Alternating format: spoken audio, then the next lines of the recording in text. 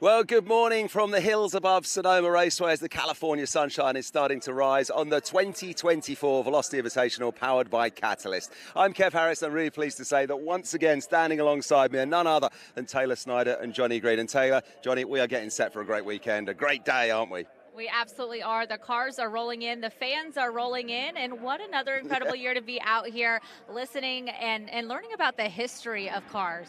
Yeah, no question about it. You've got everything here. We'll start off back in the 50s. We've got lots of cars from then, and we'll take it all the way through, literally to the future, because we've got some really fantastic hypercars here as well. So if you are interested in learning about the history of cars, this is the place to be.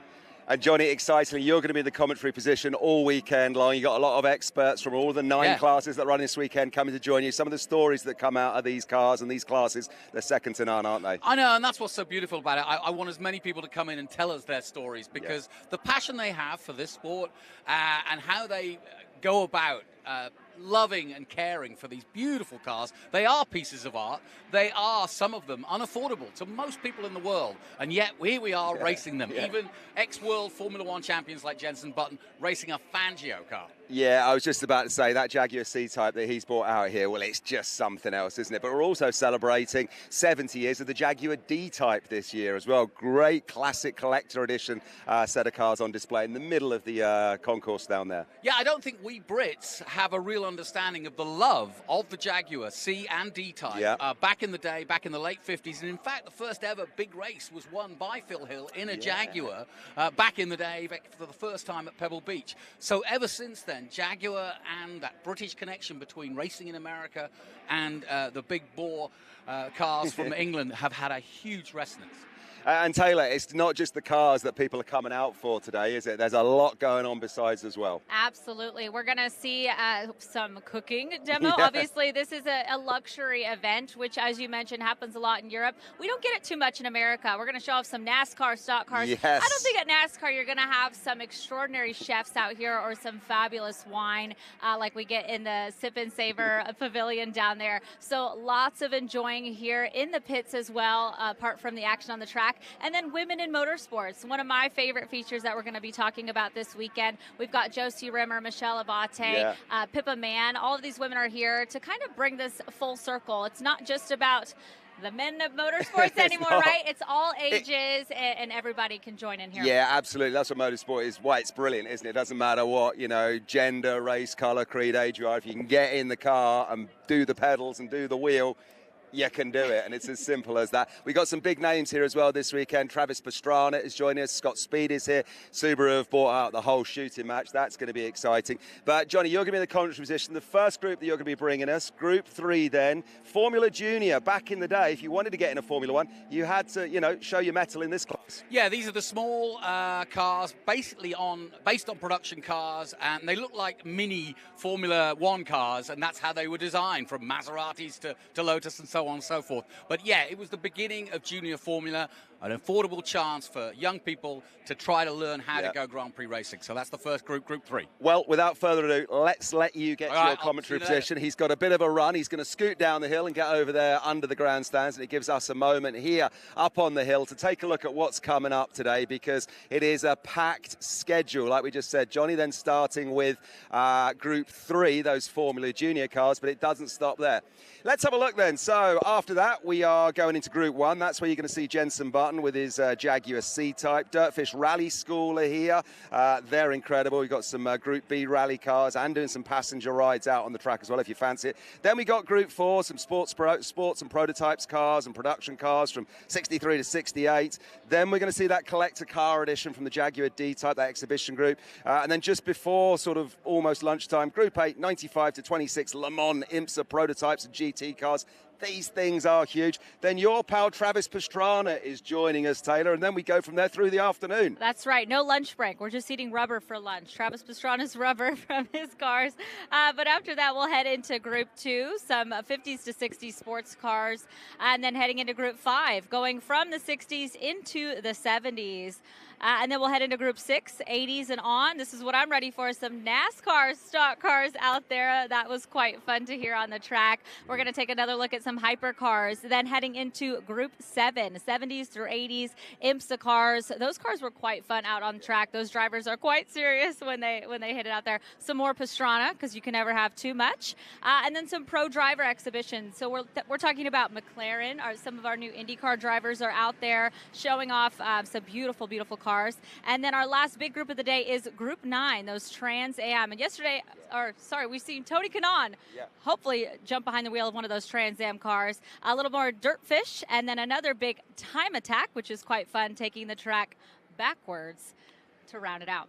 It is a packed schedule, so there's a lot to get through, and we're excited. But we're also getting excited as well, because for the first time ever here at the Velocity Powered by Catalyst, we know the date for next year already. So you need to put this date in your diary, and we're going to pull it for you full screen right now.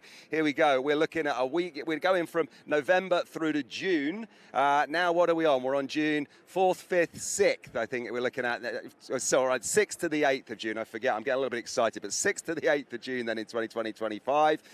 So get your tickets booked now. You can get them pre-ordered, and you can start putting the date on your diary. I've got it locked in, and I know you will have too, Taylor. So there you go. We need to catch our breath. So I think what we'll do, we're going to be running around the pit and paddock all day long. You're going to take a look at that cooking demonstration and the Women in Motorsport panel and everything else besides. I will be on Velocity Lane. I think I have one of the best seats in the house. I get to sit there and wait for all those drivers to line up and see if I can catch a word. It's a little hard to hear. When those cars start up, they're just like, we're going hard. We're just giving each other the thumbs up. They're ready to race. They're not here to talk. They are ready to race. And the circuit they race on is famous here at Sonoma. So let's take a look at it with the circuit guide.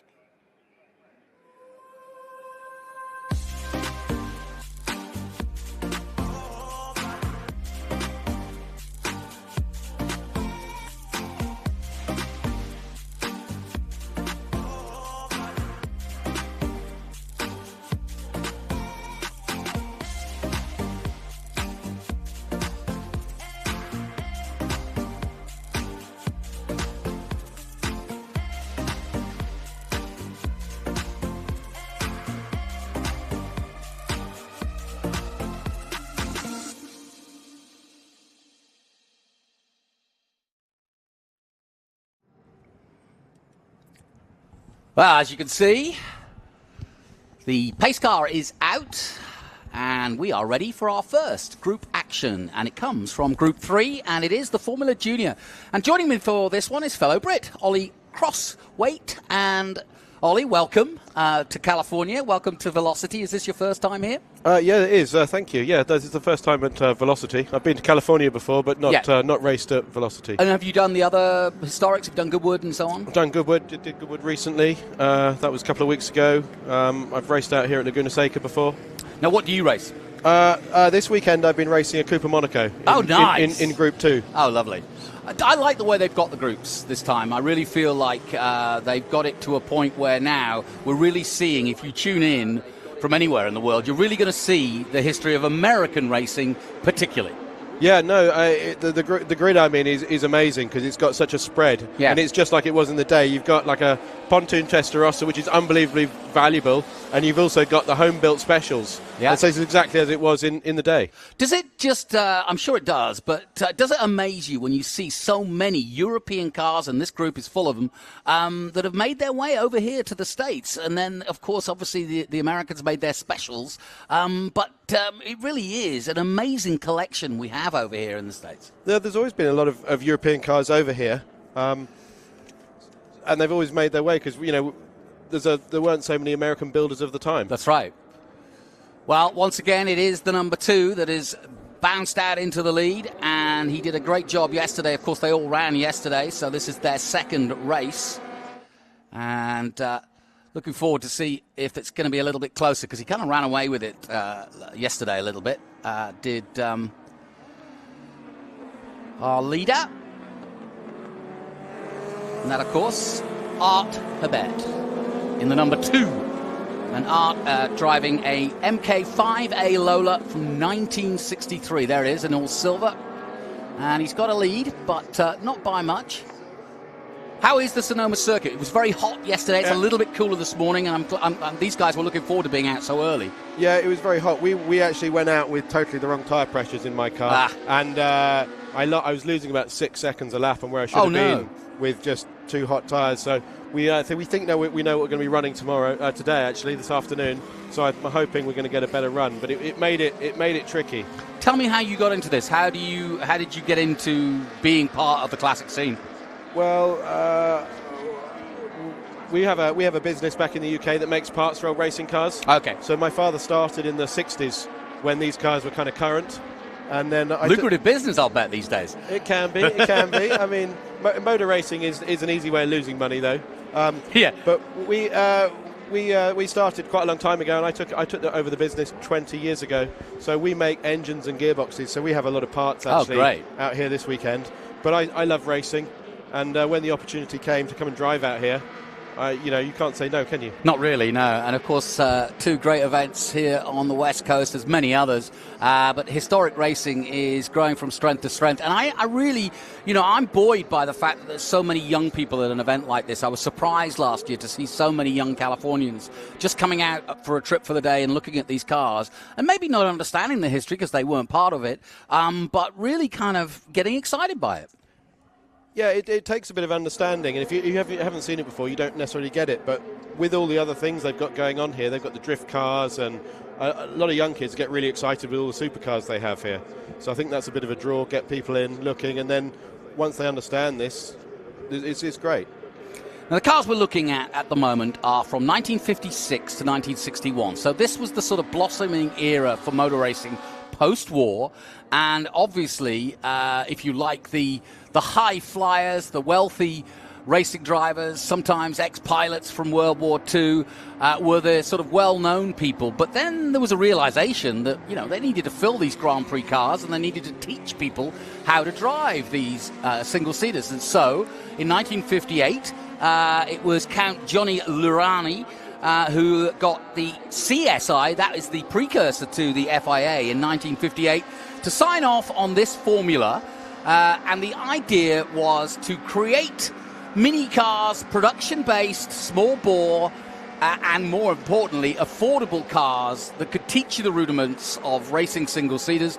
And even back in the day, Ken Miles used to race these kind of cars, David Hobbs, many drivers on the way up to fame and glory would start at this level, and this would be their weekend run-up. Yeah, and the other big name you missed was Steve McQueen. Of course. So Steve McQueen was famous for having a coupe, I think a T56. Yep. But the great thing about these cars are they're great for learning in. Yeah. They don't have too much power, and you've got to carry the speed. You cannot scrub too much speed off in the corners. So to be fast, you've got to be really smooth, and you've got to carry the speed. So they're a great way of learning. Like I said, late 50s, early 60s. You mentioned that you guys are involved in the parts. What do you go through? I'm guessing gearboxes. What is most at demand in this kind of racing? The engines are the big wear items on these. I mean, yeah. The gearboxes, these cars don't have too much power. The probably maximum power you're seeing is 120 horsepower. Yeah. Although they do rev to 9,000, so there's a bit of load there, but they don't really. That's not the problem. Well, that Lola Mark 5A in silver from Lake Spur, California. Art Herbert has been part of this scene for many years. Put on a good show yesterday. He's doing it again here today as he comes out of 12 and down past our commentary position, which is just to the left of that little kink there. So we've got a decent, quick view of them as they head up to speed. And it's pretty much like yesterday. Collins and Colivas also up there. Colasacco, Joe, getting a good start. He's up to 5th now. In fact, I'm not sure which one is which because we've got Joe and his son out there at the moment. So we'll work out who is who. Hang on a second. The 30 is Joseph Colasacco. Yeah, so Joe is in the Stanganellini. That's one of the Italian makes that actually looks like a mini Maserati F1 of the day. And then the other Colasacco is in the Ram Formula Junior in red, and that's the number 3. And that's the one that is in 6th place at the moment. So the Colasacco's together on track 5th and 6th at the moment. A lot of father and sons here too, so it seems to be historic racing gets to become a family affair. When you're young, it's quite a difficult entry point to go and buy some of these cars. Right. Some of them can be quite value, so it's always useful to have some family help that's going to lend you a car to get you going. You know, it's funny, I'm finding more and more now as I get to know the historic scene, how many young drivers are actually going to historics to start off with for that very reason, is that it is a decent price point. The cars exist, the environment is friendly, you can learn without the pressure of being, you know, against your peers in a Formula 4 or Formula 3. But you're learning that, like you said, you're learning momentum racing. And, you know, if you're racing Miatas, if you're racing Trans Am, a lot of the drivers will tell me, yeah, it's all momentum. It's what it's all about. It's all about keeping the speed up in the corners. The other thing is, in some of the more modern racing, there are some incidents. With historic racing, one of the thing is everyone's trying to take the car home in one piece, and so you have to be a bit more respectful. So it is a good learning. Well, I mentioned the Italian manufacturer.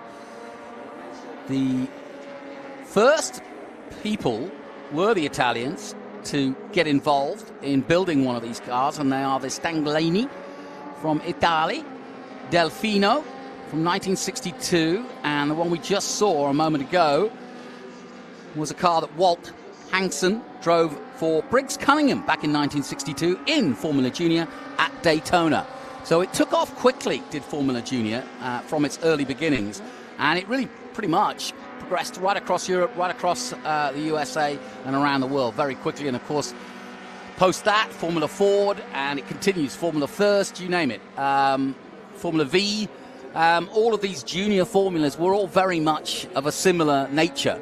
And of course the race schools picked up on that, and so you could take race schools. Skip Barber then came along in the 70s here in the States, and Bob Bondurant and so many others. So that I think is always in any sport a key, because motor racing is expensive, but you can't just throw people in Le Mans cars and expect them to bring them home safe. You've got to teach them the rudiments. Yeah, these are really fun cars to drive as well. They all move about a lot. Yeah. With these little Dunlop tyres, the cars, you really see them sliding and drifting, and so it's great. It's great to learn car control.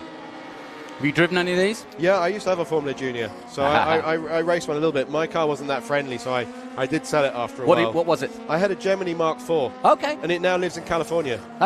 And it's winning everything now. After I sold it, it was a very quick car, and we bought it because we wanted to be at the front of the field, but I didn't get on with it. It's so funny, you know. I go to New Zealand in the winter, and there's a car there that Jeremy Shaw brought down to New Zealand, a Formula Ford, and it's still going. It's like 23 years old, and you know, he kind of keeps an eye on it and says what it's doing. But the great thing about Formula Junior is you can race them everywhere. It gets you into all the really good events. You're here. Yeah. You can be at Laguna Seca. Every couple of years they have them at Monaco. I mean, it's the cheapest entry if you want to race at Monaco. So you can take them everywhere. And the championships, there's a British championship, there's a European championship.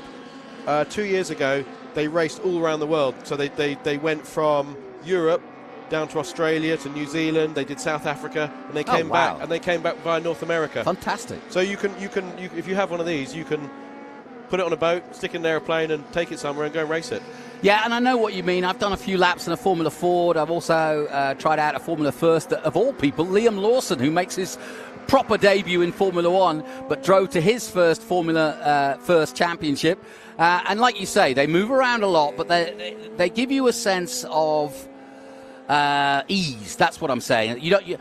Sometimes when you get in a big car and there's a lot of power to it, you're intimidated by that power and using it. These, you're going to have to really try hard to get them in a mess, right? To get sideways, but they'll do it. They'll do it. But also they're stunning. Look at this, number 27. Yes. That Lotus 27. Beautiful. That's such a pretty car. I mean, that's one of the first monocoque cars. Yeah, that is originally purchased by Carl Haas and raced in SCCA throughout the 60s and restored back in the 1980s. And it's owned by Chris Locke, and that is a name that we often use here. It's also been to the Goodwood Revival, as well as here, and the Monterey Historic. So, very storied. But that's exactly the point. You know, you can get to all the big historic race meetings with one of these cars. You don't need to spend a couple of million. You know, you can. Well, a Lotus 27 is an expensive car, but But yeah, I'm sure you don't need it. You also don't need a host of mechanics to fettle it. You probably just need a couple of people to help you out. With the Formula Junior, a lot of times the driver is preparing the car themselves. Yeah, a lot of these are owner-driver preparers. You know, they're not running a big team. There's Alberto Fernandez in his 1963 Lotus 27. 18 years he's been racing this particular car. And clearly still enjoying it. Currently in 9th position. Dave Hagan, who came in the booth yesterday, is in 10th position. And, well, the number 30, Colasacco, has got a little further up the board. He's making his progress towards the front. And that is Joe Colasacco, who has raced many of these historic events over the years here in the States. Loves his racing, so does his son.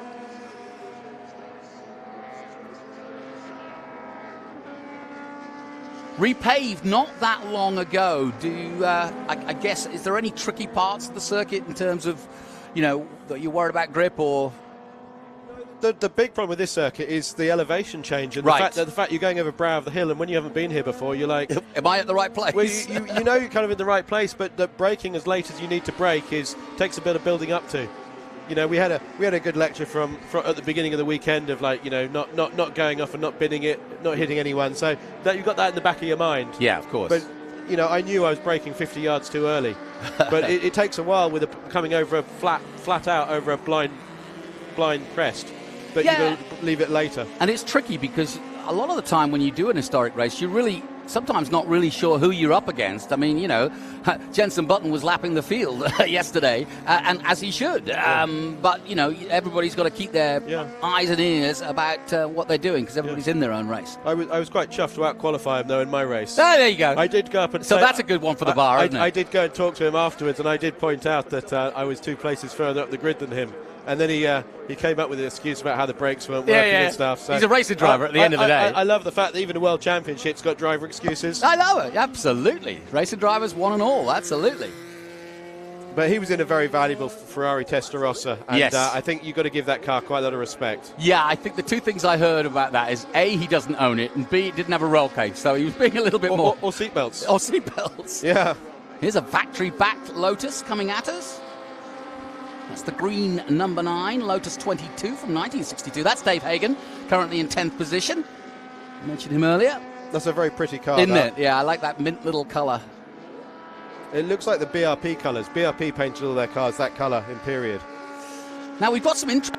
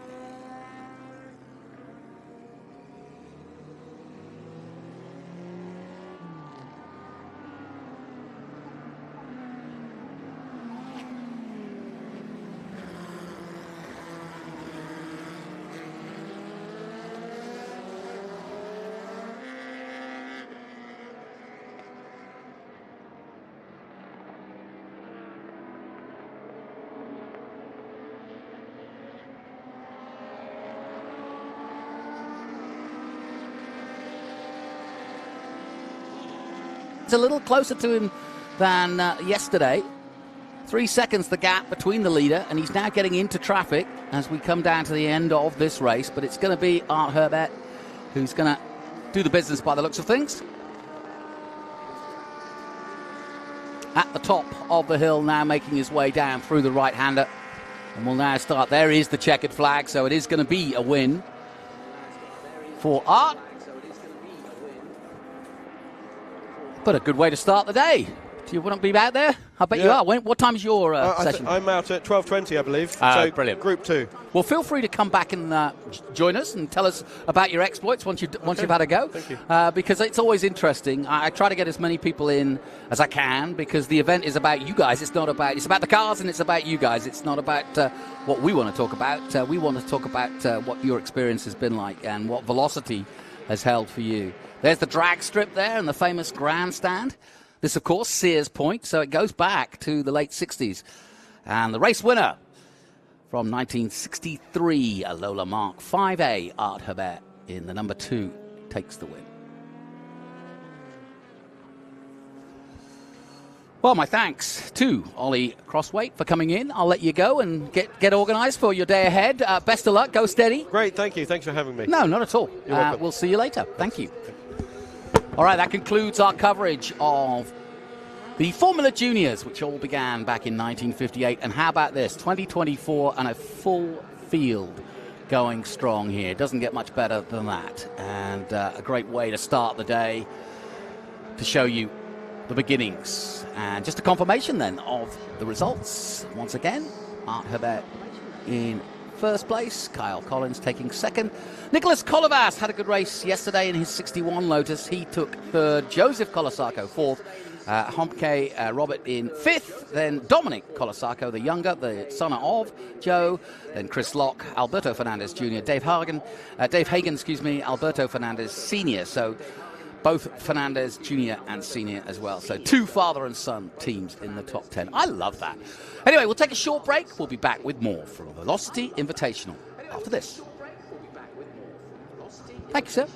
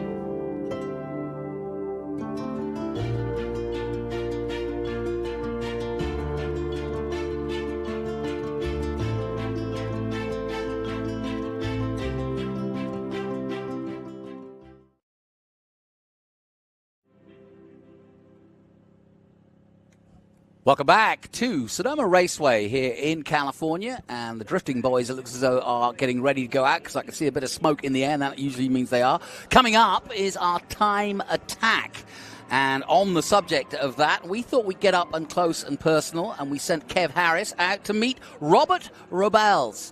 Let's find out a little bit more about time attack. So Global Time Attack really is a great series because you could run in unlimited, limited, or street, or even enthusiast. And I'm pleased to say one man that knows giving all away your about, drive. Nice podium all yesterday. the classes, fair to say, but you're running in street. Is my pal Robert here from RSR, Studio RSR. Robert, great to see you. We've got this lovely white-looking BMW that's behind us here that you actually drove to the track. Yeah, so, this was kind of last minute, and we drove the car 450 miles yesterday, emptied the golf bag out, emptied the luggage out, tightened the wheel bolts, and then sent it out on track. That really is one of the great things about this class, Global Time Attack. certainly with street and enthusiast class, you can do just that, can't you? It's pretty kind of like easy and accessible to get involved. Yeah, exactly, and that's kind of how we like to build the cars that you guys see here behind us, both of them, just to make it, more known out there that, if you want to drive fast and do global time attack, you don't really need to build a rocket ship or a spaceship.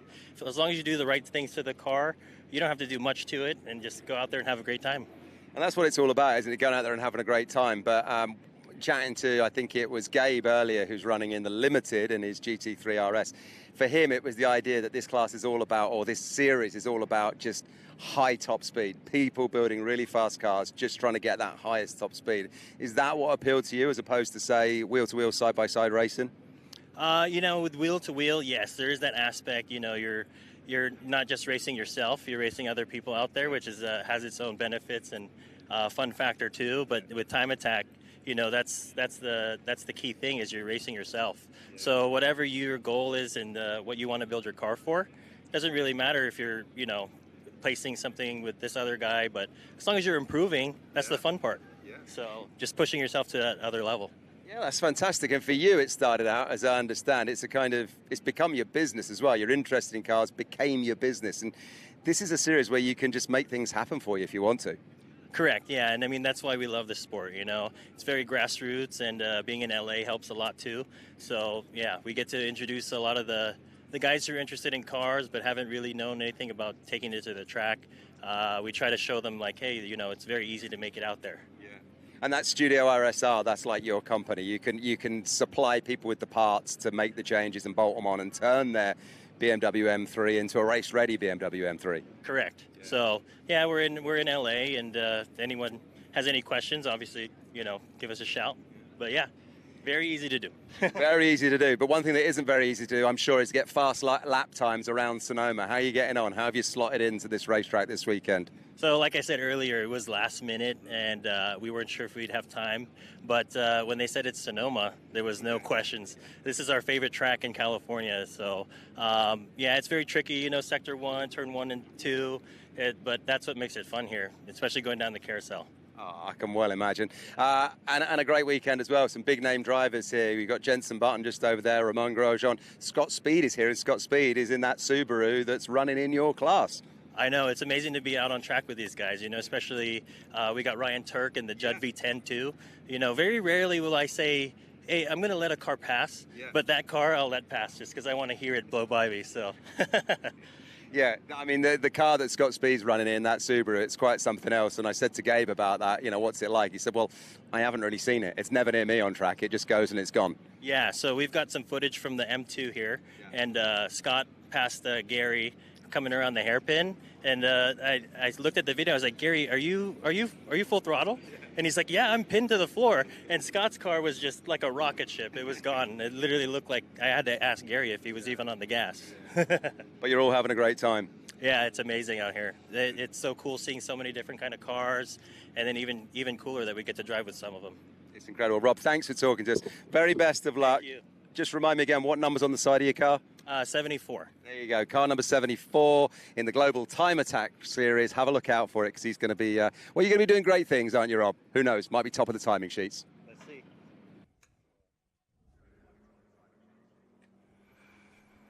Yeah, we'll be keeping an eye out for him, and Global Time Attack is coming up. And just to give you a smorgasbord, you heard it there from the two of them, but Global Time Attack represents ultimate expression of automotive technology. That's one side. It's innovative racing and taking definitely up from grassroots racing very quickly, and I'm delighted to be joined here by the man who's one of the driving forces behind it, Jason Deanhart. Jason, tell us a little bit about what we're about to witness and why this is becoming so popular in your mind. Yes, thank you. And good morning to everybody out there listening and watching. This is great. Sonoma Raceway is absolutely beautiful. The cars right now are doing a warm-up lap. They just were released out on track, and typically these cars will do 1 or 2 warm-up laps, and then they're going to what we call a hot lap or a flyer. One thing that's different is that they're entering hitting the timing loop at speed, and what they're trying to do is they're chasing the perfect lap. They're going for the fastest lap time that they possibly can. The cars are built in such a manner not for longevity and not to go out there and even run for the full 15 or 20-minute sessions. They're really built to do... You don't fill them with fuel, probably. No. I mean, the Viper out there that we see right now on screen, Cable Rosenberg, I think during practice in the first session on Friday, he used all 12 gallons of fuel. All of it, and almost ran out of gas out there. So this warm-up lap actually is... very important because you are trying to get up to temperature, brakes, tires. Yes. It's early morning, so that's going to be harder. And yet you're also trying to give yourself a little space so you're not having to, play overtake for a car that's maybe slower than you. I presume that you can overtake, but that is part of the game, isn't it? It's timing. It is. It's open passing. We do release the cars, and we do group the cars by speed index. So as you see, Scott Speed went out position 1 because throughout the weekend so far, he's been the quickest car of the group. I think the second quickest car is James in the AMG. So he's the second one out, and we space him with enough of a gap, and we try to explain to the number 1 driver going out, to Scott, maintain that gap, have a decent warm-up lap speed, not too fast so we can get all the cars out on track. And again, like what you talked about, people could feel out their gaps and give themselves the best opportunity to have a clean hot lap without any traffic. Now in this situation here, the truck is running 150. He's trying to break into the sub 150s. Scott's going 130.4 yesterday, so he is going to catch him. If he has to do 2 hot laps, he will catch him. So he'll have to contend with that. What are the rules on how many laps you can do? You could do as many as you want within the timed session. So I believe that this session's 20 minutes. So if the cars can handle it, they could do it over and over again. But you just rarely see that because, again, a true time attack car is built to the max. Like you're trying to go faster than you possibly ever could go. The rules are very relaxed, so you see a lot of innovation. It's not typical racing where these cars have to live in some type of box or some type of horsepower limitations. There's absolutely no horsepower limitations. You could have an enthusiast class car or a street class car with street tires on it and minimal aero, and if you wanted to have 800 horsepower on that build, that's up to you. Wow. The way that we try to level that out and regulate it is by the tires that they're allowed to use, stickiness, width, and of course how much aero they've applied to the car. Well, the times are starting to come in, and Scott Speed has just done a 1:30.5. We haven't had a chance really to talk about Project Midnight. We'll see it soon. But Scott Speed obviously has got the ultimate car, really, literally purpose-built by Subaru, by Vermont Motorsport, and they built this absolute beast, 670 brake horsepower World Rally car, basically, but a lot more than that. Lots of carbon fiber, huge rear wing, and it is built for speed, and that's what it's here doing. And at the moment, 1:30.5, and I'm sure he wants to break in that. Here's that truck you mentioned, Kevin Phillips at the wheel, Phillips Motorsport. What a unique way to go racing. He was his daily driver at one point. It sure was. And just, over time, he's just continued to turn it into a race truck, basically. And it's a great example of a full-on, time attack build. If you have a chance to go take a look at this thing or find him on Instagram, it's a beautiful build. It's built by a local fabricator, Riley, who's also here on site today, who's I think got 4 or 5 cars that he's building right now, all purpose-built for time attack racing. Well, here is that Subaru. Yes, and yesterday, speaking with the Subaru team, they felt that their best chance to go sub 130 was going to be this morning. So hopefully we'll see it, right now. And that really is because of the cooler air? Yes. And obviously, the tires will probably last a little bit longer, won't slip around, it won't be as greasy out there. Right. And their car, I believe, could probably do 2 or 3 hot laps with the way that thing's built, Again, being a purpose-built gravel car, is really what that thing is set up for. So it is interesting to see how well they're doing. Yeah, but they said when they built this, it was designed for the tarmac, Yokohama tires, which is very rare. As you say, Subaru prepare cars really for rally and gravel. Yeah. Scott Speed is ex-Formula One, ex-Rally Cross world champion, American champion. And there's no question that... as you can see, he's putting it through his paces. He's pushing it, Really pushing it now.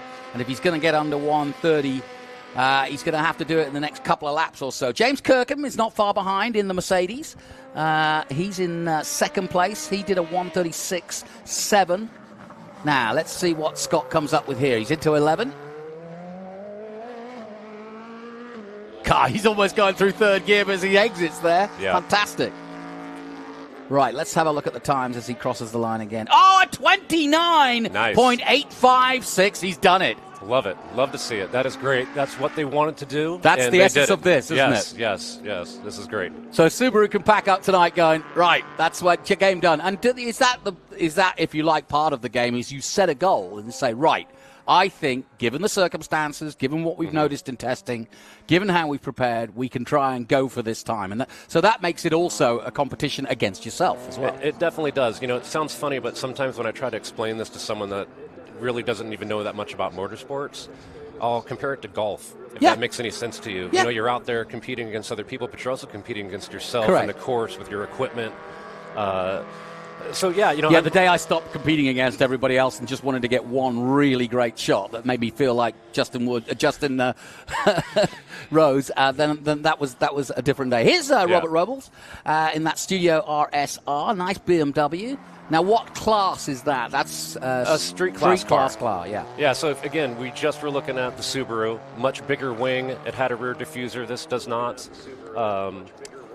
This car's not allowed to have a flat bottom, so it's much more of what you would consider something you'd see on the street. Yeah. And I presume the rules for each and every one of the categories is different. Yes. Obviously. Yes. So what can you modify on a street car, and where are the limits, as it were, to what you can do? Like, let's say, for instance, you could add a front splitter, to your bumper, but it could only go 3 inches out in front from the furthest point of the car. The wing can't be higher than the roof line in that class. Of course, now you look at, let's say this car here, it's the class that it's in, GTX, it's allowed, which it might not here, but the wing could be higher than the roof line. The splitter could go out 10 inches. Yeah, because it's a genuine race car, Correct. James Kirkham at the wheel of that. The BMW's slowing down, but that may be just to create himself some space because he's just done his quicker lap. He went with a 1:45.3. So 29.856 is the time to beat that Scott Speed has put together. But I don't think anybody is expecting, certainly not Jason, him to be beaten as soon as it was announced that he would be part of this. What a great thing for your series, but also what a great advert for what you're all about, which is creating cars that are really designed just to do this time attack for one really quick lap. Yes, definitely honored, and it's a beautiful build. Really happy that Subaru came out here and set a goal and we're able to accomplish it. Again, that's a success story right there. And yes, it's great, as an organization to have a car like that here running with us, and of course Scott driving it, an amazing driver with his history and his talents, are definitely on display today. So another street car here. Another BMW. Yes, this is another car from the Studio RSR group. And how big is your community now? Because I know that you do a lot of events across America, including places like COTA, here on the West Coast. How big is the community now? Each of our events are a little bit different. Like we're somewhat of a support series at an event like this, which we also do that at Road Atlanta. The event that we do at Circuit of the Americas in April, that's an event where it's Time Attack as a star of that event, these cars, and we'll have a full field, 80 cars at that one, all competing for fastest lap times over the 6 classes. We've got a racing support series that comes in, GLTC from Grid Life, and breaks up the Time Attack sessions throughout the day, and we also have drifting at that one too. It's much more of a spectator friendly experience, and of course you've been to Circuit of the Americas. It's an amazing facility.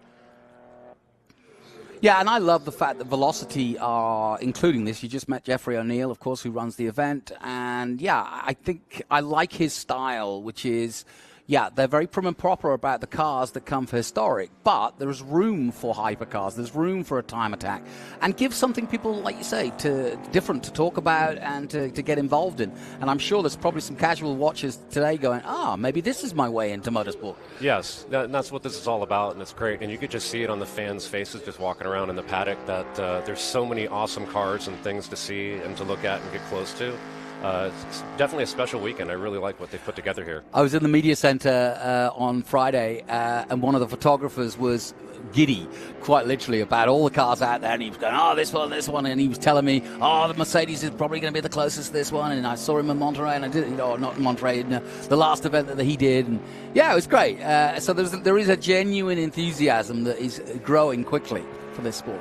Yes, and the thing is too is you touched on it right there. Most of the cars, not so much this one, of course, but are very relatable. Yes. Again, because they start off as street cars, so it might be something that you had before that you would like to get. So you'll have someone that's maybe a BMW enthusiast, and they'll go speak to the RSR guys. And of course the truck brings a lot of attention because it's so unique. Well, let me ask you this. If there's somebody listening in and they're sitting there and their Subarus in the garage, or their Supras in the garage even, and they're thinking, you know what, I fancy a little bit of this, what do they have to do? You could easily contact us on our website or through social media at Global Time Attack on Instagram. You can find us on YouTube, and you can also just email us. You can find any of our emails on the website pretty easy. Mine's simple. It's jd@globaltimeattack.com, and you can reach out to us if you want to find out how to get started. If you've never tracked before, we could point you in the right direction. And all the rules and regulations are all on the website. Specs are all there. Yeah. We could help you find get connected with your local track organizers and HPDE groups to get out there and get some seat time. That's really what it's all about. Exactly. You need to be comfortable and prove that you have enough seat time and open passing to where you can get out here and compete. That's another great thing about the sport, too, that you find yourself out there competing against guys like James Kirkland here and Scott Speed, which is absolutely amazing. Yeah, he's got an interesting story, James Kirkland, hasn't he? He's a big influencer on the internet. Definitely. And has really made a name for himself, particularly around AMG and Mercedes. Yeah, it's great to see. Anybody that is able to generate, I'll say press or generate that much publicity for motorsports in general is always a great thing. Really impressive. Well, we're still holding speed as the top man out there with that 29.856. James Kirkland, who we just mentioned, 4 race services, did a 33.1. So he's just done his best lap. That's really impressive. That's, I think, better than yesterday. Gabe Zamora behind him with a 38.8. So everybody's starting to, as you say, use these cooler conditions to create some really quick laps here. Yeah, this is this is probably the money session for Global Time Attack today, because our next session isn't until maybe around 4-ish. Okay. Which is going to be hot. Prime heat for the day. So this is really the time right now, as we've seen, with the Subaru car going sub 130s. Back with Kirkham in the pink and black. Another thing you'll notice, that even just like right here, he was 2 off right there. You could go 3 off if possible and not have to come in. If you go 4 off, so you're pretty lenient on that. Because there's no real advantage to be gained by going off, is there really? Unless you're missing the corner completely, straight lining it. Correct. Of course, we don't want anybody cutting the track. No. And obviously. So if someone goes 4 off, we'll black flag and bring them in so we can do a quick visual on the car. And make you just sure get rid of the lap. Hanging. They just don't get the lap, right? Correct. Well, yeah. And another thing too is if you're contesting corners with another driver, you're never going to get your fastest lap that way. No, true. So again, it becomes something of self-regulation, which you noticed earlier, where it's like, hey, maybe I'll back off a little bit and create some more space here, and then go at it. How many events do you have now a year? This year we had a little more than normal, 7, but I think next year it'll be 6. Okay. Yeah, that's a good number. It's a manageable number. We try to have a month and a half to 2 months in between each one, if possible. Yeah, but and that's good for the pocketbook, too. Yes, you wouldn't want to be doing this every weekend, right? For them and me, yeah. And do you find it hard to fit in with, obviously you want to be on a ticket with other events like Velocity here. Is it easy to find ways? Because you mentioned that you even got involved with Long Beach at one point. Correct, yeah. It's we've definitely proved that it's possible and it works. And even like today is another proof of concept that we can come in and, not muck up the day for anybody. Yeah. pride ourselves in being very organized and on time. And I suppose you also, because as you well know, when you've got group racing like this, there can be delays, there can be hold-ups. So you can also, cater to that, and maybe if you need to be shorter or longer, you can be. Yes, definitely. A shorter session just really turns up the stress level for the drivers and the pressure. Even like we've thought about even like 10-minute sessions at certain tracks, so really they would only have the opportunity at max to do 2 hot laps if the cars could even handle it. So, is there a sweet spot for the kind of car that you think that people should enter that is both economical yet has the possibility of being fast? This AMG we're looking at is not everybody's affordable car, so is there one that you would shout at to say that a lot of people are trying time attack with this particular car? You know what? Over the years, recently we've seen a lot of newer Supras. Okay, yeah, beautiful car. Yeah, nice car. They're pretty quick from the get-go. And always quick, yeah. See a lot of Supras. We're seeing more later model BMWs. We're also seeing older BMWs with newer BMW engines in them, or even with the Chevy, crate motor in it. We've seen. Because again, you're open on the rules on engines, right? In the upper classes, like limited and unlimited, yes. Wow. Yeah. Ryan Turek was out with his Supra in practice on Friday. If you guys got a chance to see that, and I believe he's got a Judd V10 in that car. Okay. And I don't know if you heard it. It was very unique sounding. Yes. But as we discussed yesterday, it's all very well having multiples of power. You've got to actually control it, and you've actually got to get it around the circuit. So there comes a point at power and brake horsepower that really doesn't help you anymore, especially when the car is only as good as the car can be, as it were. Right. And, of course, the driver mod is really the most key thing. Absolutely. Well, they certainly brought a ringer in bringing in Mr. Speed. But how about this? James Kirkin improves again, a 133.3 this time. Nice. Sorry, he's just taken it down to a 132.9, so really impressive. Now, somebody sounded like they went round then. It does sound like that. Let's see who that was. Just heard the screech of tyres, and it's the Mercedes having just set his quickest time, a 132.966, but he's just coming out of that ball of dust.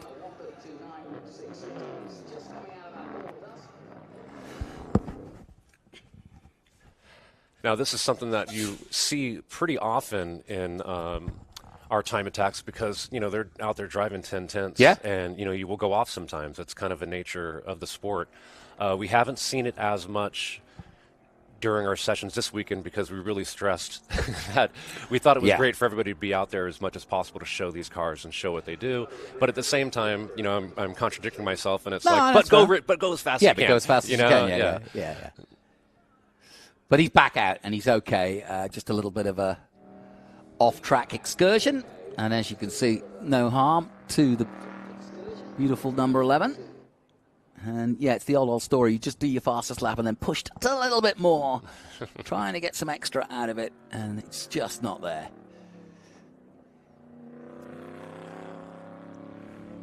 Kirkham currently in second. Gabe Zamora did a 137.1, just ahead of the Team Viper of Cable Rosenberg.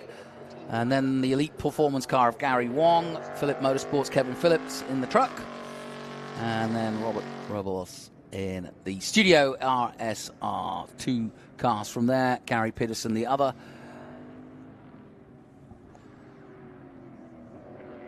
And it looks as though that's about it for our time attack. But they've achieved what they wanted to do. Certainly Scott Speed and Subaru have. Well done to them. A 29.856 gives them what they wanted, which is to get under 130. Checkered flag is out. My thanks once again to Jason Deinhardt for coming in. Best of luck for the rest of the year. Please keep in touch. We'll see you at COTA, and we'll hopefully see you here next year. And coming up after the break, we'll have Group 1, 47 to 56 sports cars. Stay with us here at Velocity Invitational.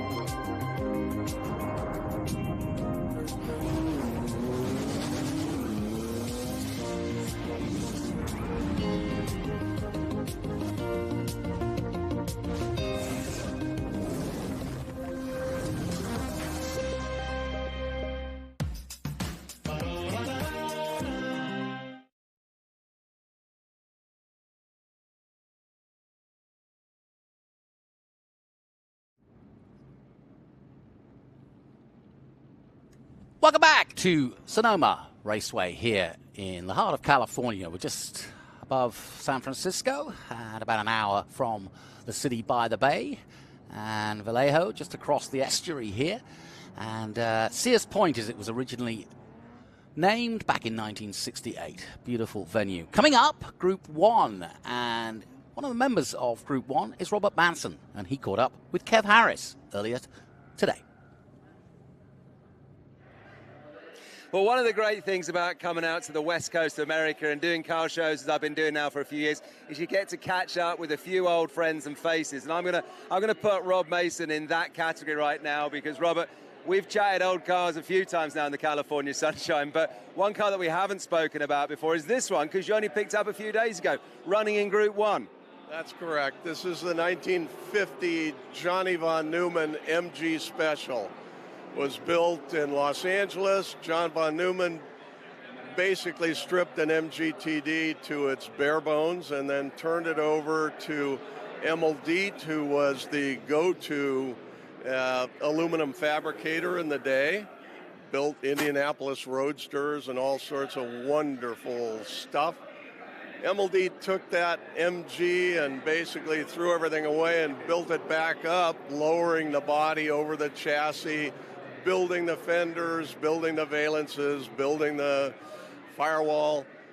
John von Neumann drove it in 1950 and never lost a race.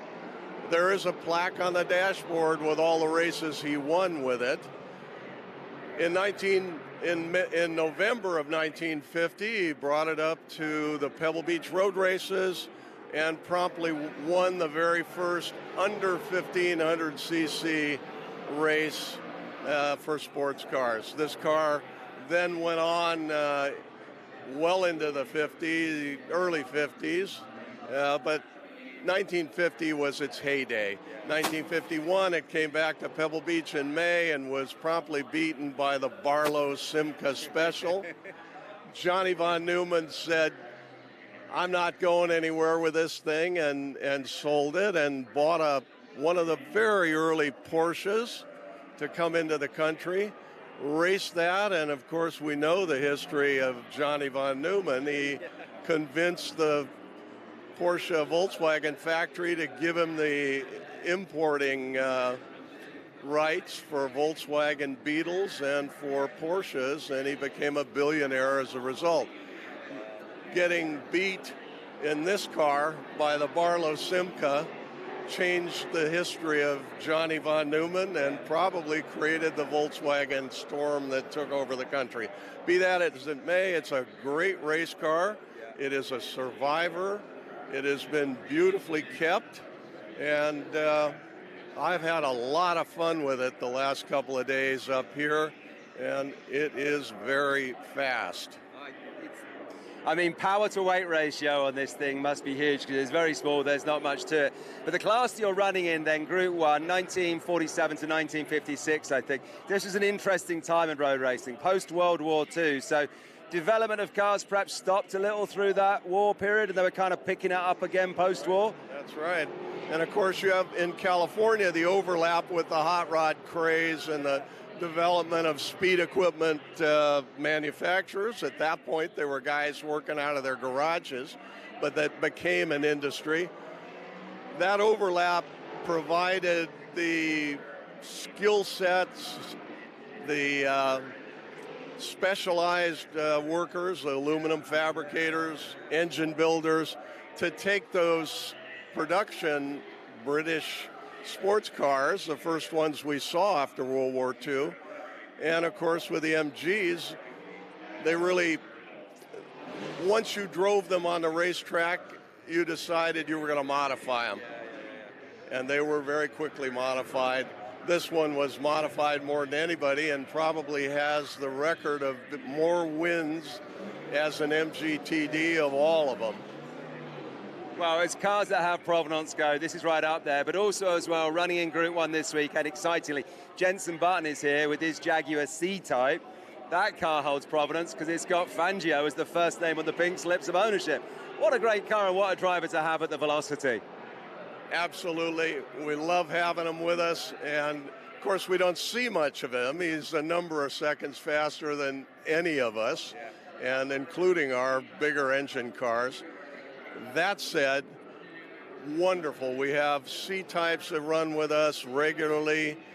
They are always a great part of the show, along with the XK120s, and along with the Parkinson Jaguar Special, of course. It's a really good-looking class, and we enjoy seeing them out on track. And as always, guys like yourself and James Alder just sitting across the way over there, we love having you because the stories are brilliant. Robert, thank you ever so much for taking the time to talk to us. Thank you, guys. It's always a pleasure. Right, there you go. How about that? No, it's great. So how about that, folks? Group 1 here, 1947 and 1956, another golden era of motorsport, and we get spoiled with them here at the Velocity. No question about it. We are absolutely spoiled rotten, and this group is fastly becoming my favorite.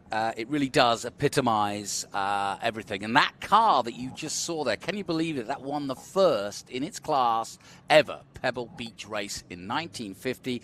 And that's really where it all began here in California. It was at the Pebble Beach races. They raced for the Del Mar Trophy, and they raced round the forest. They painted white paint onto the trees so as to try to make people avoid them. It didn't always happen, and they did it for 5 precarious years. And yes, the likes of Sterling Moss, Phil Hill, Don Parkinson, names that are well familiar in this part of the world, all raced, and Jaguar XKSs, MGs, as you saw there. It was a fantastic affair, but it got things going. And it also led to the building of Laguna Seca, because once they realized that racing around the forest was probably a little too precarious, they decided, you know what, we should get a permanent circuit. And so they built Laguna Seca back in 1955-56. And this circuit, Sears Point, followed in the late 60s. So the growth was quick, and that was part of the emergence of motorsport full stop, was that there was more tracks being built. It started off back in the 50s at airfields that were used perhaps during World War II, and in preparation for those airfields, once they were disused effectively or not used enough, people would hire them. There's James Alder in the 33 from Reno in Nevada. And as you can see, a full field. Looking forward to this one for sure. Jenson Button, the 2009 world champion and Grand Prix winner of 15 Grand Prix in his day, and still at the height of his game in the World Endurance Championship for Jota Porsche.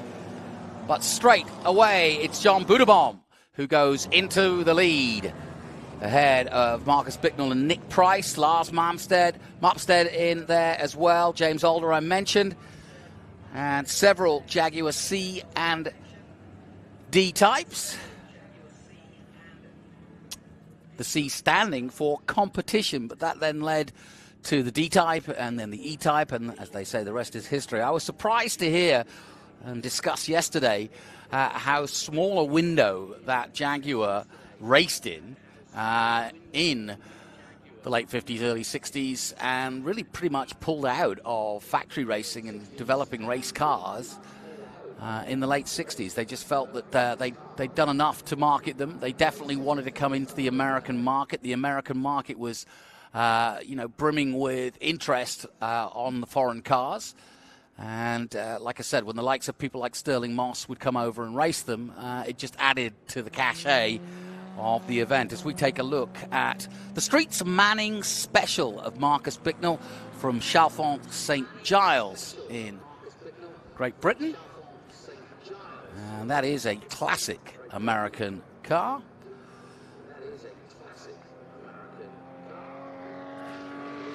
In fact, it was built in Shattuck, New York, and it was known as the Shattuck Manning Special in 1953, and it took till 1955 to get it all together in New York by Wally Chapman and John Streets Chapman. And they'd worked with Chuck Manning in California to return home with a copy of the plan for a Manning Special, intending to build one. And so that's exactly what they did. They raced it in hill climbs and in Canada. As we take a look at the 21 now, another C-type This is a car that was raced in both Ireland and England. Nick Price, a well-known collector and vintage racer from California, at the wheel of this one.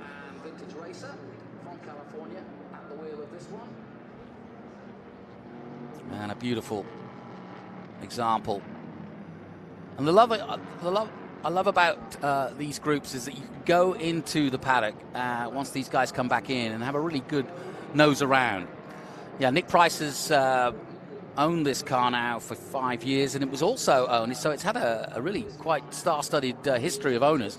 Bob Baker owned it, and Steve Earle, and of course Steve Earle, definitely one of the big founders of vintage racing here in California.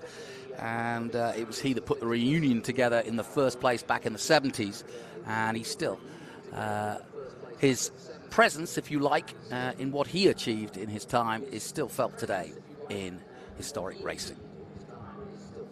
James Alder up to 4th place behind Price at the moment, so a good start for him. And I know I've told the story before, but I love telling everybody that James Alder, who's in a similar car to that 21, drives his car like they did in the day. There was no trolley queens back then. You didn't put the truck out and carry the car there. You drove it. And he still does to this day. He's been racing. Here he is, James Alder. He's been racing since 1985 in historics. So he's got a fair few miles under his belt. And given the fact that he drives from Reno to each and every one of them. And that, by the way, if you don't know your geography, it does involve going over the Donner Pass. So if it's inclement weather, it's in for a real interesting ride. I asked him about his ride this time out, and we've got a strange heat wave here in October in the States, and he said it was piping hot in the cockpit. It was about 110 on the road and then about 125 inside the car itself. So here he is, James Alder. Talk about a man who loves what he does. He'll be in here regaling us with stories.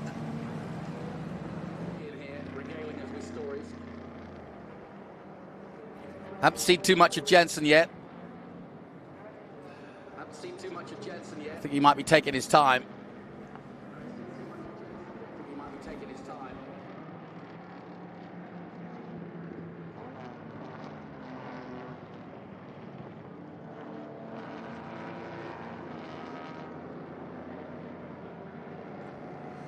Now, Jensen, there you see him starting to make his way up to 7th. And he put on a show yesterday. There he is at the back of this group in the all-gold 22. Now, let me just tell you a little bit about this car, because Jensen started racing it. Well, he bought it. It took him best part of 5 years to get it sorted. It was originally owned by Juan Manuel Fangio, and it was Fangio's street car, if you will. They gave it to him while he was a Grand Prix driver for Maserati. So it was a freebie for Fangio. I don't think it was a freebie for Jensen, but I think he loves it all the same. But can you imagine auctioning this off someday, saying it was owned by 2 previous Formula One world champions, and if not, the greatest of all time in many ways? So, yeah, it's a special little car now, and there's no question that Jensen's got up to speed on it. And, yeah, really, really finding his way as we look at Gilbert Hakim in that number 9. And another monster of a car out there. That is the Denzel Roadster from 1953. Raced at Sebring by Toland 54 and 55. It also raced at Bridgehampton and did somewhere in the region of 23 hill climbs, and then turned its hand to doing just vintage racing. And that is currently in 5th place overall, just behind James Alder. I think, in fact, he's got past Alder now, and he'll be up to 4th when he crosses the line again. I can hear some nice squealing of wheels as they come into 11. So there's several guys pushing on hard here at Velocity. And actually, I think they're really enjoying the fact that they're out in the cooler temperatures of the morning. And always nice not to have too much heat. There's Button now up to 4th. Well, I think there was an idea last night that they wanted to start him at the back so that he didn't just blast off into the distance, because yesterday he was literally lapping everybody, and yeah, good to see. And what a thrill. Schuller in the 44. That's the sports racer, the Hagerman sports racer from 1955. Mostly raced on the West Coast here in California from 55 to 58. And there you see the speed of Jenson Button. It's interesting, when he got this car, he tried to get it's got a giant wheel. And actually, for us, that's great because we get to see what a world champion can do and how much input he is putting into a car like this to push it to its limit. But he tried to modify the wheel and get a smaller wheel, because you can imagine he's racing a wet car which basically has the same wheel as a Formula One car, what he's used to, and that's what he spent most of his life doing. But look at the size of this wheel. And there you see it. Now that's what I'm talking about. Watch that, folks. I'll tell you what, if you know you're racing, it doesn't get any better than that. That is pure car control, and that is using the power of the car, the sway, the balance of the car, and just putting little inputs in to keep it in a straight line so that you can use that power and go as fast as you possibly can. And I've just got a feeling that Jenson is channeling his inner Fangio, because he looks like Fangio out there right now, even though Fangio didn't race this car. Sterling Moss raced a car like this, as did many of the drivers of the day. And here he is at 11. Oh, it's glorious. Absolutely glorious. It just doesn't get any better than that, folks. Now, he's in 2 or 3 other cars, actually, throughout the day. He's got a Testarossa that I think Nick Price owns. He'll be taking that out. And also an Alfa Romeo GTA, I think, that he will be pedaling later.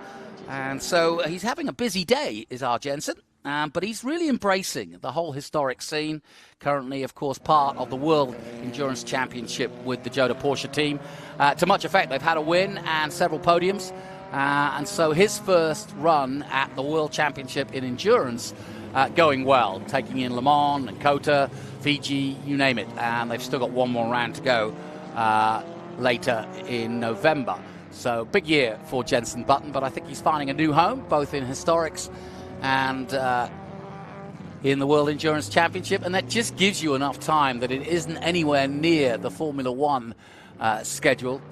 And I just wonder if Daniel Rick would start considering maybe doing this. Maybe he should go and see Steve Rimmer and get in a Dirtfish car. I can see Daniel Ricciardo doing loads of stuff if he stays over here in the States, which I've got a feeling he just may well do.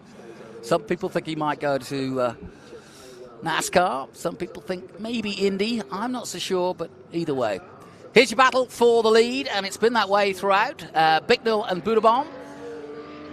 And it is John Budebom who's taken the lead in the number 3.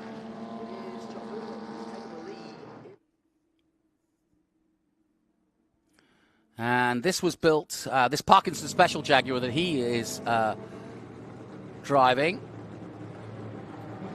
is a 1950, and it was built at International Motors in Los Angeles, which is probably one of the most storied places for preparation of cars of the day at the time, and now still today. And Don Parkinson, brother-in-law of Phil Hill, of course, sketched the car out on a sheet of paper just one day as a teenager even, and came up with that, the Parkinson Special. Meanwhile, coming through shot, the number 9. That is the Denzel Roadster from 1953, raced at Sebring in 54 and 55. There you go. And behind him, the 44A, that's Schuller, in the Porsche Glocker from 52. And its story is Helm Glocker drove the number 3 and won the prestigious, he won the prestigious Nürburgring, and that would have been the full green hell. That would have been the massive, long Nürburgring at the time. So that little tiny tiny Porsche getting round the German track that is one of the most notorious for being a car killer in many ways, because it's very, very tough. I've been around it myself, and back in the day in those small cars back in 1952, and it won the German Sports Car Championship and was then sold to Max Hoffmann in the US. He was a US Porsche distributor. And then Hoffman entered several events on the East Coast with Johnny Van Neumann, who we heard about earlier, who, of course, won the Best in Class in 1950 at Pebble Beach. So a name that isn't as known as some of the more familiar names, but John Van Neumann, definitely one to remember in your history books. Coming through shot now. Another car, another Hagerman, raced mostly on the West Coast between 1955 and 1958. So it looks as though Button's going to get another podium, but I don't think he's going to make it all the way from the back to the front. But that doesn't matter. And there's that 9C. That's the Curtis 500S Dodge from 53. And again, another American special, Curtis 500, Curtis Kraft from Glendale, California, and Dr. Harold Colston of Fresno, California. And it used a 240 Dodge Hemi when it was originated. And they raced it all around Long Beach, Madeira, Bakersfield, Pebble Beach. 52 and 53 it took part at Pebble Beach. And here's that young boy from Froome. He's got some potential, that's for sure. Young Jensen. I wonder if his dad called him after the Jensen Interceptor. Well, no surprise, he's gone to the top. I said he wasn't going to get a win, but I am totally wrong, and I underestimated him.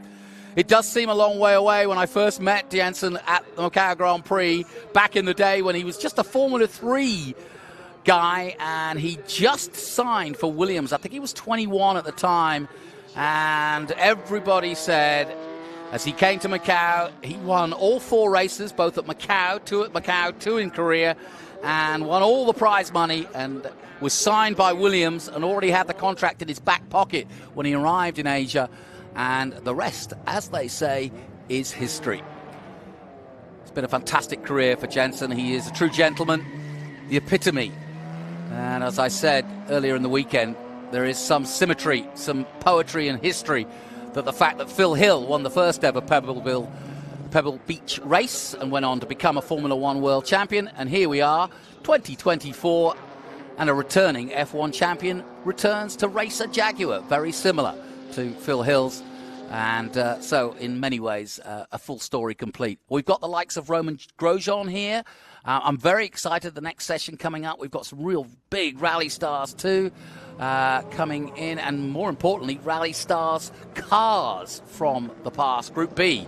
And we'll hear all about those. Scott Speed is here, the former Toro Rosso Formula One driver, and now doing Project Midnight, a multiple rallycross winner and champion. And of course, well, he's done everything, has Scott Speed. There isn't much that he hasn't turned his wheel out, whether it be NASCAR, IndyCar, Formula E, you name it. And there's that 44 again. So Button took him 8 laps, but gets to the front of the group. I'm going to have a quick check on his times, because I know we don't usually in historic take too much note of the times, but a 1:55.7 by Jenson Button. Not bad when the closest man to him is a 2:06. So, yeah, he is schooling them, but they're taking it and they're loving it. And I think they are all just as excited as he is to be part of this field. And it's not a bad line to be able to take home to say that, yeah, I got beaten today, but it was the ex-world champion from Formula One. Not bad. Good run from Lars Mapstad as well. And he and Older kind of go wheel to wheel as they did yesterday, 7th and 8th at the moment. And there's Schmidt in 9th position. Steve Schmidt.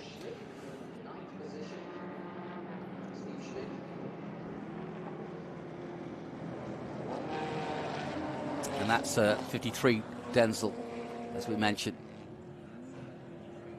I know that Jens is kind of racing against himself. To give you a bit more history, he raced at Monterey, got a 4th, I think was his best there. and a 5th in Saturday's race, but he improved over that weekend by 2.5 seconds, and that's pretty much what he's trying to do here, I think. The car prepared by Huffaker, so he's got the best in the business on the job.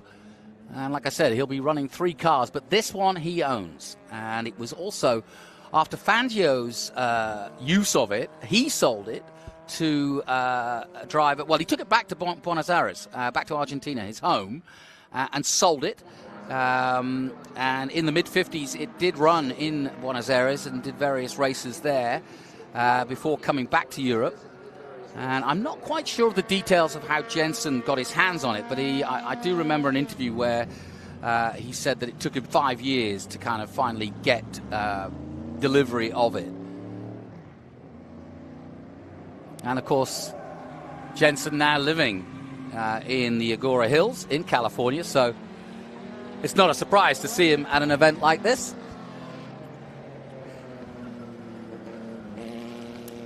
And there's the 814 going through. It's the Elva Mark 1 1955. Kevin Adair at the wheel in 9th position as Jensen making his way on the penultimate lap towards the checkered flag. Yeah, Kevin Adair, a regular to Velocity and other events here on the West Coast. In fact, all over the country, Kevin. And racing this 55 Maserati Special with an Elva chassis, and it's one of the first 10 Elva Mark 1s that were ever built. Look at the control, it's fantastic to watch. Look at the control, it's fantastic to watch. Look at the control, it's fantastic to watch. And Jensen Button takes another checkered flag, and well, are we seeing the beginning of a new era for Jensen's career? He's now taking his 2nd historic win, and I think he likes the taste of it. And nobody's giving him a hard time about it. They're just delighted he's part of this community, and long may it continue. So now you know, Formula One drivers, they never retire. They just head to the hills of California and race a C-Type. That's the game.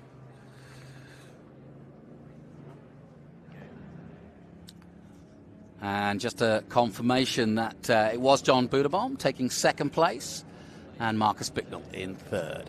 And there he is. Nick Price 4th, Hakeem Schuller, Mapstead, James Older in the end finishing 8th, just ahead of Kevin Adair and Steve Schmidt behind him, rounding out the top 10.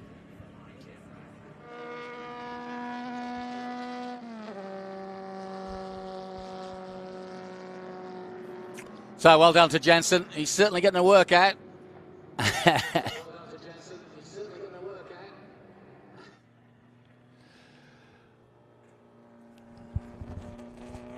And now he'll swap over, and the next time we'll see him will probably be in that Ferrari Testarossa. So looking forward to that.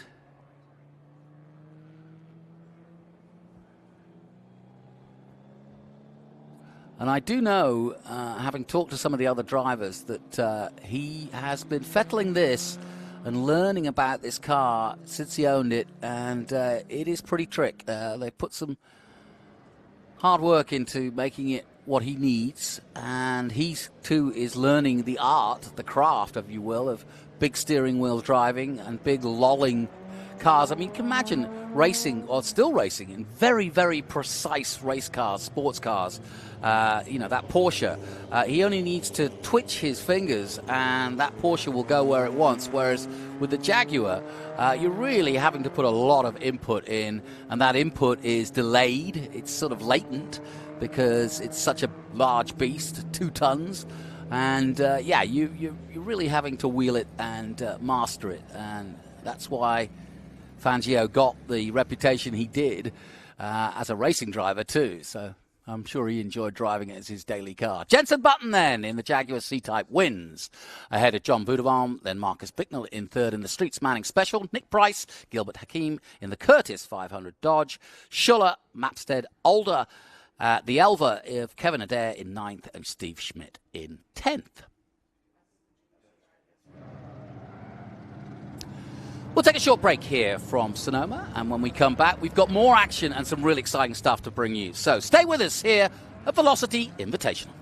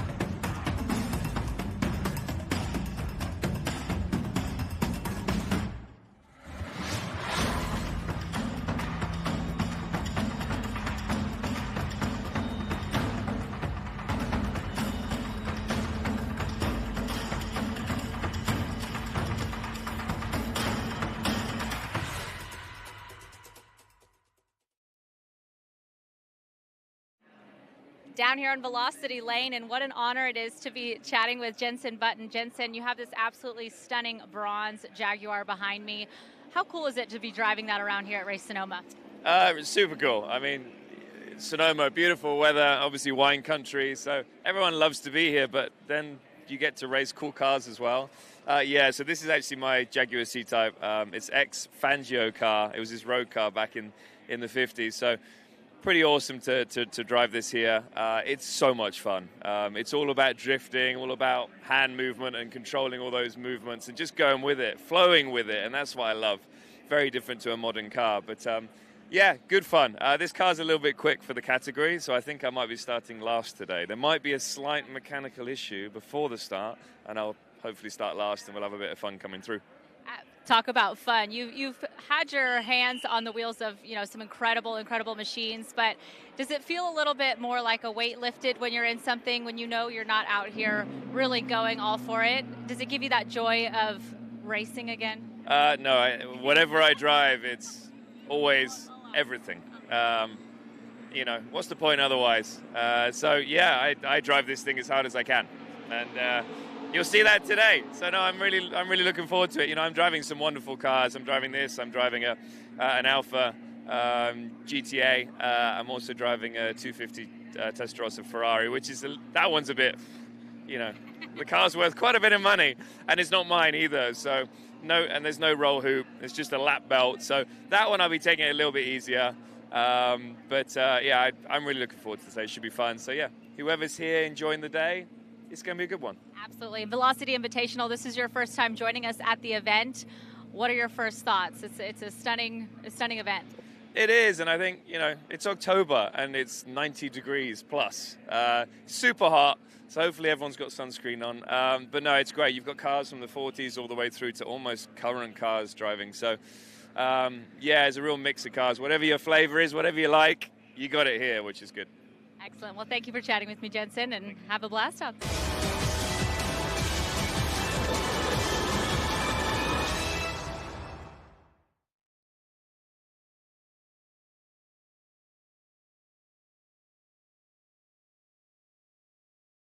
When you need to decide which specialty automobile carrier to trust for your next vehicle shipment, call Intercity Lines. We set the Pebble Beach standard for getting your vehicle where it needs to go. Today at the iconic Peterson Museum, our driver initiates the process by carefully inspecting the vehicle prior to loading, meticulously noting the exact condition. Enter our state-of-the-art equipment that only consists of custom-built hard-sided car haulers. From coast to coast, we eliminate any risk of damage from road debris to weather conditions by delivering peace of mind with every mile. Our driver fastens every vehicle with precision to ensure the safest and most secure transport for your vehicle's body and suspension. Floor mats and seat covers are just the beginning for the treatment your car receives in our care.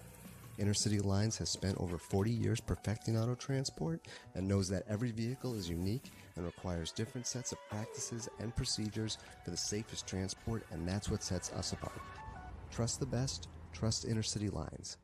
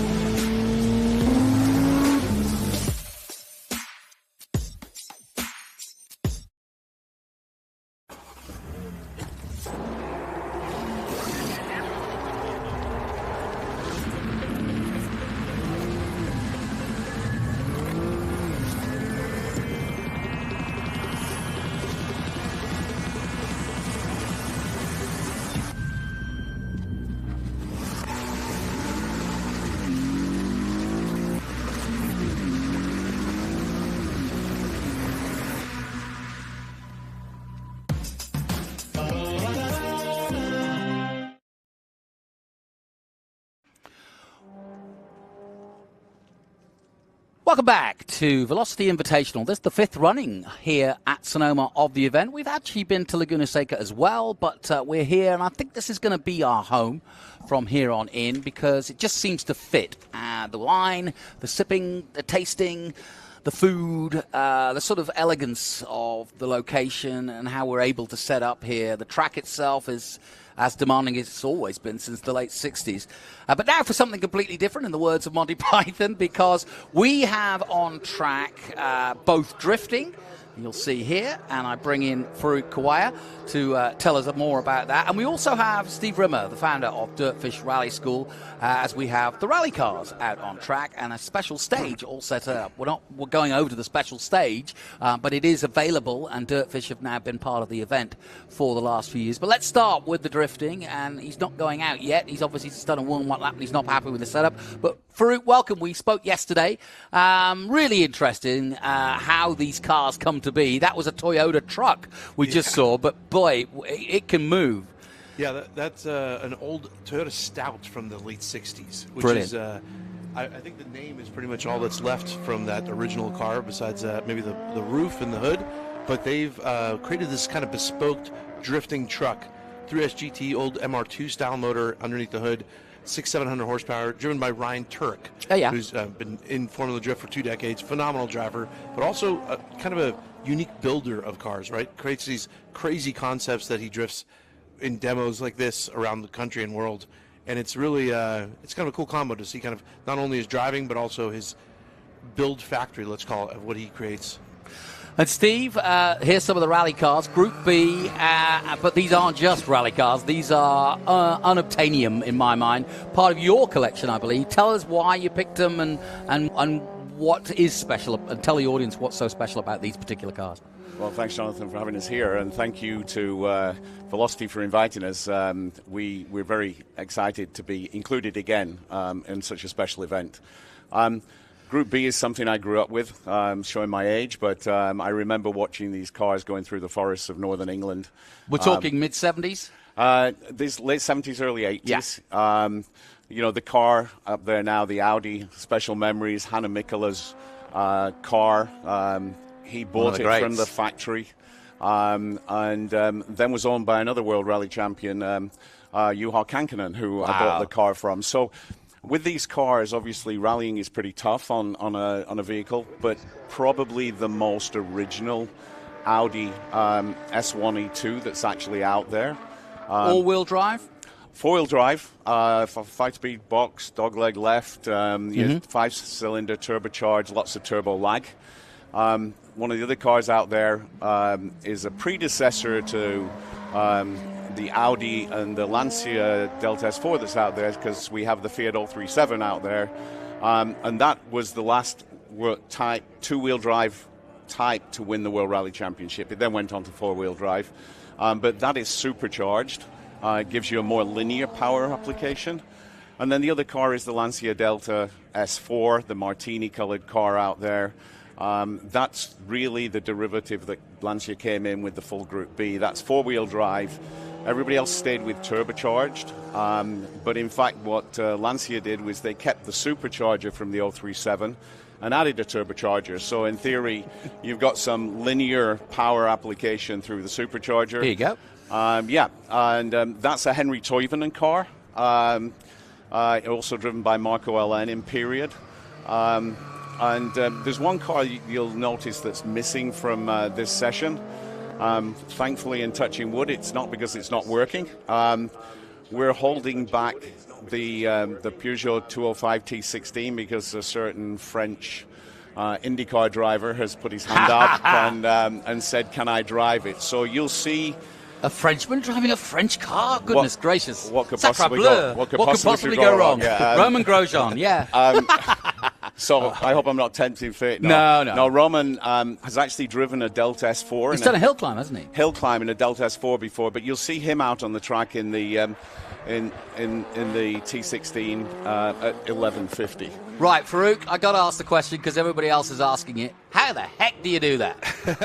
Well, if you notice, he flicked the opposite direction before entering that first corner. And, you know, I know in rally you guys do the Scandinavian flicks, right?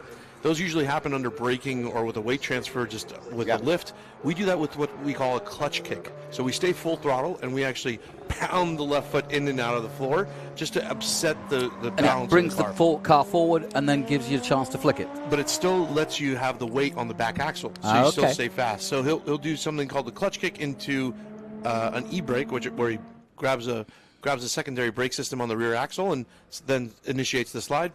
Then all gas from there. Now it sounds like you're talking ice skating at the Olympics, the way you're describing it, because but there is technique. I mean, that is exactly what you're describing. Yeah, there's a lot of pedal dancing for sure. Yeah.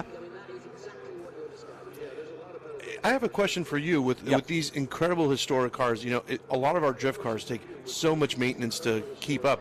This field that you have on the course, I mean, how's the maintenance of these old Group B cars?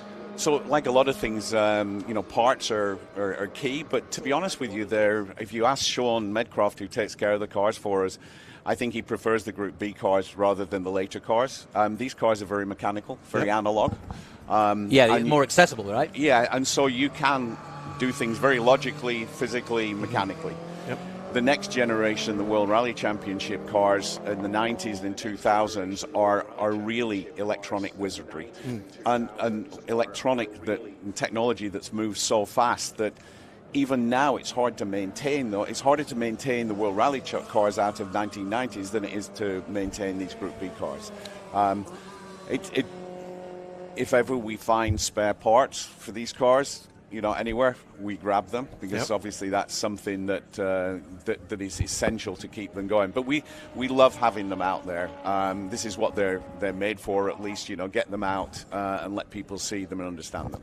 I know it's like asking which child is your favorite, but do you have a favorite amongst these are your cars, correct? Yeah, I mean, if you asked a favorite, the Audi has got such heritage and there, but the S4 is special as well. I think my son James is driving the S4 today, and he drove it up the hill at Goodwood earlier this summer, and he said, I've never been in a car that feels like it's going to kill me, like the S4. Whereas the Audi is much more progressive. You saw Michael Martin out in thank you, Dirtfish. This is where you all started it. Yeah, we wanted to show people if they like what they see, they can do it. They can do it here on the rides over the other side of the course, but this is what we started in. We just had our 14th birthday last week. How many acres have you got? It's 300 acres, a great playground. It's a Foreman mill site. It's beautiful. And this is the school itself. We have our own shop, obviously. We run BRZs for rear-wheel drive, and we run STIs for four-wheel drive.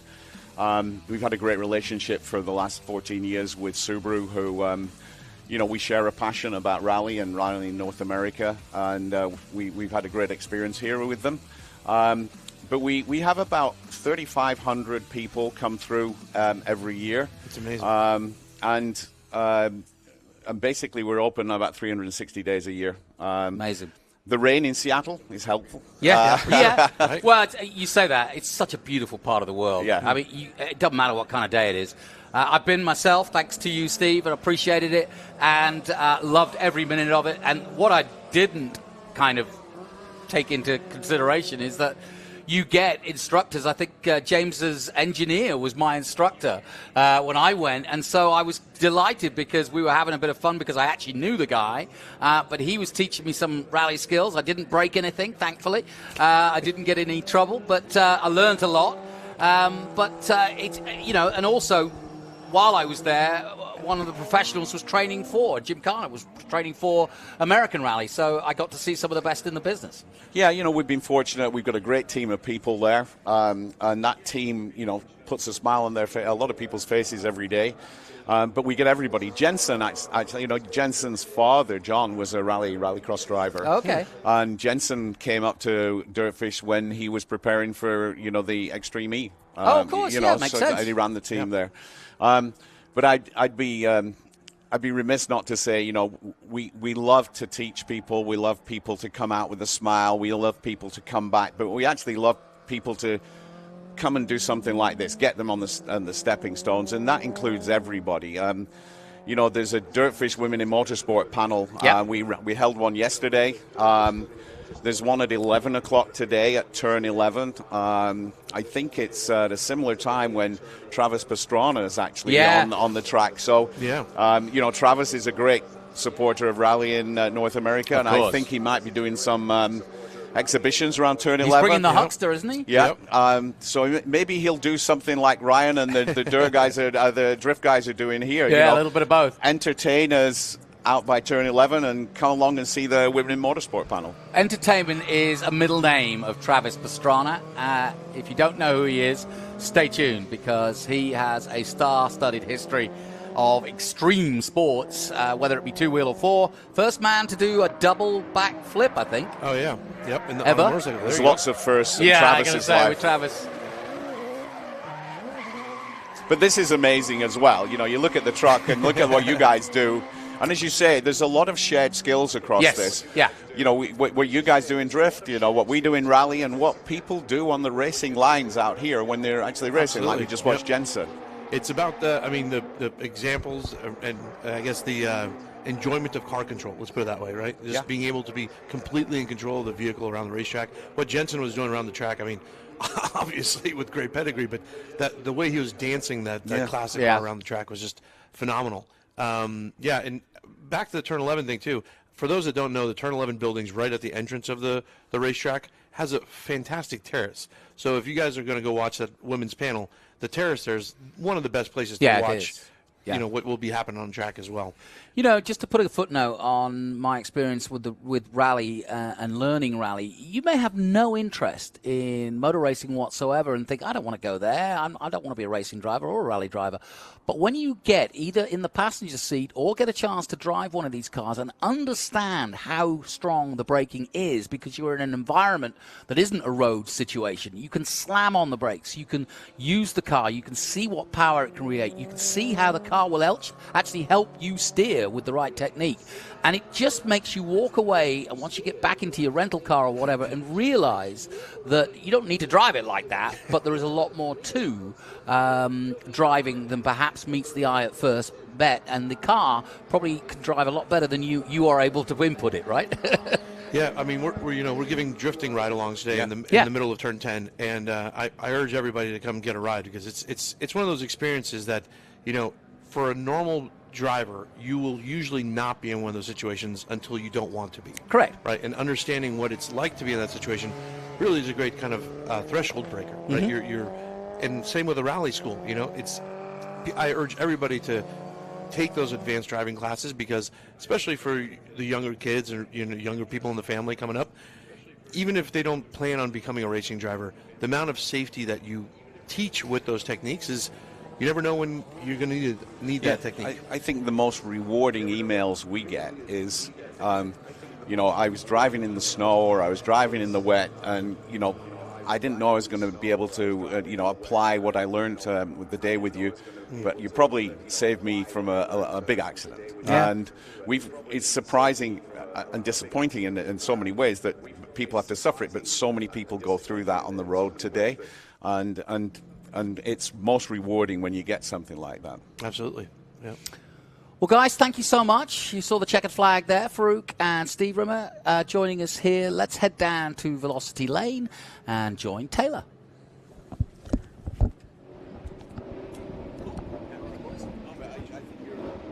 Down here on the grid with Group 4. I'm going to see if I can get a quick word with Gear here in this absolutely stunning Lotus. You're at the front of the pack. Are you ready to go for this race? Yeah, it's fun. You can't hear much. That's okay. If you notice how low this car is to the ground, these guys are absolutely ready. And I think this is the 23 that I'm hearing next to me, that 1969 Chevron that's making all that beautiful noise down here. But these guys are absolutely set to go. Let me see if I can catch a word with Jonathan over here. I am seeing the 3-minute board up, so they may kick us off. But no, he's got a nice windshield on. But quite the collection of cars down here.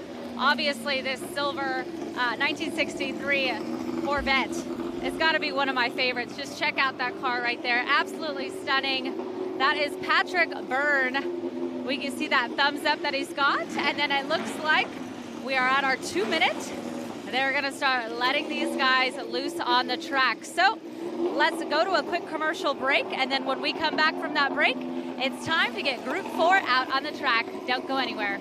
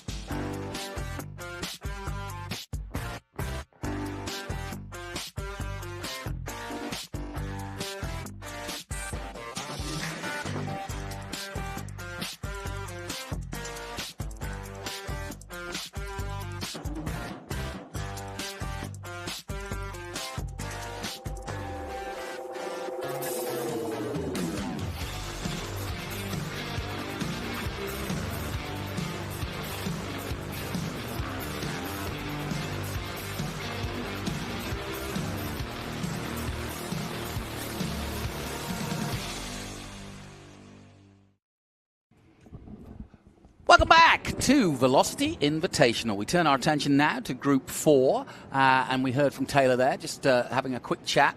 I'm also joined here by George Dyer, who has been coming to Sonoma since he was a lad, I think, pretty much. You're a local man here and love your racing. Well, I grew up in San Mateo, and my dad loved cars. So our the first race I went to was Pebble Beach. Wow. I think 1956. The last year they ran it, and then there was a bad accident, and they moved they moved the race over to Laguna Seca. Yep. Which they built in record time, and I think they had their first event there in 1957. I remember. Pretty impressive. With my dad. So you've seen how the history of motor racing in this part of the world has come together, and now you can celebrate it here in 2024. Well, I'm celebrating it. I haven't driven or done anything in over 44 years, but a couple years ago I thought, it'd be fun to recreate the car that I won the Sebring 12 Hours with overall, recreate it and start doing some of these vintage races. What was the car? It was a 1974 Porsche RSR. Wow. 3-liter. Who'd you beat? I forget who came in second, but proud to say that Peter Gregg finished third. There you go. That's a pretty... if you know your motorsport in America, that is a big, big accolade to have beaten Peter Gregg at anything. No, we were lucky. I was in the right place, right time, and got into IMSA in 1973. Went to driving school in 1972. Just took a year in SCCA. Did showroom stock sedan for 4 races. Then bought my first 911 from Peter Gregg at the end of 72, I think, and then did 2 SCCA races with the 911, and then somebody said, hey, you should race it in IMSA. It's a new series. Even if you finish last, you might make enough money to put gas in your truck and get to the next race. So that's what we did. That's how we started. Fantastic. And I've often wondered, somebody from that era, for fans, you had so much choice in the 70s. IMSA, as you say, was growing exponentially. Can-Am, Trans Am, NASCAR. So there was, real blossoming and big money too. Manufacturers were paying big drivers to come over. So it was a really exciting time in the mid-70s. Yeah, I think my 3rd race in IMSA, I'm out on the track and I'm following Peter Revson. Wow. And, for someone who just had a few races under his belt, to be racing at that level was pretty exciting and encouraged us to keep going. Well, as you can see, we are line astern, 2x2. This is Group 4, and I'm sure, John, you're very familiar with quite a few of the cars out there, or have seen them in the past. Coming here, you can see we've got a 63 Corvette with a split rear window, very famous, of course, or well known these days. And yes, a bunch of Chevrolets, Brabhams, Bizzarinis, Porsches, Chevrons, Lotus, Shelbys, all here in Group 4. And this is a great group. Really enjoy this one. If you want to see the real heart of American historic racing. Here it is, right in front of you, because you've kind of got a real smorgasbord of different cars from different eras, but we look at cars from 63 to 68 FIA sports and prototypes and 63 to 69 SCCA production sports cars. So, we really are getting a combination here, which is rare actually in one group, of outright racing cars and also production-built racing cars. Well, these cars I recognize because in 1963, there was a Ferrari 250 GTO that won the Daytona 3-hour. Yep. And a year later, my dad found it and purchased it for $12,000. I'm always intrigued how you find these things. A local car dealer in San Francisco bought the car from Chinetti after it had run at both Daytona and Sebring, and asked my dad if he'd be interested in buying it. I think the price was $13,500. My dad said, no, that's too much. Okay. So eventually the deal went for $12,000 if the car were painted blue, which they did. They painted it blue. And my father was very tall and really didn't fit in the car, and gave it to me and said, if you'd enjoy working on it and helping me fix it up, it's yours to do. So that helped me. Yeah, no kidding. That really helped me learn about cars and racing. We're also joined in the booth by Bert Skidmore, who's been with us yesterday as well, and I know he too likes a good look at Group 4, works with Intrepid Racing, which prepares a lot of the cars that you see in action today. So welcome, Bert, again. Have you got any skin in the game in this one?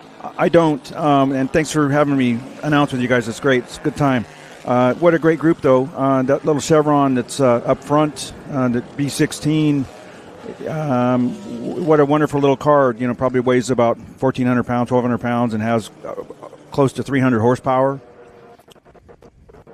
It's a great group. Yeah, that's Gare Ramleth, who we saw at the beginning there, from California, and leading the way in that Lotus 23B. We've got several 23s, and very popular here in the States with the 23Bs. I bet if Chapman were around today, he'd be making a fortune. Are there any original drivers driving these cars? Not that I know of from sort of the day, as it were. We've obviously got some good names. Dave Hagan out there. That's Rob Walton, obviously, is out there. He was in action yesterday, too. So there's guys that... Charles Nurburg's another one. Well, there's guys that we well know in the historic side. But no, I don't think any of the drivers of the day, per se. John Fudge is out there, too, another. What was Rob Walton driving? I thought he was in his birdcage yesterday. Okay, yeah. I don't know what he's today in this group. Let me see. He has a 26R Lotus. Yeah, he's got a 26R. That's exactly what he's in. The 66 26R. Yeah. There's that Corvette from '63. Patrick Byrne. He and his dad here this weekend. In the mix with that Porsche. There's a good battle going on there. So, both of you, talk a little bit about what interested you, what cars interested you when you first kind of got into this whole game, because there's got to be something that really pricks your interest and says, and then that leads to a bigger, wider. I told you the story about the 250 GTO. So I'm 16 years old. My dad has this car. He said, George, work on it, fix it up, learn the craft. Yep. And along with the car, we got a lot of spares. And more importantly, we got large posters from Sebring and Daytona. So as a kid, I'm sitting in his garage looking at the posters, sitting in Pedro Rodriguez's Ferrari, and starting to dream, which is always a danger. Always. Nothing wrong with dreaming. So by the time I got to 20 years old, I thought, well, maybe my dad would let me go to driving school and start racing. Of course, he said no. So I had to wait till I was 22, I think. I went to Bondurant's. Yep. And then I did the 4 showroom stock sedan races. And then my next race, I think, was at the Daytona 250 Paul Revere IMSA race. Wow, you moved quick. Yeah, I'd never driven at night, and I'd never been on a big oval. And here I am. That's wild. Very wild. How about yourself, Bert? I started racing in midgets, oval track, for a short period of time. Dirt. And On pavement. On pavement, yeah, bitches. with wings, Okay. yeah. And then started vintage racing, went to a couple of driving schools, Bondurant, and here at Sears Point, that's where it was. Started driving a Lotus 18 Formula Junior, and then quickly got to drive the Lotus 79 John Player Special, the Andretti championship winning car, for 4 or 5 years. Good time. Oh, no question. Yeah. I love hearing that story because so many go to Skip Barber or to Bob Bondurant. And, yeah, I've done it myself. And, yeah, it's a great day, or a couple of days if you choose, and a great way to learn in a good environment, a safe environment. And that's the important thing. We've got a great battle here between Lyon and Rosenthal in the 23X. Rosenthal in that Chevron 9069 all red 23X. But it's Ramleth and Byrne out front. Ramleth with a 4-second lead as we look high above. That Corvette leading this group of 3. And at the back of that is Rosenthal. The Corvette's got his hands full. Yeah. No kidding. Those guys are breathing down his neck. That Chevron can get stuck behind cars, and as he is, I think if he could get out in front, he could probably pull away from these guys. The 23B right there is doing a good job. Yep. We've got several 23Bs out there. 63, 62, 262s in fact, and 263s. Did Lotus 23 win the race yesterday? I think he did. I'm going to have to look that up for you, but I will do. My memory's good, but not that good. Hang on a second. They were driving the wheels off that thing. Yeah. So, of course, if you weren't with us yesterday, they did a full day of racing for the groups. And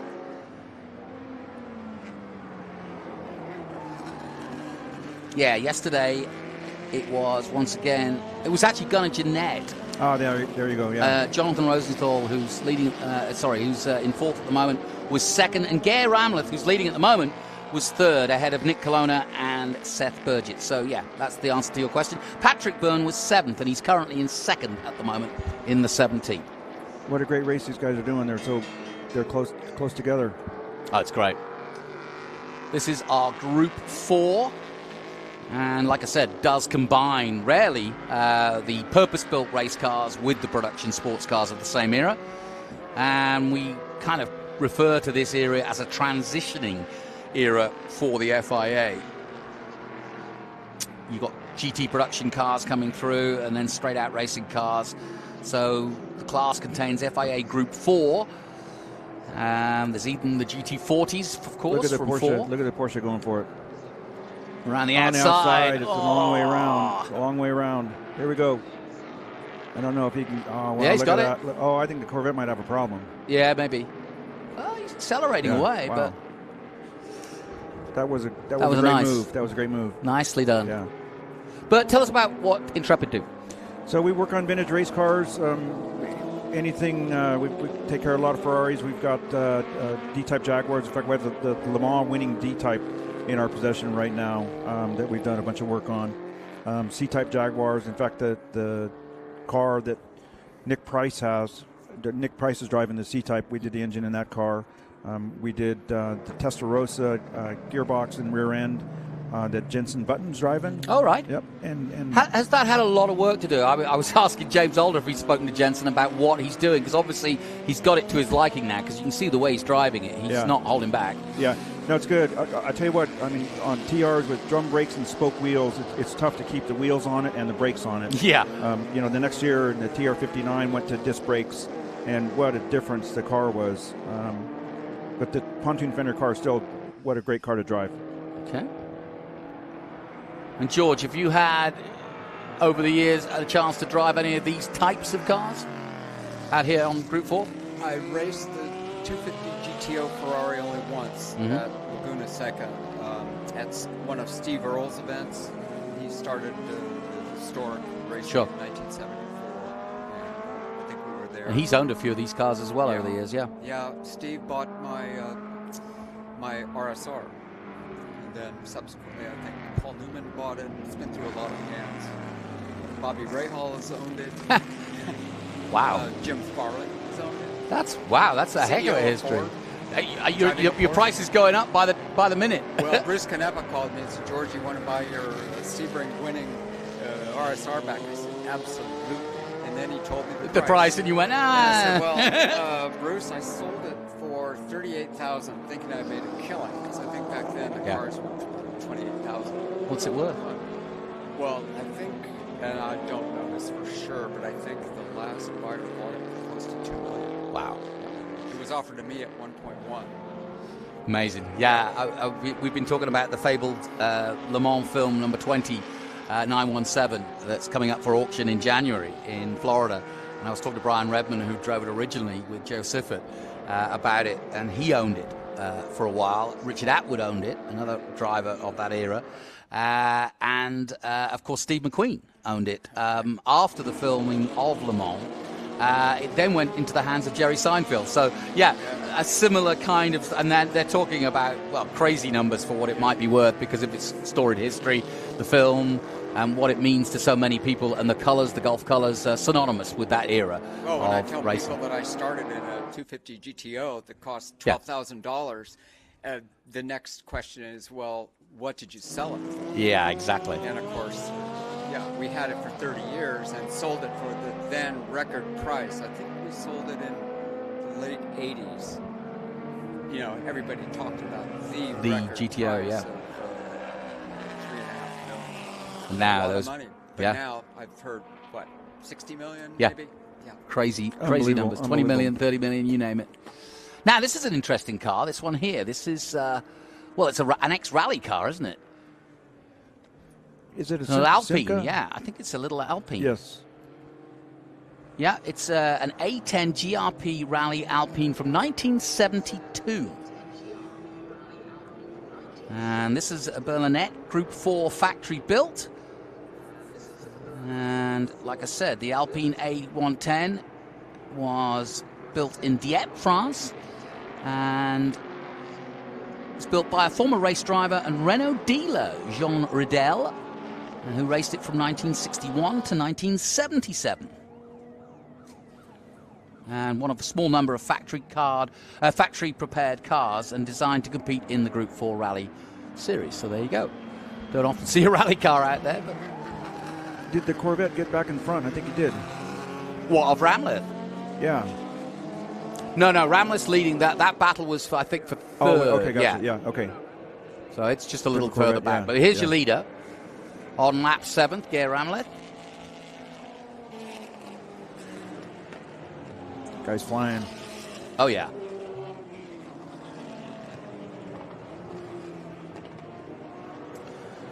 And, of course, as we all know, Colin Chapman designed the 23B, as he did so many lightweight, small bore cars and small displacement sports cars. And it was a two-seater at first, but again, was built for that FIA Group 4 racing between 62 and 63.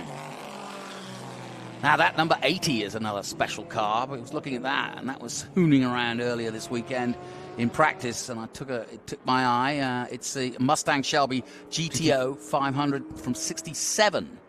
Yeah, GT 500, yes. What a great car. And according to its bio, it's a rare Shelby that's perhaps the longest road race history of any GT500, dating back to 1969, and it's participated in the likes of Sebring in 71 and 72, and also has been raced every decade of its life since 1969, so it really is a real thoroughbred. That's pretty awesome. Yeah. And sounds fantastic as well if you get to see it fly by. Yeah. This little 23B's got a 1600cc engine and all that. I mean, what is that GT500? Is that a 5-liter? Yeah. What about working on these smaller cars? I mean, presumably you can just pull the bodies off and you can get right to them, right? And which is a real plus in your game, right? Yeah, they're very, very easy to work on. Yeah, it was interesting talking to the rally guys earlier. They were saying that the more modern the rally cars, the harder it is to work on because of all the electronics. Yes, exactly. So, yeah, it sounds as though you get a modern car, it would be easy, but not always the case. That 88 you were watching there, that's the Porsche 910. Don't often get too many 910s. That's a 67 910 in white from 1971. Chassis number 22. And was sent from the factory to Edebar in San Jose. And it raced pretty much throughout the SCCA here in California, but also at Watkins Glen and Daytona. Pretty special car. Yeah, it's had a very busy time, as it were. So coming to the end of this lap and this race, because we did get the one-lap board. And here is Ramleth, your leader, coming out of the... Porsche's trying hard. Yeah, he's trying to get it with him, isn't he? He's only got a few more corners to make it happen. Well, this is where the little car gets a little bit more of an advantage, doesn't it? Going through the S's, yeah. And this is the kind of essence of American racing. The smaller cars, nimble through the twisty bits, but in a straight line, of which there are not many here at Laguna. At Sonoma. But now there you see, he had that was his last chance. He's going to try down the inside. He's going for it. Oh, hold on. Almost. Oh, he might still just turn in. It's going to be a drag race to the end. Jag race to the end, a photo finish. This is the final lap. Oh, wonderful stuff. Group 4 doesn't disappoint. The Lotus does get it. That's awesome. More grunt than we thought, perhaps. But that is, well, that was played out, George, each and every weekend here in California, wasn't it? Back in the 50s, 60s, and 70s. Love it. Absolutely fantastic. Great stuff.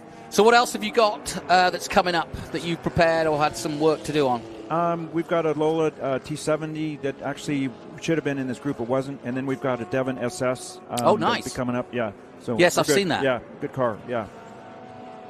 And then we're done.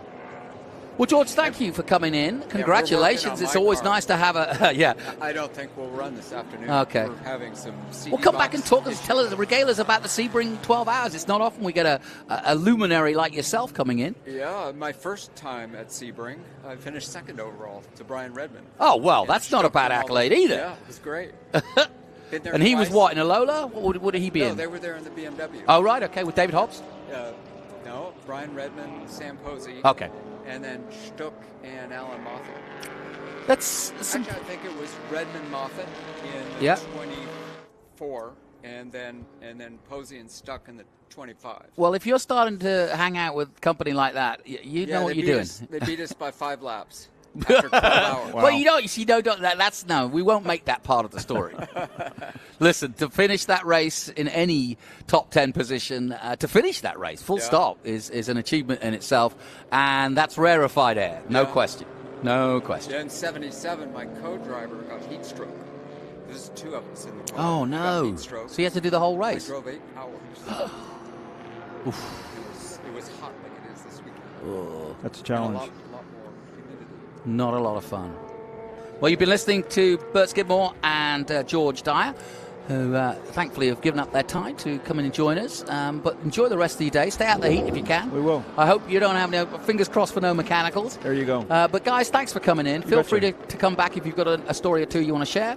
But that concludes our Group 4 race. But more great racing to come. Let's just confirm our result on that one. Gary Ramleth then in the 23B wins ahead of Bill Lyon in the 910 Porsche. Michael Sweeney Jr. in the Lotus 23B ahead of Dave Hagan in the 67 Porsche. Then Patrick Byrne, Campbell, Burgett. Paddings Dowling, hardly mentioned him this weekend, but a very, very well-known racing driver of historics. Paddings Dowling, seen him historic at Monaco, and he just took his Lotus 23B to 8th. Randy Hill 9th, and Dan Wise all again in Lotus 23Bs. My thanks to our guests. We'll take a short break here from Velocity Invitational, and we'll bring you more from the mighty Sonoma Raceway after this.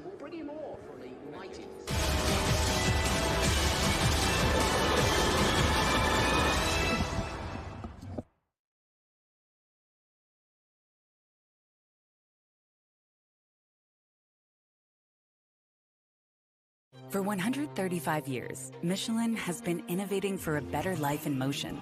From earth movers to Airbuses, race cars to rovers, We were even one of the first to consider sustainability in the design of our tires. And now our legacy as pioneers continues in the next revolution, with EV-ready tires designed for performance so you don't have to think about tires at all. You can just enjoy the endless wonders they unlock.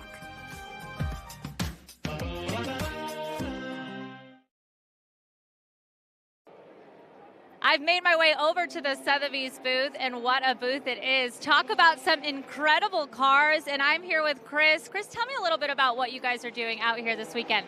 Sure. So I'm with Sotheby's Motorsport with the online auction arm through RM Sotheby's. Our main goal is to take the same experience you'd have buying a car at one of their live events with the quality of car and the caliber, along with the service and the customer experience, and put that in an online format. So we're out here with a handful of great cars. This particular one behind us is live right now on our site. The auction closes 2 Fridays from now on October 18th. Online bidding, so go to sotheby'smotorsport.com. You can register, get our daily emails, and see the latest inventory that comes up every day. Awesome. Well, let's talk about Ferrari. Probably one of my favorite things to talk about. When you hear that F word, you're just ready to go with Ferrari. So I've got Michael here. Tell me a little bit about this specific race car behind me. So this car, we actually purchased the team of cars just outside of Rome, Italy last year. And this car's really been growing on me the more I keep working on it. And seeing it, the green is not exactly what you think of when you think Ferrari, but it's a very nice change for us in the shop. A little break from the red, but and it's just been, it's just gorgeous. It's a car that stands out. It's a quick car. The racing and pedigree that it has is fairly new, but it's been fairly impressive for what it's been able to do. And so we've just done a little bit of cleanup, a little bit of a few new parts on it, a few upgrades, some brakes, some new aero work, and really just general cleanup and, doing the safety features, new seat belts, seats, fire system, all the things you've got to pay attention to with vintage racing and being able to be safe out there on the track.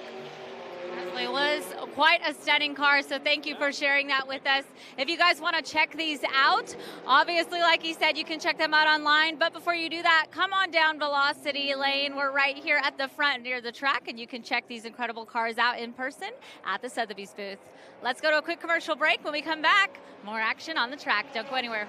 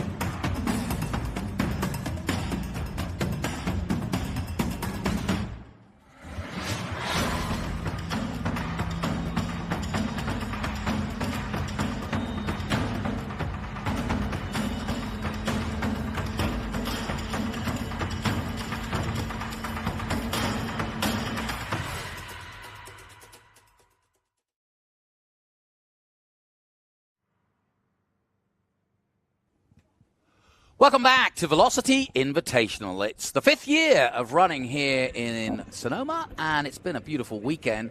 And how about this for an eclectic group? This is basically a display group, and as you can see, from a Bronco to a Formula One car, that's not often something you say, but these are collectors' cars driven by, well, collector humans in very many ways. You could... when you start getting the likes of Matthew Brabham and Tony Kanaan and Christian Lundgaard, all part of the McLaren scene here in IndyCar. You've also got Scott Speed, as we've seen already out in action. Travis Pastrana is going to put on a demo soon. We've got some great names here, but it's the cars that are the stars, as we say. I know it's a cliche, but it's true. But in this particular instance, we'll also have a bunch of Jaguars, and that's why I've got Kev Harris alongside me, because he is just as interested as I am in the celebration of C and D-type Jaguars this weekend, and there are a plethora of them. I know you went over to the stand and talked to the sort of static display of them, but mighty display, beautiful. A mighty display, Johnny, and I was really pleased to have the company of Terry Larson, who's an authority on the D-type Jaguar, to give me a little bit of chat. He's written books on them and owned them and worked on them, and yeah, really, really great guy to have a chat to, but just stunning cars. Back in the day, you know, in 1954, 1955, when they're first coming onto the scene, the D-type Jaguar, we're talking about, you know, kind of post-World War II, aeronautical engineering. You've got airplane designers putting the smooth lines into them, trying to get them as aerodynamic as possible. And you stand there today in 2024, 70 years later, and they look as good today, and they turn heads as much today as they did back then. So, yeah, an incredible display of D-type Jags in the middle of the event plaza there, the paddock here at Sonoma. So, really excited to be here once again, Johnny. And like you say, this collector's session that we've got out on track right now, what a collection of cars in this one. All kinds of cars coming out to track. I can't put a definition on it. It's just a group of fantastic cars, as simple as that. And why not? Yeah. With a setting like this and the cars that we've got here in the California sunshine, what else are you going to do with them apart from put them out on track and let the folks see them? One thing that was fun just now, I was just up at turn 11 with Jeff O'Neill having a chat to him. I was just about to mention him, yeah. Yeah, and while we were having a chat up there in front of the driver's lounge at turn 11, the guys from Mobile One, Ryan Turk was out there doing his drift display in that, whatever it is, 500 horsepower plus monster of a truck that he was drifting around the bottom end there, getting the tires squealing. As we look up on screen right now, something slightly different, but vintage NASCAR here Petty, as well. yeah. I mean, honestly, those things are something else, Johnny. That's absolutely gorgeous, isn't it? Yeah. And, it's got its own storied history. The 43, well-known and definite piece of history. I'm so glad that we are celebrating a bit more NASCAR this year. We've got a full historic NASCAR group as well. And, I think it's important. I really do. I think often for the classic historics kind of, generally speaking, concentrate on the unobtainable from Europe, as it were, like the Mercedes and the Maseratis and so on. And yet, if you know your NASCAR and coming to America, I guess you almost try a little harder as a foreigner to get into the local scene. And so I've followed NASCAR since I was a kid, to be honest. Because I was fascinated by it, but also, I felt it important that if you were going to be part of the motor racing scene here, you needed to understand it. No, and I couldn't agree more with you there, John. And I think the reason why, as a kid or when you were a younger gentleman, when you think about sports car racing or motorsport in the US of A, we grew up in England, you think immediately about NASCAR. Well, if you're going to think about what do they race in America, absolutely, especially when we're growing up in the 80s and then the early 90s, this is what we were watching, wasn't it? And also where I think these, the NASCARs sort of are as iconic as they are, at that time we didn't have the internet, so television was king. And over here in America, television sort of ruled the airwaves, and you think about MTV and that kind of thing. So these NASCARs were on television. They were in every home across America. Yeah. So the liveries were iconic, so everyone knew them. I was chatting to Michael Thompson, who's running the number 26 car, a 1995 Ford Thunderbird yesterday, and he's just an absolute enthusiast on them, and he agrees that the liveries is what makes it. They're just still iconic today. People remember them. Yeah. Now, we've got some cars that are out on track. We've got Indy cars, we've got Formula One cars, we've got a 76 Lotus Type 77 here that is also being displayed, and some, like I said, are static on display. They won't be run. Some are on track, as you can see. Scott Durnick is also out there in a Dallara GP2. We've also got an Arrows footwork. I haven't seen that on track yet, and I think that has just been displayed actually quite close to where we're sat here in the media center. And that's about it on the Formula One cars. We've got a great group of McLaren Indy cars here this weekend, including a Johnny Rutherford, three-time winner. And it's easy to forget that McLaren also dominated IndyCar back in the day as well, back in the early days anyway, of Penske and IndyCar and McLaren coming together in IndyCar efforts. Johnny Rutherford, perhaps the most well-known winner, but there's been others. And, of course, currently, McLaren back to winning ways in the Arrows McLaren team. And Tony Kanaan, the vice principal of Arrows McLaren here this weekend, and has been out and about. He even did a Trans Am race yesterday, his first ever. He jumped in Parnelli Jones, who we sadly lost in June this year. And now we're starting to see the Jaguars out and about, and I can tell you a little bit more about their history too.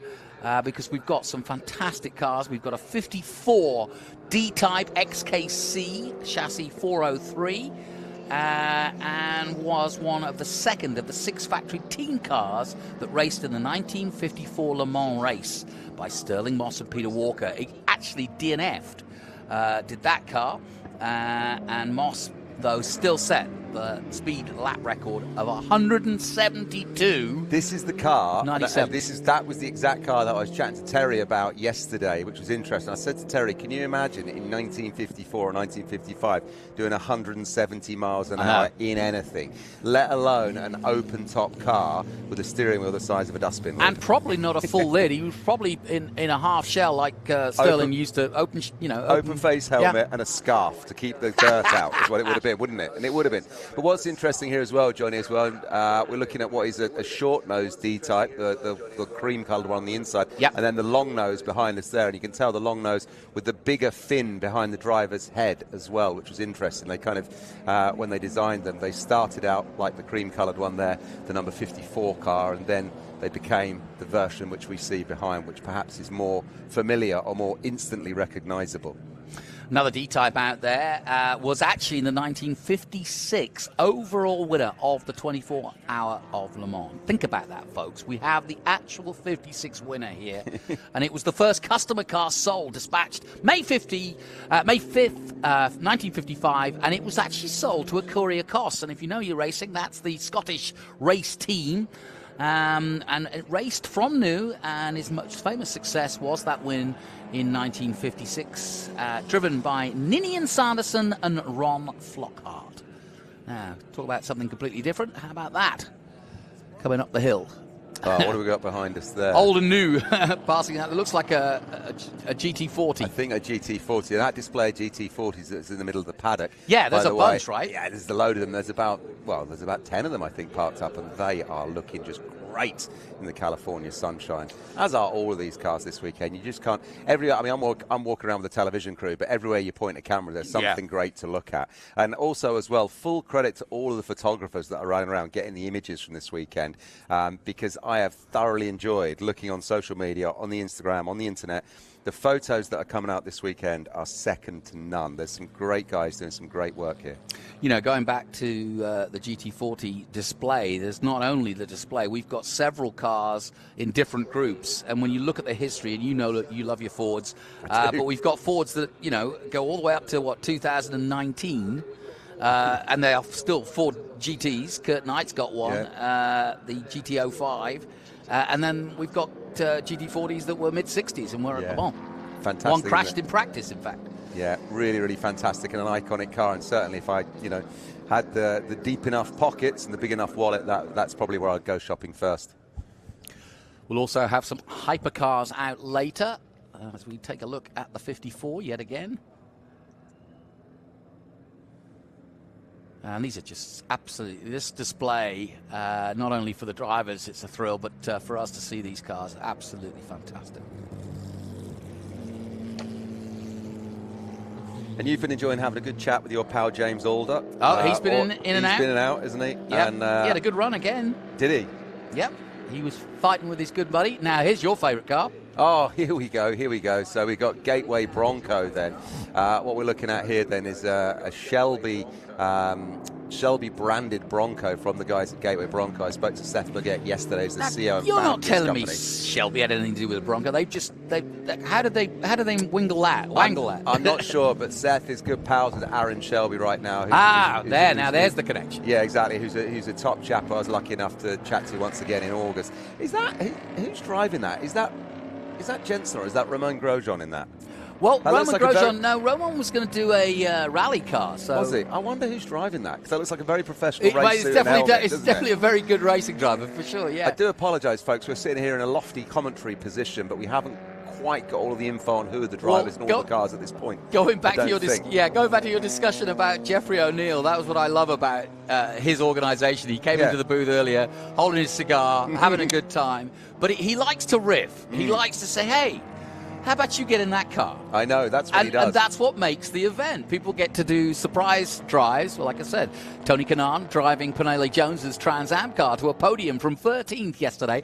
These are the stories that make Velocity Invitational what it is. And long may it continue. But it isn't easy for a commentator to work out who's in the car at what point, because it could be anybody. Yeah, it could. But we've got to talk about this Gateway Bronco, because if you are at Sonoma this weekend and you haven't walked to where their booth is, you really should go and have a look at them, because what you've got here is the classic lines of the first generation of Bronco, launched in 1966, running to, I think, forgive me, but I think about mid-70s. But what you've got here is the classic styling from that, but every bit of modern engineering you could ever expect to have. So it's a retro. It's the body is retro, and therein it stops. Under the hood, you've got huge power. You've got all the safety of a modern vehicle. You've got acceleration like you're never going to know, and handling like you're never going to know. Look at this. Look at this.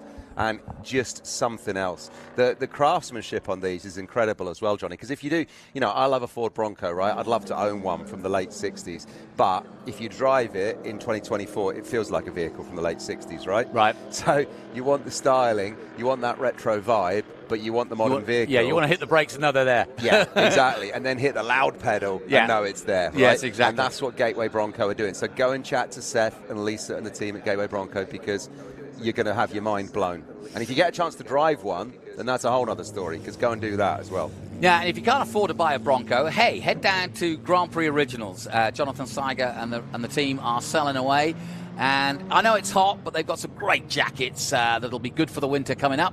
And I bought one myself, and they are lovely. They've got the Steve McQueen. You look very stylish in Michael Delaney kind of doffed their cap to the Le Mans famous film, and of course all the Gulf colours. They in fact sell and are the official apparel company for Gulf apparel here. There's also, I don't know if you've had a chance, but there's that simulation.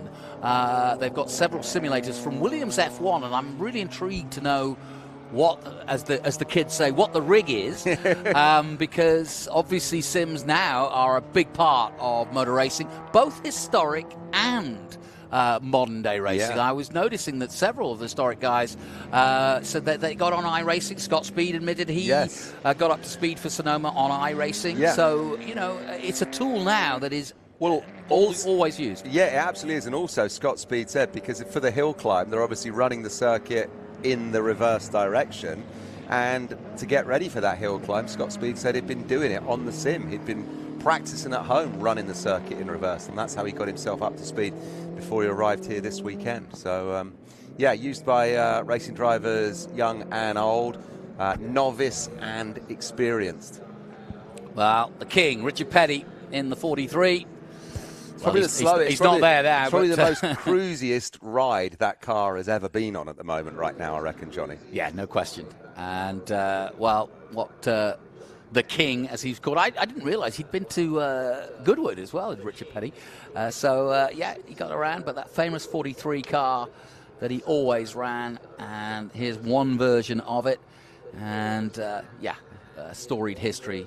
NASCAR starting back in the late 40s. And so absolutely the eras that we're talking about from the late 50s to always, the various generations of NASCAR. It's been through ups and downs as NASCAR. I think the TV was a big thing for NASCAR. Once it got on TV and now remains a stalwart of a Sunday afternoon for race fans here in the States, it was never going to look back. And even though its roots are in the South, and if you know your American culture, you'll know that NASCAR is known for that, and that's fine.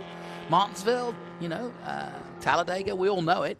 But when you consider someone like Jeff Gordon from Vallejo, just across the estuary, born there, his influence on NASCAR, his sort of approach to it from the California kid, then Jimmy Johnson, and now more recently, Shane Van Gisbergen of V8 fame and from New Zealand. So, NASCAR has gone through, and then there's people like Jenson Button and Daniel Kvyat and now Jenson Button, all trying out NASCAR.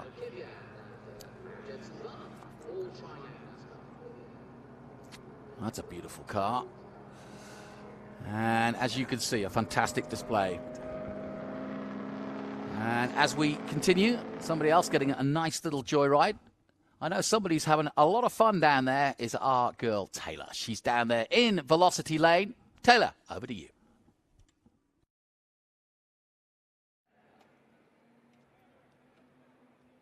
Down here on Velocity Lane, we're getting ready. These IMSA cars are ready to go. Colin Braun, you are no stranger. In fact, you're still currently racing. What is it like to be out here on Race Sonoma?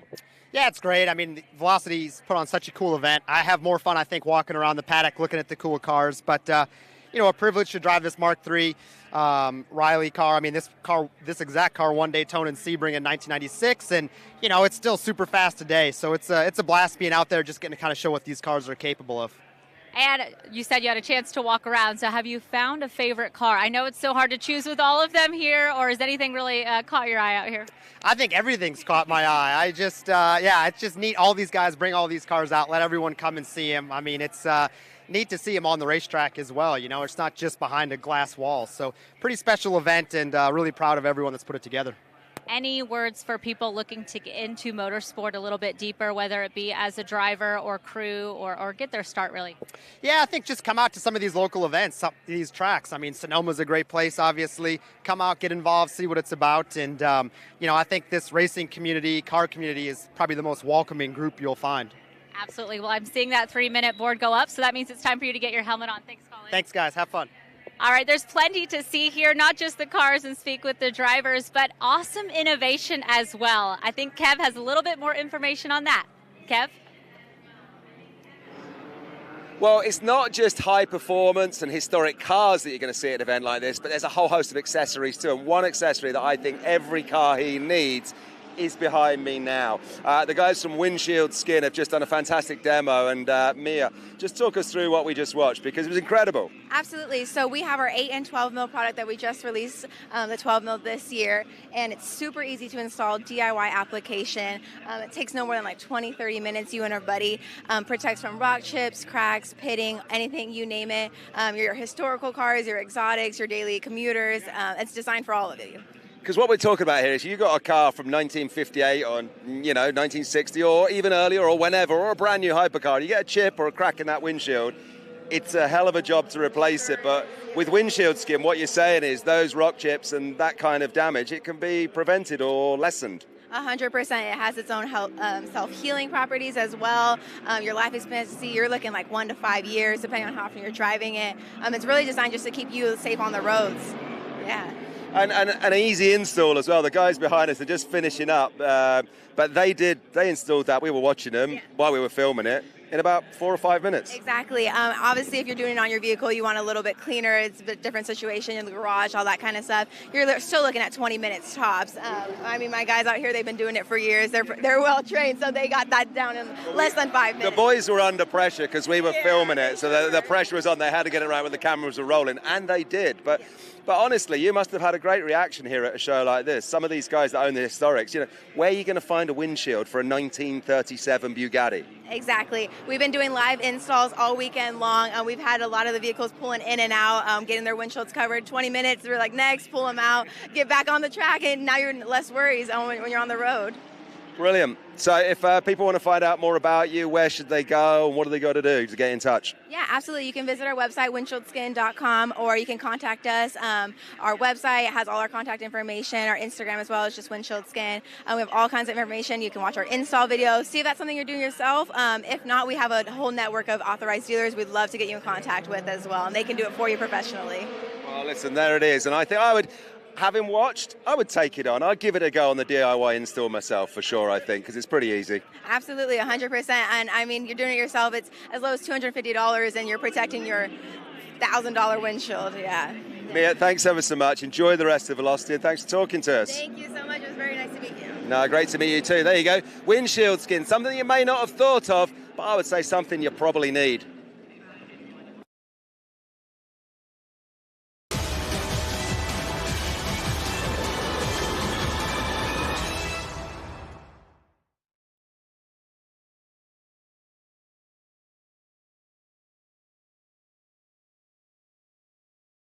For 135 years, Michelin has been innovating for a better life in motion. From earth movers to Airbuses, race cars to rovers, we were even one of the first to consider sustainability in the design of our tires. And now our legacy as pioneers continues in the next revolution. With EV-ready tires designed for performance so you don't have to think about tires at all. You can just enjoy the endless wonders they unlock.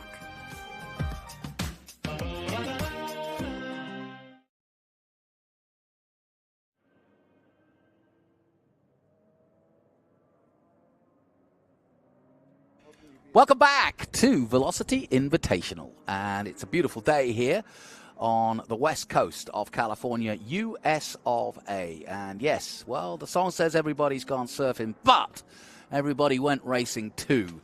And it all began here on the west coast back in the 50s, and we are here to celebrate that exact fact that we have been racing through multiple decades here on the west coast and around the USA, I may add. And I've got two folks with me. Carrie Morse has joined us here in the booth, and Carrie Eisenlaw has also joined once again. And we're going to talk about Group 8, because this is an eclectic group, guys. And I've got the Carries aboard who can carry us along, so to speak. But first and foremost, you've got some news, because there's one car out there that I've been kind of trying to chase, and that's the Peugeot. And I really don't know much about it, but I know it's a star-studded Le Mans car, right? It is a very star-studded car. In fact, you were looking at the 2011 Sebring winner. And wow. What makes it even more interesting is that in 2010 that it was a Peugeot Works total sponsored entry, and then it was sold to Hugh Deschanel of Orica fame. And right. It was run as a privateer car, and it had a considerable amount of success in the 2011 season, certainly with the start of winning at Sebring.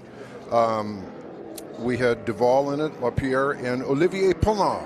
Ah, right.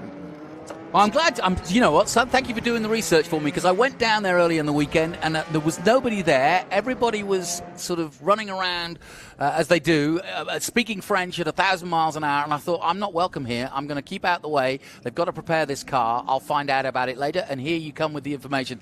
Colin Braun, though, is at the front of it all, and he too has a storied car that won in the same year, both Sebring and Daytona, and that does not happen very often. Sadly, somebody pulling into the pits isn't going to take part by the looks of things, but we still have a good full field. And we've got Oricas, we've got Mazdas. This is 95 to 2016, so quite a breadth, and it includes Le Mans, ALMS, IMSA prototypes, and GT cars. So pretty much everything you want to know about sports car racing. Here we go, folks. Well, this is a total FIA picture in time, yeah. And the interesting thing is that this track, Sears Point, folks, it's still Sears Point, is a great equalizer for a car that basically was what was known as a WSC car, of which the Riley and Scotts were. Not competitive really at Le Mans, but on a circuit like this, look out and look at the lead already. Yeah, and look at the speed as well. I mean, you know, we've seen some older cars that can't, you know, quite go as quick through the corners here, but from above you can see the kind of speeds and carry, either carry, but pretty impressive display of fast racing at the moment. It's interesting on a circuit like this, and Kerry, you could have a comment about that, where aerodynamics do and do not play in. Yeah, it's definitely a very much so an aero track. A lot of the downforce is very helpful here. Your high speed isn't nearly what it is at the big tracks. So there's an advantage, and that's where you'll see some of the smaller cars, like the Cup cars that are up there fairly close to them, is that if you got really good grip and you got really good downforce, the big cars aren't able to really utilize their stuff because they're only hitting speeds of, I think, around 145 miles an hour at some points out here. That 46 you saw going through, that Porsche raced at Daytona in 2009. And then it was sold to Rob Morgan of True Speed, who competed in the World Challenge in 2009. So that 46, there you see it, on the inside of turn 11. Just behind it, the Viper. You know, sounded good. Now, that's a Viper with a considerable amount of history, also Le Mans entry. The French GT Series. Yeah, it's got the French flag on the side, isn't it? Yeah. Yes. What are the French doing racing Vipers? I love it. You know, that was Orica got on to that. Deschonec, give him credit for putting together a really good program for Chrysler in that time, where the cars were both competitive in IMSA or the ALMS, and FIA GT at the time, and several championships to prove it.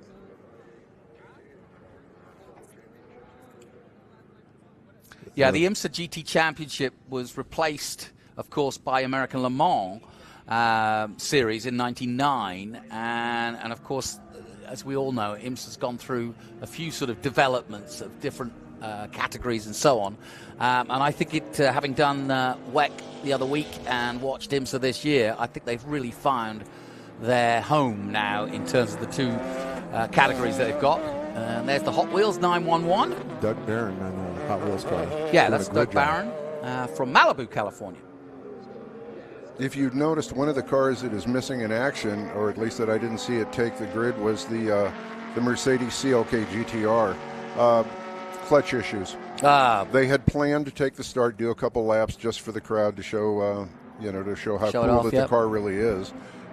It was recently at the Pebble Beach Concours, where it finished third in class in a newly formed class that was BPR and FIA GT.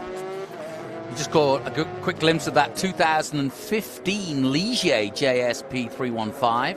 That raced in the European Le Mans Series in 2016, 17, and 18.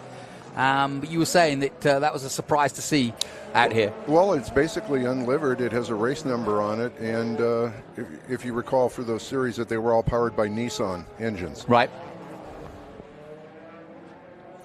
Yeah, Ligier now producing their own engines, or at least got a partner engine in Formula 4 and Formula 3, or FR now currently.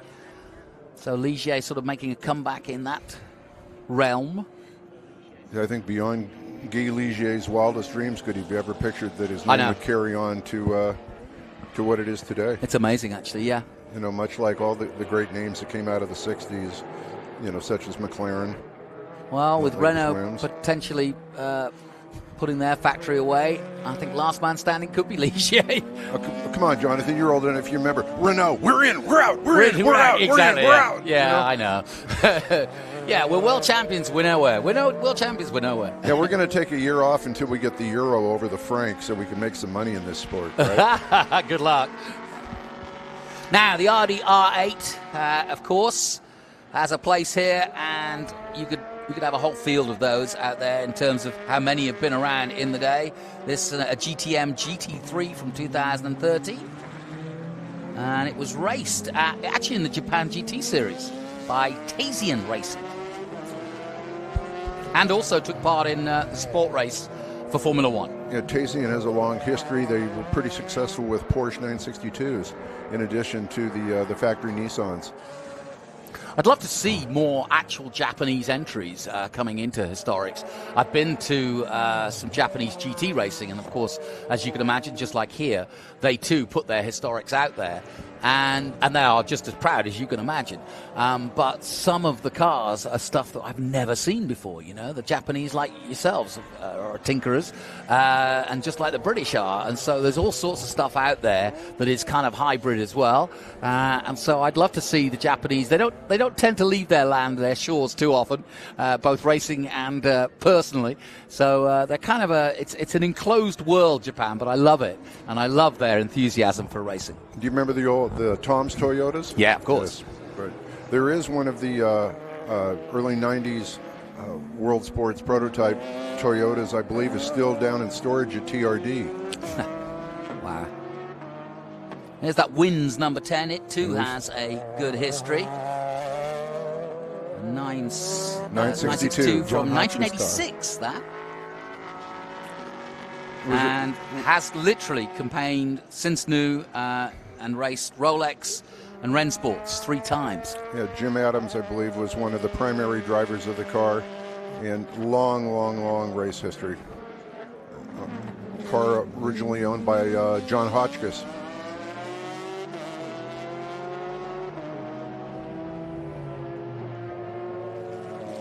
And that Porsche 23. It's kind of interesting today that we're seeing cars in a lot of different places, and it might have to do with the temperature being a little bit cooler, that some cars have some bigger advantages today, but quite a bit different order than we saw the cars racing yesterday. Yeah, I noticed that too, yeah. In fact, the results have shown that in the races we've had so far, all different winners from yesterday. So obviously the conditions just a little bit different, a little bit cooler. Yeah, Colin Braun's still out there and leading the way after a few laps, and got a good, strong lead of almost 40 seconds at the moment. Gerard Lopez and Florent Moulin is out there. He's the one driving the Viper, I believe. Billy Johnson also out there. You know Billy? No, Billy, yeah. He represents you well. He does, he does. Tell us about yesterday, because we were joking about it. I'm watching, actually, Lauren Beggs right now. He just got around the Audi here a little while back, made a good pass. And Lauren right now is on he's going for it. He's going guardrail to guardrail over the top of the FIA curbing all the way, and he's really on a mission right now. I can see Look that. at him, he's using every inch of that track. So I think he got held up for a little bit possibly, and now he got cut loose, and he's really going. But yeah, Billy had jumped in the 46 car yesterday, the ex-Morgan car. It was primarily a World Challenge car. And he went out there yesterday, and we've had a tire issue. We weren't able to get any tires because we got in kind of late in the entry, and they're backlogged on tires. So we had a used set, and we corded those yesterday. And today we found another set of used tires, and they look like they were a little bit slower at first. I'm not sure, but it looks like he's doing all right with it. One of the most interesting cars also that unfortunately we haven't seen up on the big screen here, hello Greenlight TV, hey, listen, they go back to 95. They have a fabulous history, and we wouldn't have a lot of good recorded images without those guys. They've worked their butts off. Here, thank you. The Ferrari 458 GT3, driven by, currently running in 7th. Wonderful car. JR Amantia. That is your 24-hour Spa winner. From 2014, also the FIA Championship car the same year. Beautiful mount, beautifully prepared. You know, it's easy to roll off the tongue, you know, but we are genuinely seeing Le Mans, Sebring, Daytona. I mean, and not just one. Like, you know, if you have any car event where you've got a Sebring winner, that's a special event, but we've got several. Well, you consider, but, you know, look at the names. You have Spa, right? It's not... You know what it is, right? And just it demands respect, much in the same way the Le Mans. It's interesting, the troubles with the Peugeot, although I'm sure it's being driven rather moderately, it's just not, this is a completely unfamiliar circuit, and simulator or not, how do you set up for a track that the car virtually doesn't know anything about? Yeah, exactly. Well, here is Colin Braun, putting this car through its paces, and as you heard from Taylor, if you know you're racing here in America, Colin, well, he's been in everything. He currently races in IMSA, but he's done rallycross, and pretty much is a handy guy to have if you want to test a car, if you want to drive a car and see if it's set up right. Colin is perfect for that kind of work, and in his own right, a very, very good driver. Now, this car that he's actually at the wheel of, I said it won 12 hours of Sebring and Daytona. That was 1996 that it took that accolade. Wayne Taylor had a chance to buy that car back at one time for a very reasonable sum. Yeah, it was the driver lineup was Wayne Taylor and Jim Pace with Scott Sharp and Eric Vanderpool. So that tells you the kind of quality of drivers that they attracted. 7 of the 10 rounds in 1996 were won by Riley Scott Mark III race cars.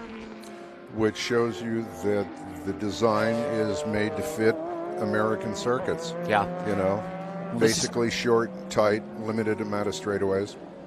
Well, interestingly enough, this 004 chassis is actually on sale by Riley. So, as driven, if you like, and by those names I just mentioned, and now Colin Braun.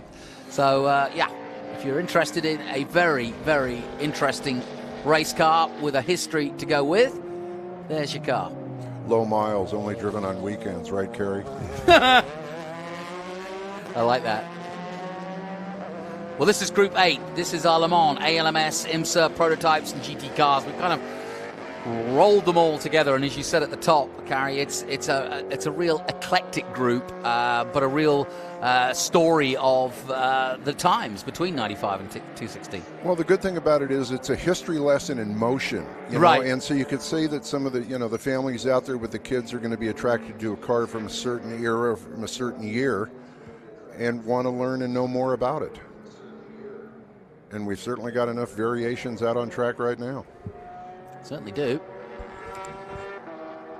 Lopez and Moulin will battle it out. Billy Johnson in 4th, Barron 5th, Ferreira in 6th position. And there's some tight racing going on here. Look at the Hot Wheels getting the lights on and getting racy on the inside. Makes his move.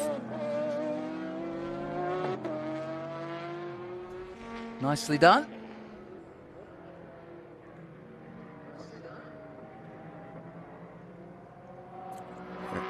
And like I said, that I think that 911 was campaign. Oh no, this is that 911 that you see out there. Yeah, it won Bathurst. Yeah, I was about to say it finished 2nd at the Australian DG Championship and won Bathurst. Correct? Yeah.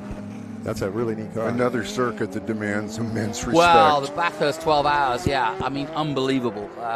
It's a crazy Panamera. It's unbelievable as a track, and it's now starting to get the prestige it deserves. And you have to wonder how many kids right now are going, Mommy, Daddy, I want the Hot Wheels car. Yeah, exactly. No, well, we'll get you the model at the supermarket. No, I want that one. Yeah. It also won in 2016 2 FIA GT3 races, took pole positions with a total podium positions in the World Challenge Series. So, again, been a busy little Porsche.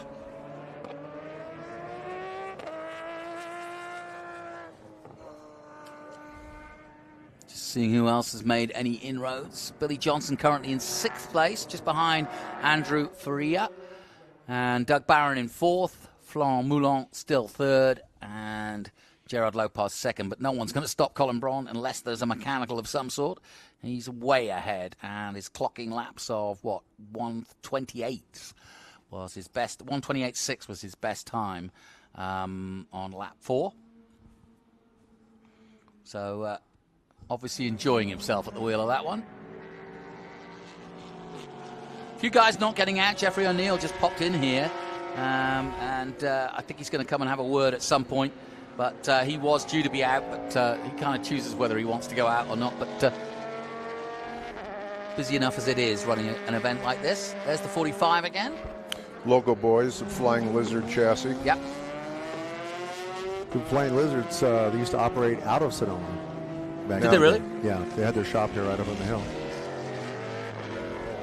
Another great name. Yeah, the local boys. Sports car racing, Yeah, there we have 2 protagonists that go back a long way. An Alex Job racing car and a Flying Lizard car, who both teams dominated racing from 1998.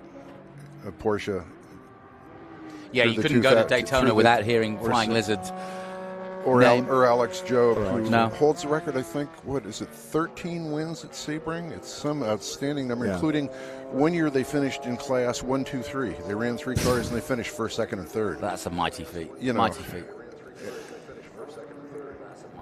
Check a flag out then on our latest group, Group 8. And thank you, the carries, for carrying us along. Appreciate it. And it's been a fun little exploration into a bit of sports cars on track. That's Group 8 as the 67 comes across the line. Now that's Matt Johnson, who comes in 12th position.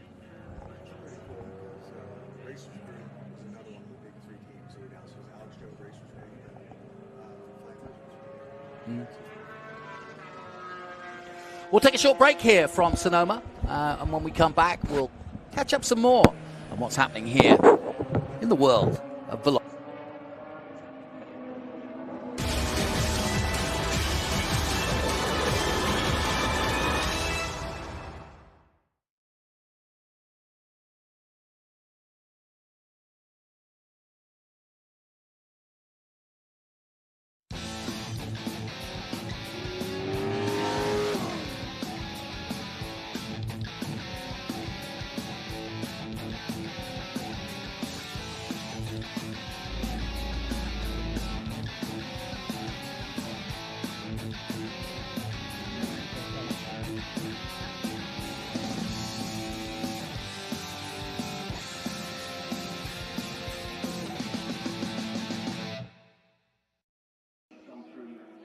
Down here with one of my favorite people, Travis Pastrana, has made it to Velocity Invitational, and he's brought out the family Huckster. Tell me about this car. I'm so excited. 960 horsepower.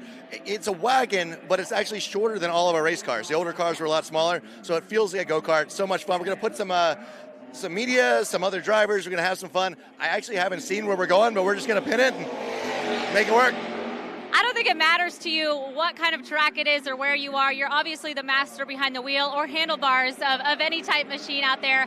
But what is it like seeing all of these different cars and kind of the history of motorsports here? You know, this is absolutely amazing. We're straight off an event from Nitro Cross last night, so I haven't seen as much of it as I've wanted to see, but just to be out here at this facility, at this event, something I've wanted to do for years, and to see Scott Speed doing so well on times and all these cars going by, it's pretty awesome. Excellent. And if you could get your hands on any type of car that you haven't done before, what do you think it would be? To be honest, this is my, everyone's like, what's your dream ride? It's right here. It's a 1983 wagon. I love it. Well, Travis Pastrana about to take out on the track here at Sonoma.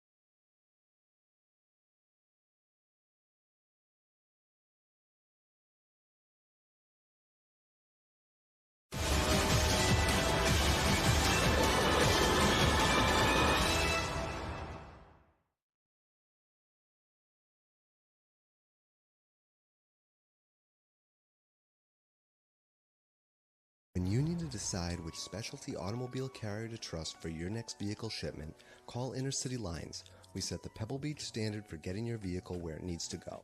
Today at the iconic Peterson Museum, our driver initiates the process by carefully inspecting the vehicle prior to loading, meticulously noting the exact condition. Enter our state-of-the-art equipment that only consists of custom-built hard-sided car haulers. From coast to coast, we eliminate any risk of damage from road debris to weather conditions by delivering peace of mind with every mile. Our driver fastens every vehicle with precision to ensure the safest and most secure transport for your vehicle's body and suspension. Floor mats and seat covers are just the beginning for the treatment your car receives in our care. Intercity Lines has spent over 40 years perfecting auto transport and knows that every vehicle is unique and requires different sets of practices and procedures for the safest transport, and that's what sets us apart. Trust the best, trust Intercity Lines.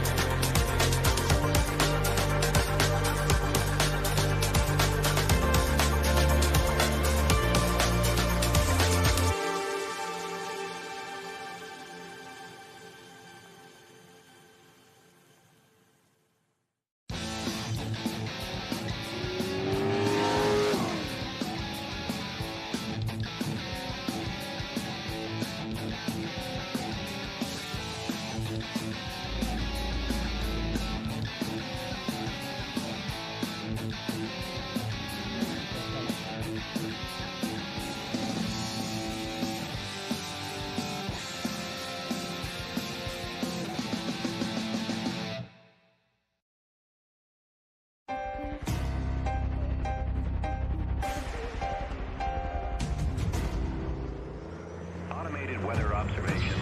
Wind 240 at 20. Peak gusts 28. Sky condition clear. Temperature 23 Celsius.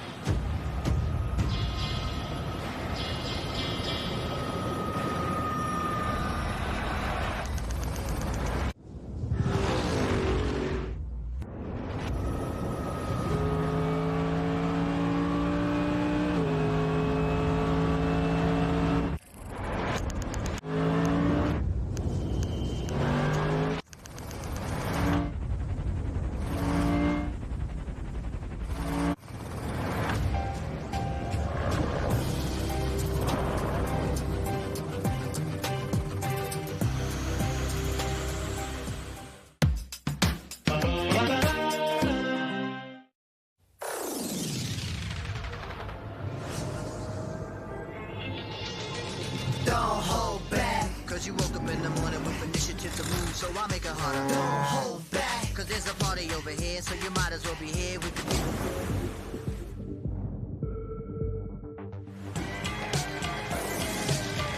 galvanize. Trajectory and balance look good. You're confirmed to go for orbit. Over.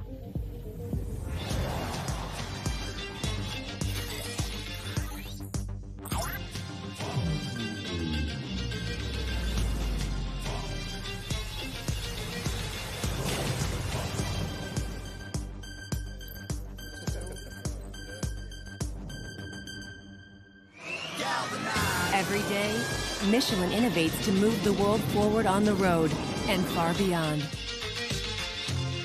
Michelin, motion for life.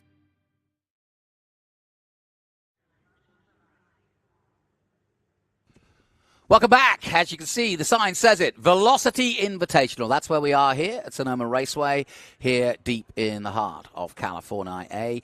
And this is the 5th running of this event, the brainchild of Jeffrey O'Neill, who we hope to have in. He's been in and out a couple of times, but is relaxing with his cigar, looking at what he created. And he is the ultimate fan of vintage racing, and he also is in the wine industry, his winery just across the road from here, and so he wanted to mix the two passions for his life together, and no better place than Sonoma, where a lot of his good friends are aboded and also have the same interest as him, and that's collecting and racing vintage cars. And so Velocity Invitational came to be some 5 years ago right here at Sonoma, and it's been going strong ever since.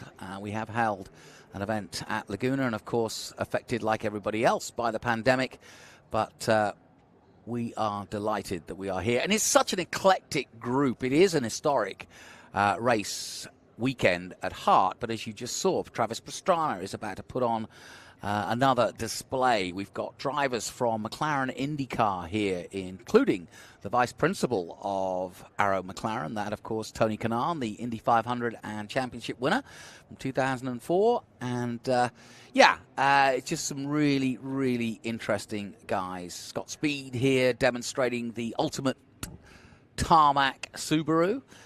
And in a moment we'll see Travis in the Huckster. And I think that's going to be a little bit of fun. And Travis now with, sadly, Ken Block no longer with us, but his Gymkhanas are the stuff of legend.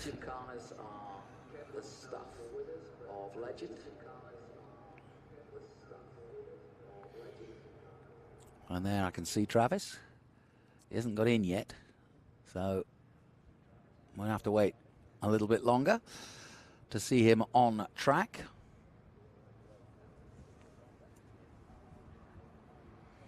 But of course, Travis Pastrana, if you don't know who he is, well, let me just explain. He is a multiple X Games gold medal winner of 7 gold medal, several different disciplines, including Supercross, motocross, freestyle motocross, rally racing, offshore powerboat racing. He also runs the nitrous circuits, which of course is another rallycross series. He's also a 4-time Rally America champion, and that is stage rally champion. And also a global rallycross championship runner. He's done the Monster Jam, he's done Monster Trucks, he's done the Race of Champions. Followed him to the Race of Champions, and of course that's an event held each and every year in December. It involves drivers from many different disciplines. And there's a race of nations and some individual racings. The likes of Schumacher, Jimmy Johnson, and Travis have all taken part in that over the years. And well worth a look if you get a chance. But Travis wasn't done. He also has done some NASCAR. He's done some NASCAR Craftsman Truck Series. And as well as Cup and Xfinity. So he's done the whole lot. In 2023, he made his debut in the Daytona 500 in a Toyota Camry for Michael Jordan and his 23 team, and finished 11th after leading a lap of the Daytona 500. So not a bad accolade.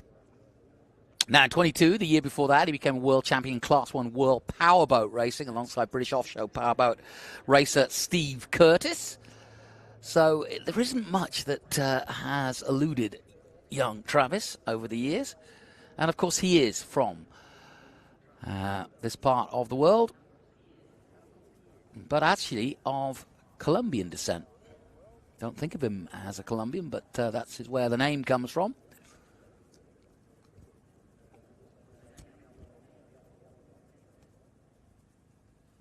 I think he was the first man to do a double back somersault on a motocross bike as well.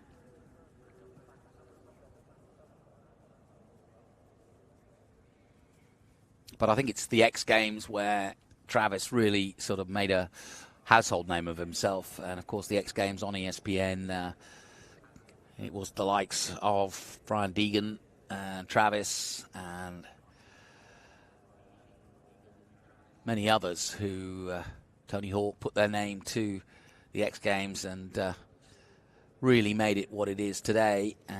Yeah, first ever motocross freestyle event winner at the X Games in '99, Travis, and scored the highest ever, 99 points.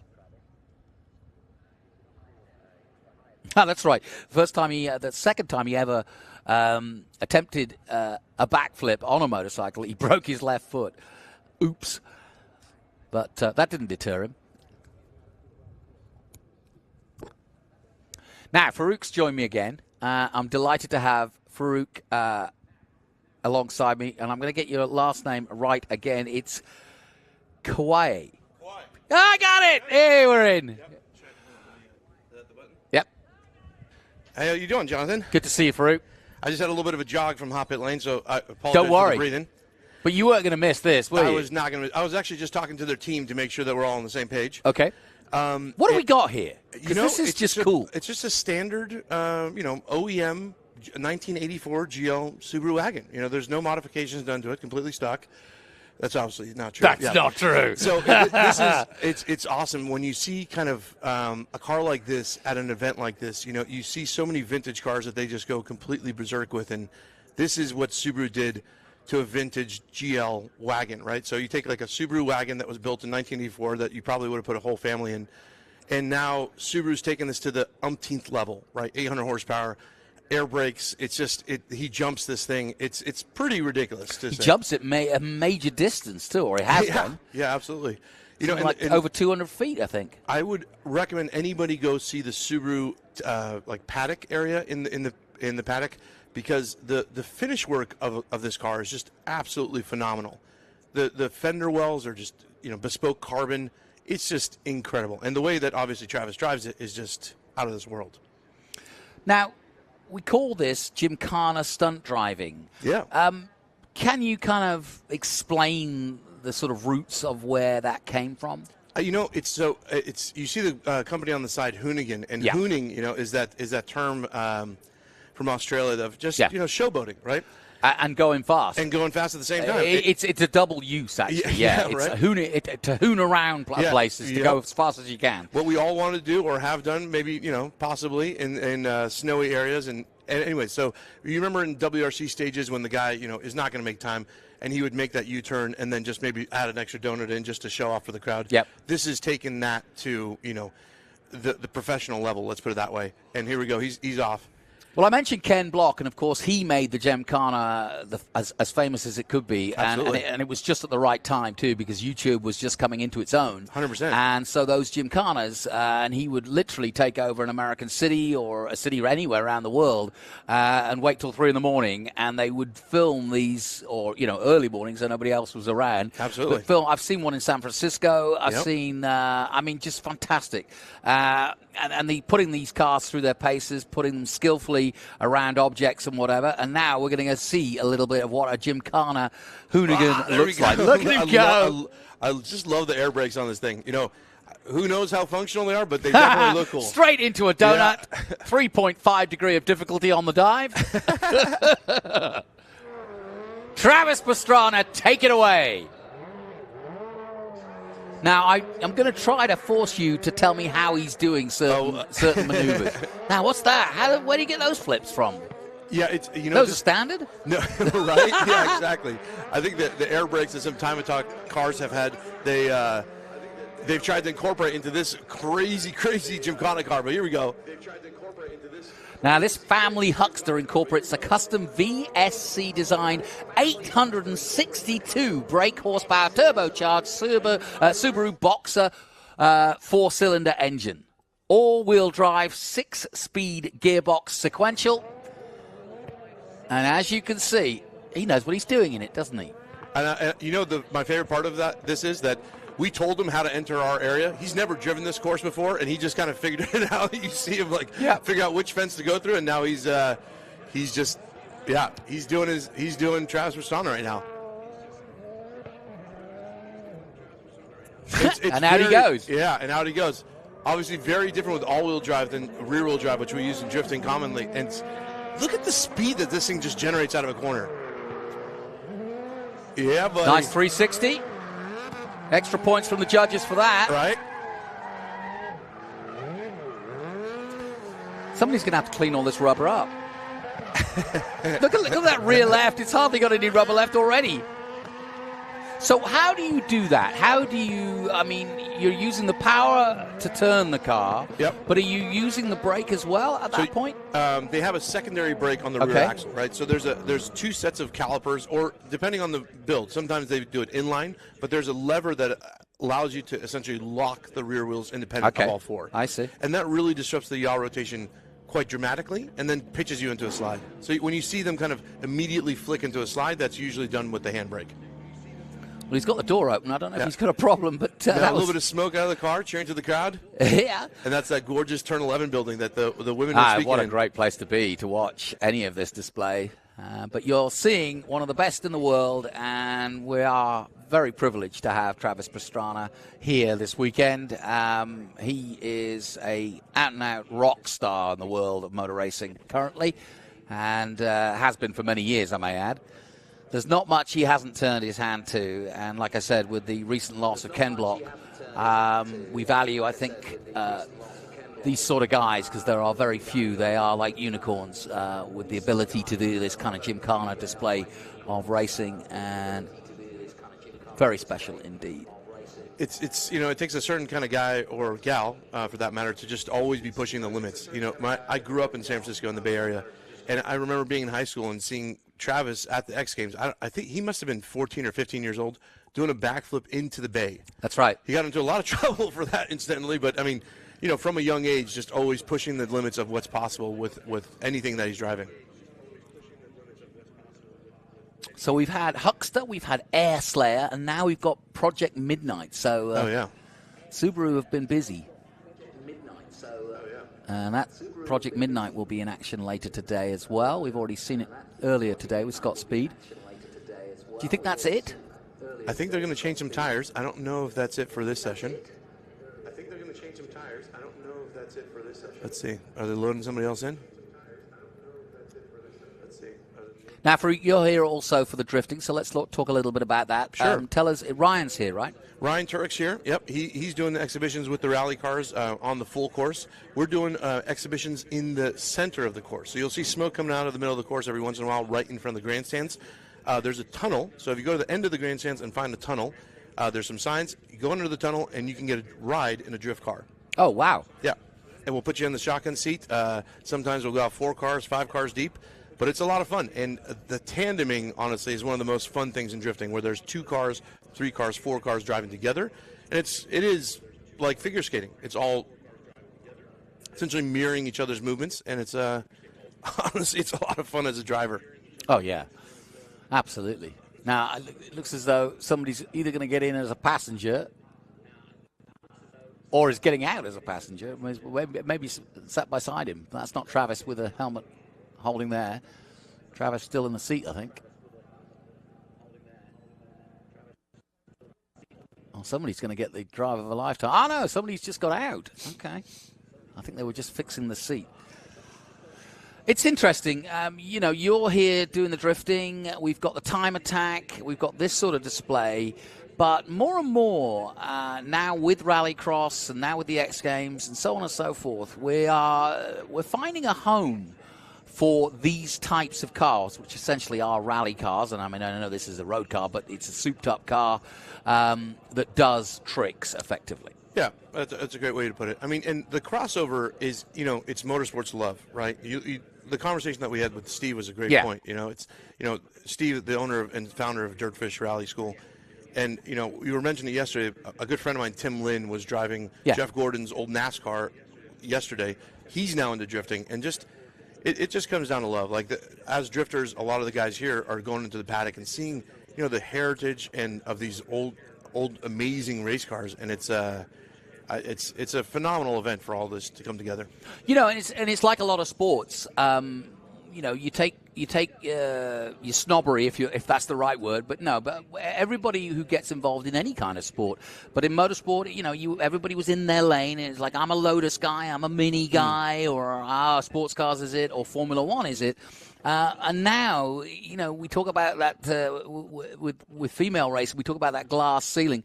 Well, rallycross and gymkhana and drifting, they're breaking that ceiling all the time, and also opening people's eyes to different forms of motorsport.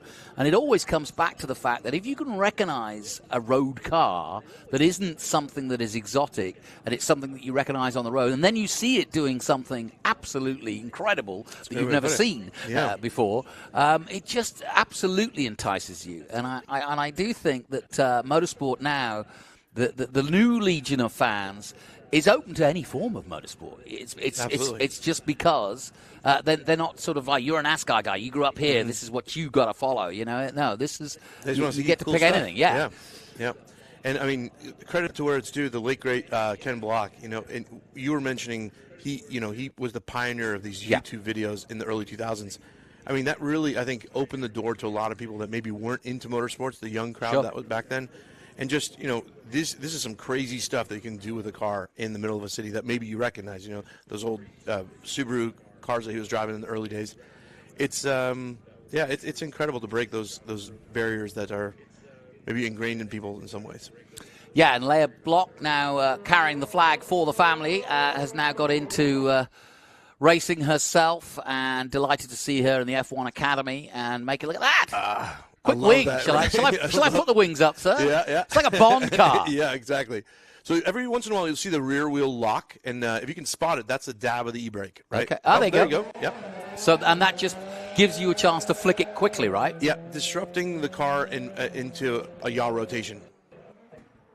Look at this. I love that look. And as soon as that wing comes out, see how it dips down at the front? And that just helps him do exactly what he just did. Yeah, just going back out into there. Look at that. Yeah. That's not a wide fence. That is no mean feat, folks. This is not something you could just think, oh, I'll try that. No, don't.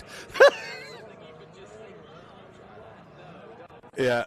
Kudos to Sonoma Raceway for just really giving us this a playground. You know what I mean? Like, you see the NHRA drag strip in the middle of this bespoke kind of drifting course that we created for this weekend? Yeah, it's right there. So the Huckster at the very capable hands of the mighty Travis Pastrana. Wings out, slip it through, miss the crane, don't touch the wheel, don't touch the sides. This is Gymkhana, folks. Oh, around we go. Yeah. And you can hear him just fettling the throttle, can't you? Yep. Now, how do you keep that front left so tight in there like that? I mean, it's just understanding the balance of the slide, right? It just takes time. There's no real trick to it rather than seat time. And a great way to get that seat time is actually through sim racing, which has become really popular. You know, sim drifting, is extremely difficult, but it's one of those things. We've been doing it over in our area all weekend. It's funny because when you do sim drifting, you really have to drive with technique, not your butt, right? Right. So normally, most drivers... You feel it when you're out there, most of the time when the car is sideways, you can feel it, but... you can feel the forces of the car. The G's, the G-force. And in a sim rig, you cannot. Can't do that, You really have to focus on what you're supposed to be doing. It's all at that technique. Time. Yeah, all technique. And remembering that in the heat of the moment. But obviously there's no consequences in sim drifting, so it's just hours and hours of fun. Yeah. I want to grow up. When I grow up, I want to be Travis Pastrana. I concur. That's a pretty... I'm going to get some T-shirts made of that. Yeah, when I grow up, I want to be Travis Pastrana. That's pretty good. What a cool-looking car, though, huh? Brilliant. 84 GL wagon. That's Subaru, lovely, you guys have done it again. Yeah. Well, I think that's pretty much it for Travis's display here. I'm sure he'll be out again if we give him half a sniff. Right. But I think you'd all agree that was some pretty skillful display there in what's known familiarly as the family Huckster. Yep, just custom hucking it in. VSC designed 862 brake horsepower Subaru. Lovely. Is that what it is? 862? Yeah. Wow.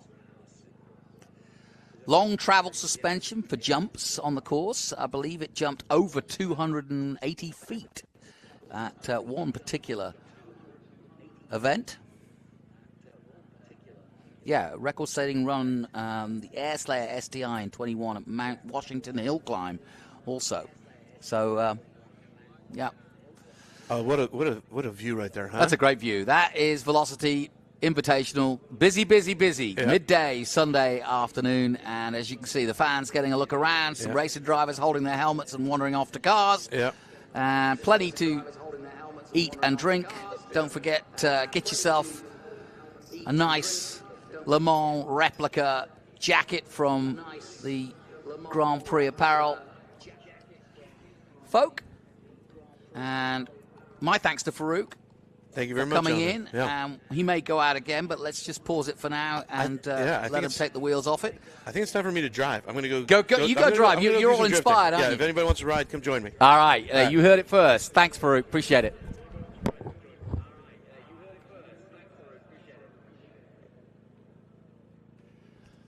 And while they prepare the car, and I'm not sure if it's going out again, we'll take a short break here and we'll pay some bills, take some sponsors, but join us after this.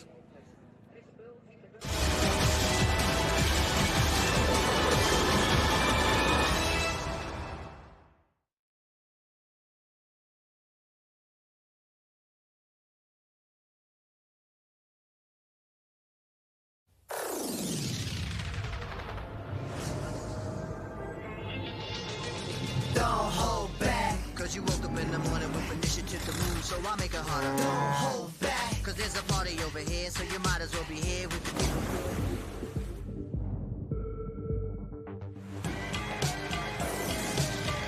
galvanize.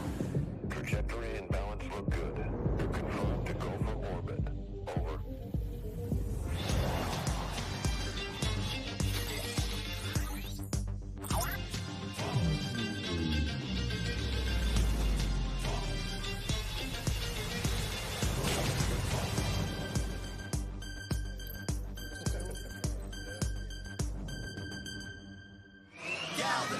Every day, Michelin innovates to move the world forward on the road and far beyond. Michelin, motion for life.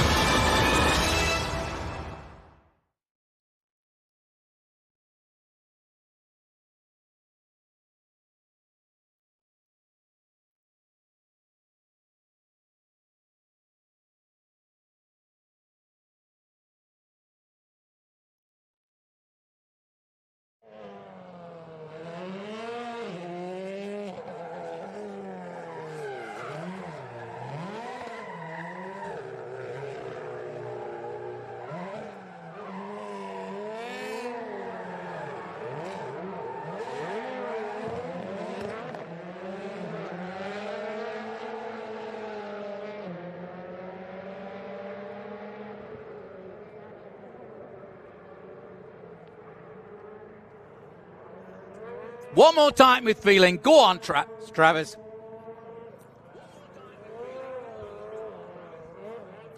So he's got a new set of boots on because you need kind of tyres every lap the way he's going through them.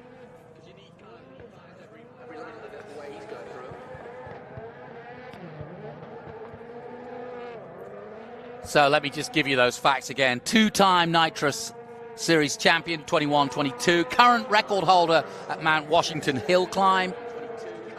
Nitrocross Series co-founder and track designer, and the most successful freestyle motocross athlete in the history of motocross. And of course, a star of Gymkhana 2020-2022. And 87 million YouTube views for his Gymkhana. So if you like what you see, get on YouTube, look up The Huckster, or look up Gymkhana, look up Travis Pastrana, look up Ken Block, and there you will find some intriguing videos where they do this sort of thing around cities like London and San Francisco and Tokyo. Travis describing rallying and Gymkhana as motocross with a roll cage, and so that's why he loves it. But we'll take another break from Sonoma, but another fantastic display by Travis. Well done. Thank you for a great bit of entertainment. We'll be right back.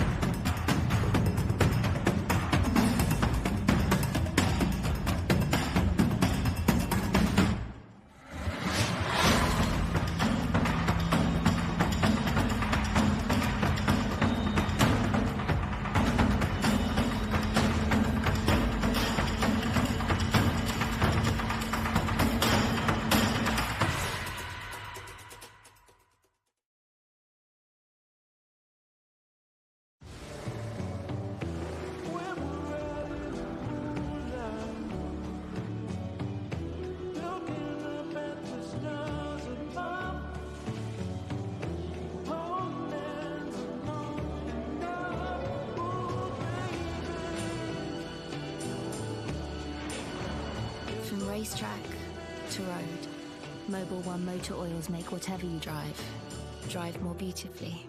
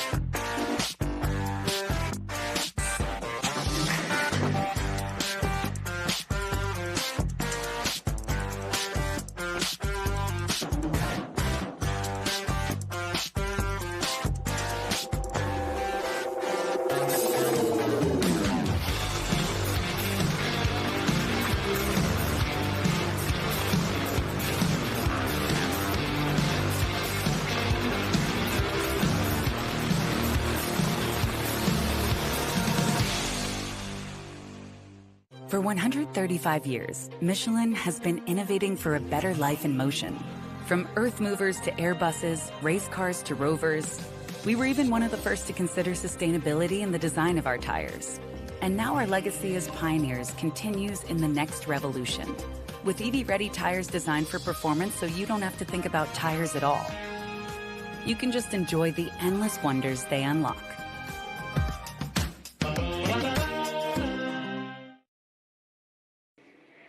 I found one of the papaya guys, Nolan Siegel, a 19-year-old driver, IndyCar. Not only that, I've heard you won the 24-hour recently, but right now you're about to step behind the wheel of something a little bit different. Yes, very excited to be driving a Group B rally car today, which is totally different from anything that I've driven before. But Dirtfish was gracious enough to let me go out and rip one of them around. So really excited about it, and yeah, it's going to be a blast. And you got your hands on a different car yesterday, too, with McLaren. Tell me a little bit about that. I did. I drove a McLaren Indy car from 1978. It finished third in the Indianapolis 500 in 81.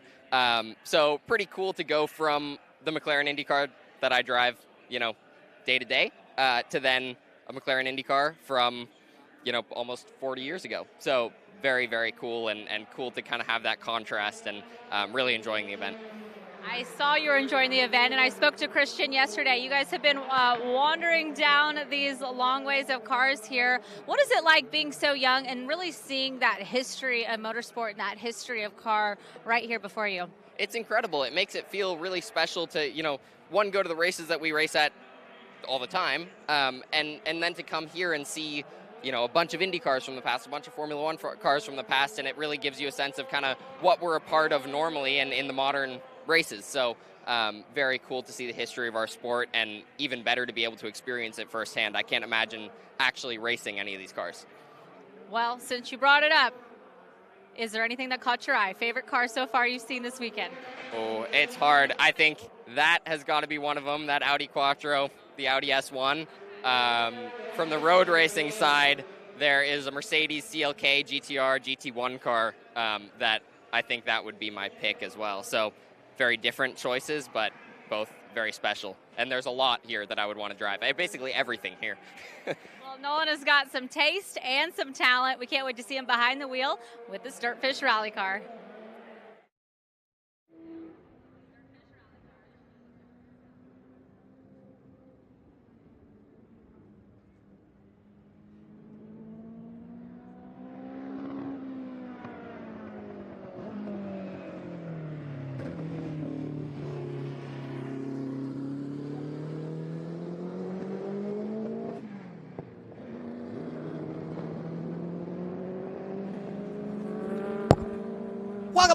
Welcome back to Velocity Invitational.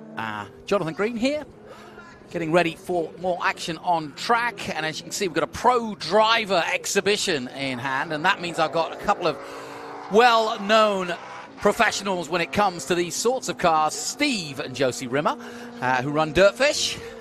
Father founded it, and daughter doing the job of running it well. So, welcome. Before we start, I want to talk about what you've just been involved in, which is the Women in Motorsports Summit, Josie. Really important, something I'm very interested in. You've got Michelle Abate, Pippa Mann, two girls I've known who've raced IndyCar, Trans Am, you name it. But you've had many more over the last couple of years. But this is kind of your baby, isn't it?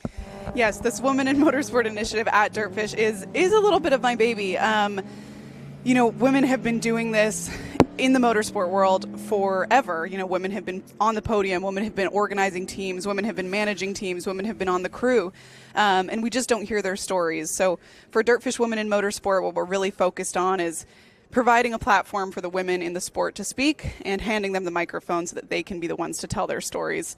We're lucky enough that Velocity and Mobile One really believe in this initiative, and they yesterday and today provided us with a platform on which to speak at Velocity. So today I was joined by Pippa Mann, Michelle Abadi, Sabra Cook, and the incredible Brittany Kinch, who is one of the folks who makes this whole event possible. They just joined me at the Turn 11 Club to have a conversation about their stories and, which aspects of motorsport really keep them tuned in. These athletes are entirely committed to the sport. They're raising their own fundraising. They're marketing for themselves, all of it. So they're powerhouses, and I'm really lucky to have been joined by them here. Steve, what have we got out here? That looks like the Peugeot that you were talking about. I think I mentioned to you earlier that we took the Peugeot out of the earlier run, and we thought we were just going to run the Peugeot in this Pro Series and put a Frenchman in a French car, and Romain Grosjean was interested in driving it, and I'm enjoying watching him going around the track there. Now, you were saying to me earlier, so we put it right. So this is Romain Grosjean, current Juncos IndyCar driver, and getting his hand down. I see that, getting a little bit of swirly going on. But he's also an obviously, Renault Lotus and Haas Formula One driver that was, of course, involved in that massive crash at the end of his Formula One career. Now an IndyCar driver, and he did an amazing job of getting through that because it was a really nasty accident. But now very much on the American scene. He's also on the world endurance scene, racing at Le Mans this year. But he has done a hill climb. Yeah, he did a hill climb in the Delta S4, which was out of, not this specific one that we've had on the track this weekend, but in a Delta S4. But putting him in the Peugeot seemed to be a great alignment. And of course, Romain is now based in Miami, so we're hoping to see him up in Dirtfish. We're the opposite diagonal part of the country, but there's this strange interaction. Romain was the mentor to a friend of ours, Benjamin Pedersen, who was an IndyCar driver. Yeah. And for the last decade, Romain has mentored Benjamin. Benjamin is not racing Indy this year, but our kids both went to school with Benjamin. That's and funny. So from the age of about 10, they've known him. And Dirtfish threw a little bit of support behind Benjamin to help him get along the way. You'll have seen the Dirtfish logo on Benjamin's Indy cars and Indy Lights cars. And I think that just proves the strength of what rally can do. Benjamin valued the different aspects of motor racing and car control that actually can come with the rally scene. And I think if you asked him, he would say it served him well even in IndyCar. Yeah, and there's nobody, I don't think anybody would disagree that learning on dirt and learning how the, what should we say, that the intricacies of the metal parts of the race car, because you really understand them more on dirt, because you get a sort of a different kind of feedback than you would on asphalt. And I think there's a lot to be learned. I think that speaks for two wheels as well as four wheels. A chance to learn the dirt and learn what you can do makes you a much better racer. And what I didn't realize is in the 037 is Nolan Siegel, who's an Indy as well, IndyCar driver. 19 years old. Yeah, but what I didn't realize is quite a while ago he came to Dirtfish and got in a car. Did he? Yeah, I won't say at what age because I'm not sure that we would want our insurers to know what age. But it doesn't matter. It's your private land. and I guess our instructors saw a lot of talent there as well, which everybody else has seen there. But it's interesting that he was interested not only then in rally, but now he was very enthusiastic to get in one of the Group B cars. So glad to have him there and support that as well. Josie, Steve, I've got to ask you, Josie, I'm being, a woman in motorsport, I can understand not just your frustration, but your need to want to not only give back because you learn how to race yourself, but also an opportunity, Steve. It's been missed. I mean, the marketing alone of women's products in motorsport it has been missed for years. It has, and as Josie said earlier, it's all aspects of the sport. There's a fabulous team here that puts on this event, which Brittany and others there, it's women powered. Powered is this event, and all respect to Jeff for putting it on and everybody else who does it, but there's a lot of women's support there. But, it's what we'd say, you put a helmet on, it doesn't matter who's under the helmet. It's talent, it's, it's enjoyment, it's success, and it's one sport that is not a big differentiator from a physical perspective or anything else, and I think that's what we're trying to promote, and diversity within the sport. And certainly in rally, if you look at success in rally, you look back to the 1980s, we've been very lucky to have Michelle Mouton come to a couple of our Women in Motorsport events, and Michelle, is very well known and respected, obviously, in rally and motorsport circles, and she's the what is she, Josie, these days for World Rally? She's been the FIA safety delegate. I saw her in New Zealand, for several years now for the WRC. She's handing over that position now in a well-deserved very semi-retirement. But as Steve mentioned, as Dad mentioned, we've been really lucky to have her out to Dirtfish twice. She joined us for our Women in Motorsport Summit in 2023, and she said to me at the end of the event, we were driving to the post-celebration cheers session, and she said, I had no idea that I have had this impact on people. And that's shocking to me. How could she not know what kind of impact she's modest. had? I mean, you're in your own world. And, exactly. And also, I think as a woman in that world, Lynn St. James herself, Michelle Mouton, you're just working hard to make it, to do the job as well as you can. You've almost got to do it better. And you have to have the tunnel vision because there's no other. I mean, you hear the stories of Michelle Mouton and Hanu Mikkola at the finish line, and they won't even talk to each other, right? Like, she has to have this laser focus to even get to the same place as her competition, and then when surpassing them, it's a whole different ballgame. Well, as you can see, we've got Indy cars, Formula One cars, you name it out there. I can't tell you who's driving it because yesterday I think Tony Kanaan was at the wheel. But right now, who knows? But I can tell you who's here. Christian Lundgaard is here. Tony Kanaan is here. He's been in a Trans Am car. He got a third place in Jeffrey O'Neill's car yesterday. Nolan Siegel, who you mentioned, the 19-year-old Aaron McLaren driver, and also from California, I may add, is here. And Scott Speed, obviously, we saw in action. Got a bit of news for you, and I know you know this, but you may not know this part. We talk about how the world is changing for women in motorsport, and I was at Miami doing F1 Academy, the all-female single-seater series, which Leah Block has been part of. But Chloe Chambers just announced this weekend that she is getting the full backing of Red Bull and Ford for her Academy participation. And just across the way, or down the road in VIR, Kaylee Bryson is literally on the cusp of winning SGT and Trans Am. So incredible. Michelle Abate, I'm sure, will celebrate that with her a little bit because that's been a great story. Absolutely. So we've got some really good stories.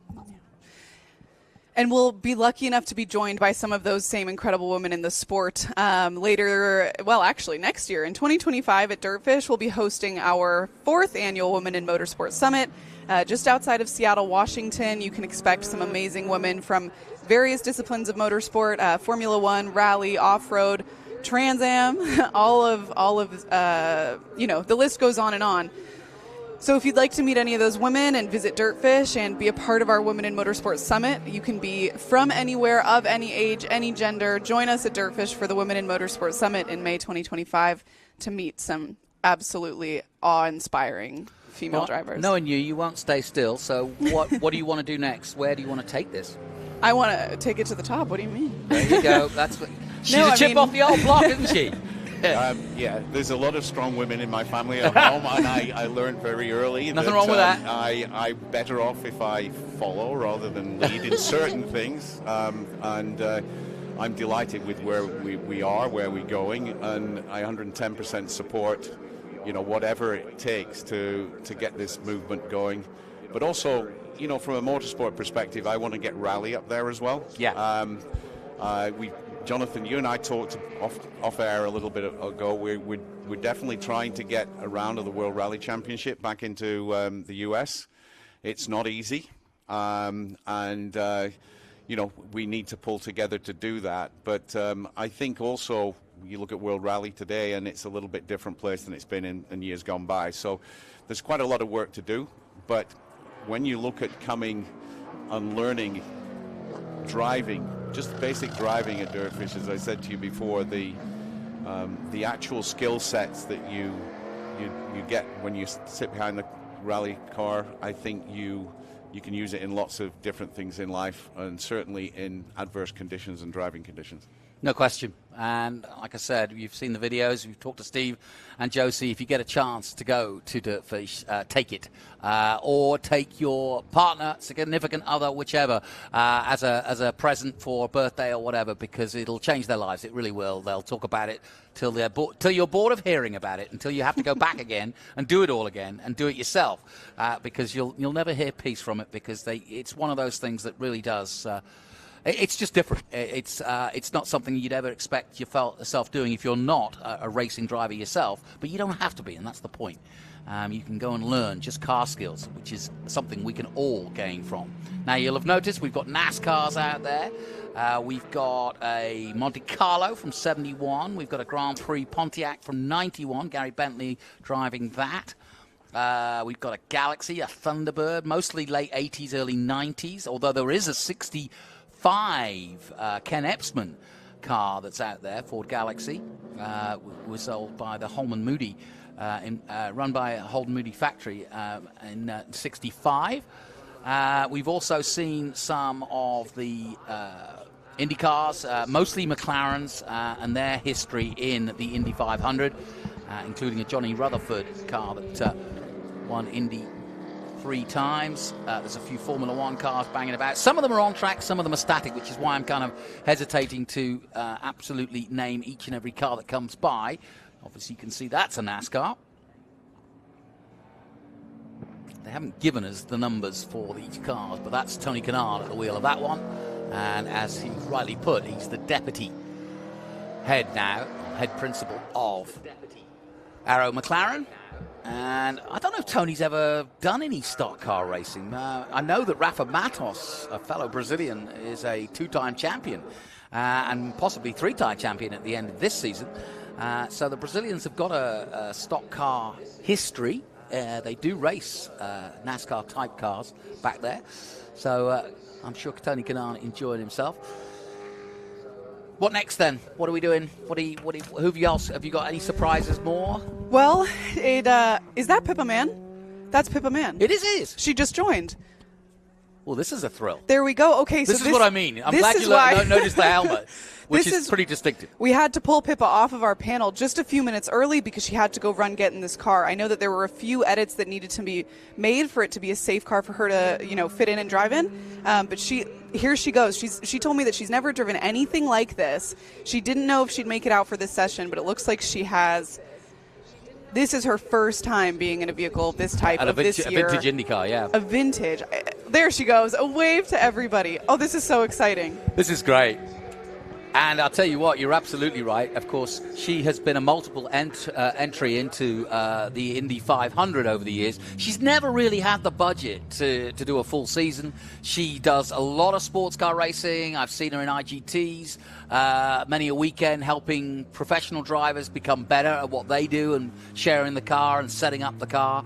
But I remember, you'll laugh at this, I remember her as an 18-year-old in Formula Renault. And she was the only female competitor.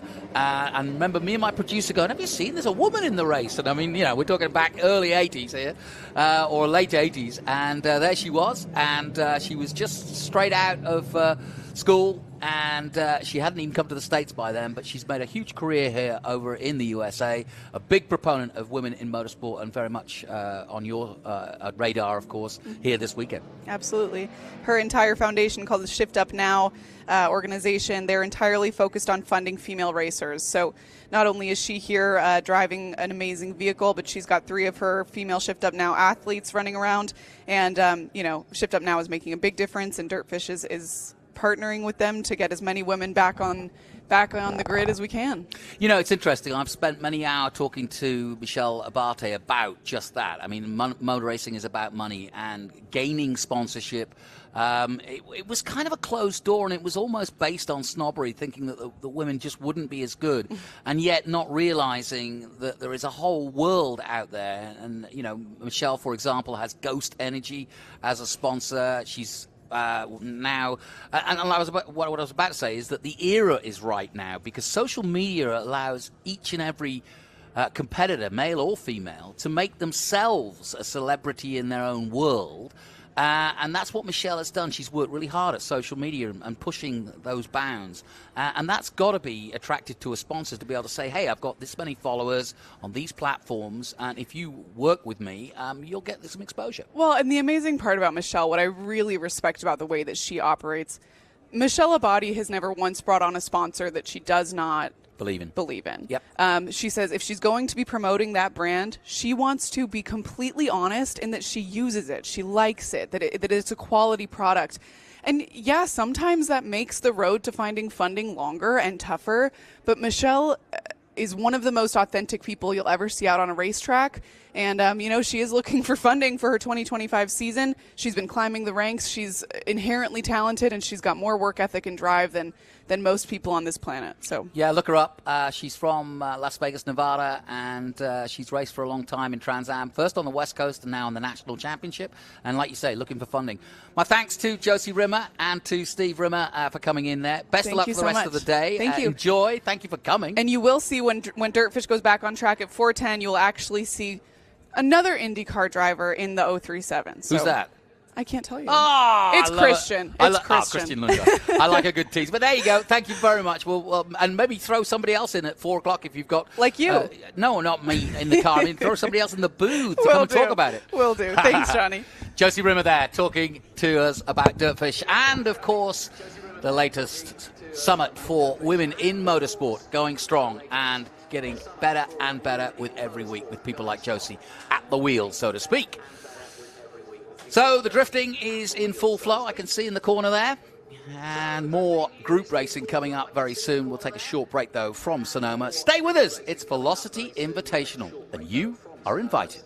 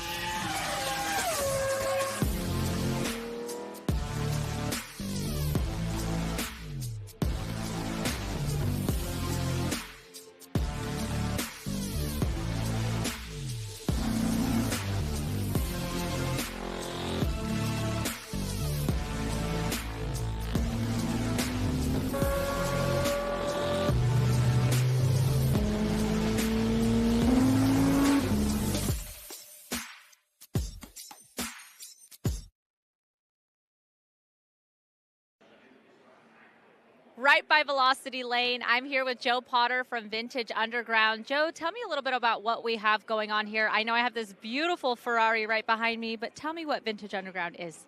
We're located up in Eugene, Oregon, and really what we are is a collection of skills. We put this shop together with the intent of, under one roof, all the skills that it takes to do this.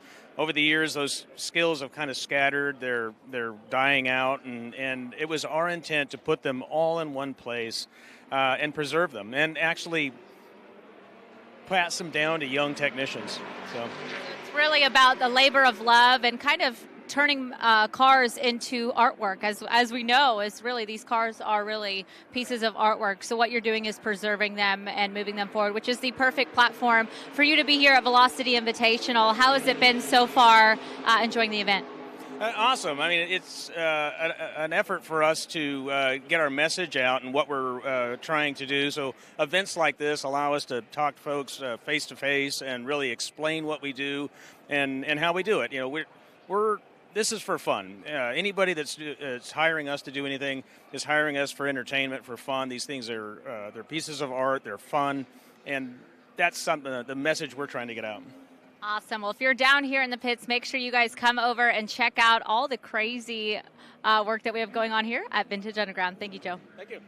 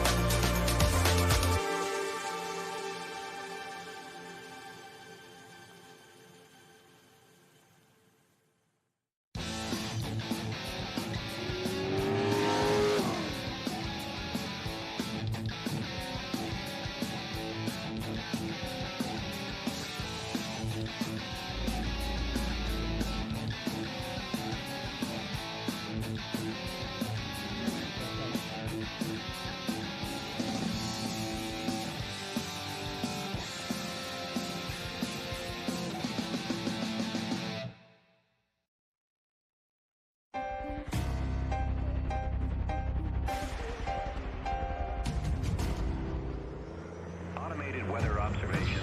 Wind 240 at 20. Peak gusts 28. Sky condition clear. Temperature 23 Celsius.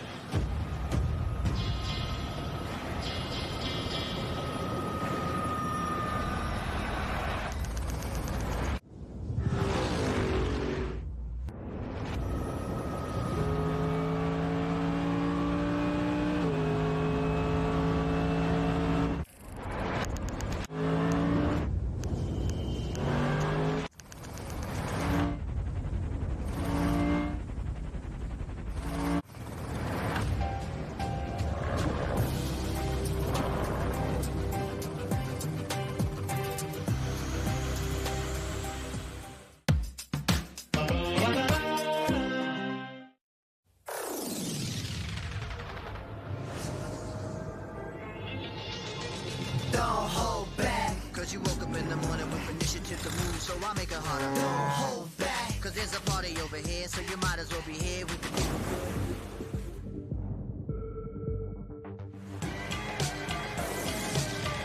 galvanized. Trajectory and balance look good. You're confirmed to go for orbit. Over.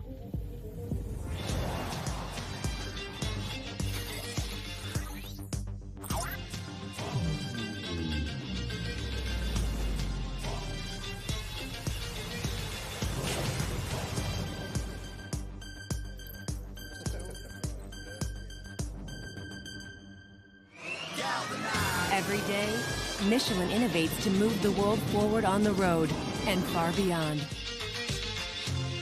Michelin, motion for life.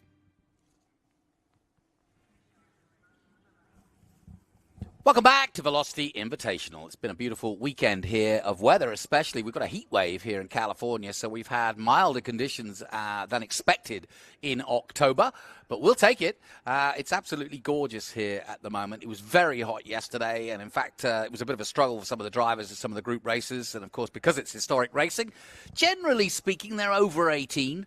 A little bit older than that, so yeah, not as fit as perhaps they used to be, and so there was definitely a lot of tired heads yesterday, and I'm sure by the end of this afternoon it will be the same. Now, we've got a bit of a lull in our group racing, but if you've ever heard the expression, back by popular demand, that is what is happening right now, because Travis Pastrana is back. He's certainly in the pits, and he's just done a quick run. I think he's got back in the pits now to change tyres. But he has taken that 1983 Subaru GL Family Huckster, prepared by Vermont Sports Car. I misspoke before. Thank you, Vermont.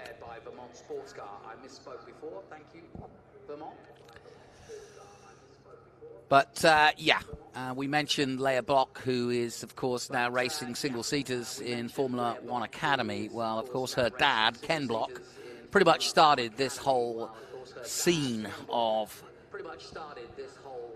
Gymkhana and this type of coverage, and what we call Gymkhana stunt driving franchise, and it's left its mark for sure. Just consider 500 million views on YouTube. And that's just getting started. And that began in, 2008? And, of course, Ken Block ripped through the likes of San Francisco. In fact, if you really want to see a great example of what I'm talking about, go on YouTube, look up Ken Block around the streets, Gymkhana around the streets of San Francisco, and it will blow your mind, quite frankly. And he goes to Sweden, he goes to Tokyo, he goes all over. And then sadly, Ken has now passed away, but he handed the reins over to his long friend and rival Travis Pastrana, who is out here today. That was back in 2020. And now we're on the 11th installment of the franchise, and the first to feature the 2009 Gymkhana 2, which was viewed by 65 million hits at its launch. Now, this Vermont Sports Car, and don't forget there's an autograph session coming up at 1:15. So that's another thing to remind you if you are at the event. We do have about an hour's time, or just under an hour's time now, 1:15 autograph sessions where you'll see the likes of the top professionals here, including Travis. But we've got several IndyCar drivers. And don't forget, you can buy official Velocity merch, some great hats, some great T-shirts, bags, you name it. I bought a poster, so you don't have to go all in. The posters I've got framed on my wall from the first one, and now I'll have the fifth. And I've mentioned before, don't forget to buy your tickets as well for next year. That's the big news story from last night, if you weren't with us. The 6th to the 8th of June is going to be the 2025 date of this event. And if you are smart enough to go down to the ticket office, you'll get a good discount, I would have thought, if you buy them here at the event today, ahead for next year. Perfect time to do it, June. And so that'll be the 6th edition of Velocity Invitational. So definitely get down, get yourself a ticket, get ahead of the game, and why wouldn't you want to come back? And I'll bet you there'll be some big surprises next year. That's the beauty of what Jeff O'Neill and his team have done, is that they're so keen on making this a success that you just don't know who might show up. Anyway, here we go. Pastrana in his Gymkhana car, in the outrageous carbon fiber bodied wagon style of a 1983 Subaru GL. But beneath the bodywork is a tubular frame, and it all came together from what they learned at winning the Washington Hill Climb in 2020 with the Air Slayer STI, and it now shares the same 862 brake horsepower under the hood, so no mean feat. Turbocharged Subaru Boxer 4-cylinder engine and disconnecting rear axle. Family Huckster incorporates active aerodynamics for the fenders and rear wing that are unlike any Gymkhana car or rally car, I may add. So yeah, he can just push those wings up and down anytime he likes. And of course it changes the balance of the car, changes the yaw, and it helps him get through nice little tight spots like that. You know, I'm casually talking about this as though this is just a normal drive, but it is for Travis Pastrana. But when you look at the accuracy with which he is driving, It's insane.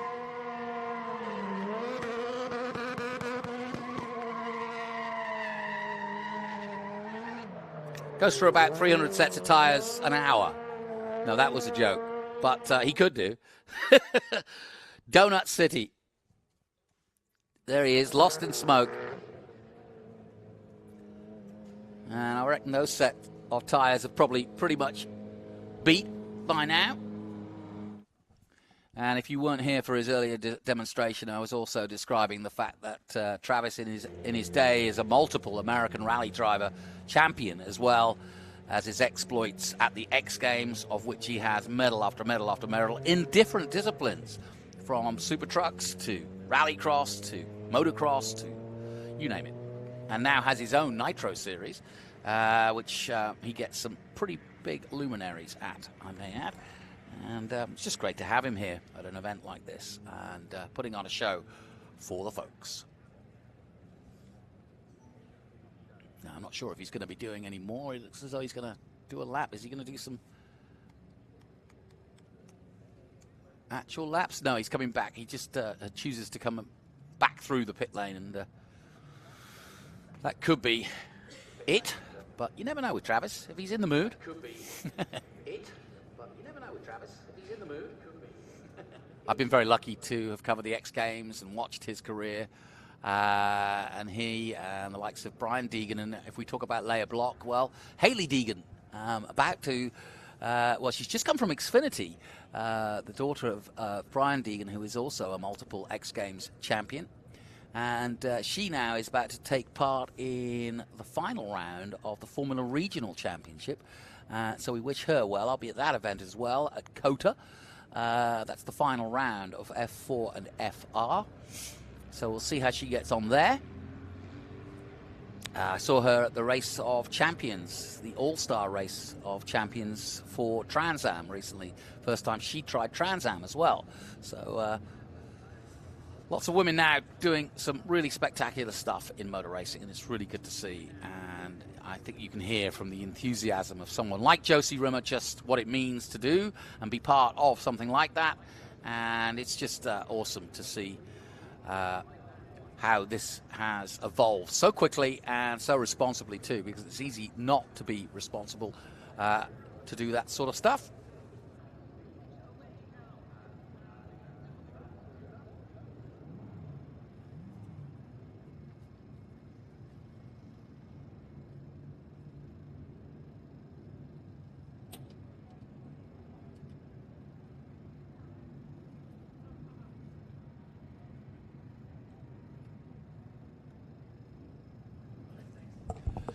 Well, as you can see, they are having a word, having a chat. They're not doing much to the car, so it must be just a quick turnaround or a quick chat, see how it's going. Or maybe he's not perfectly comfortable in the car, but either way. And, of course, I'm sure that it's festooned with GoPros and cameras and all sorts, getting every angle covered. And I'm sure they will be putting out their own YouTube video of what they do here at Sonoma. And so that'll be worth a watch, especially the onboards, because you can actually see when you're on board just exactly what he's doing to affect the car and how he goes about his office business, so to speak, because that cockpit is his office.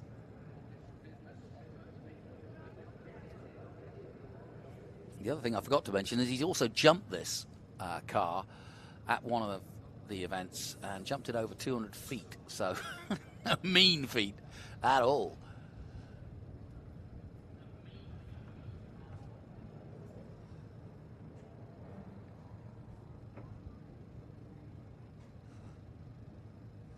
And an old rival of his, Scott Speed, they've done lots of rallycross together, is also here, and he too is driving a Subaru, but a very different one.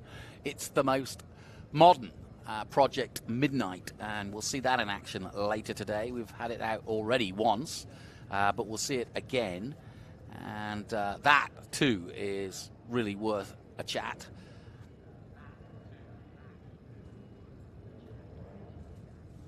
Yeah, and just to reiterate, two-time Nitro Cross Series champion, a series which he invented, mind you, in 21 and 22. He's the current record holder of a Mount Washington hill climb.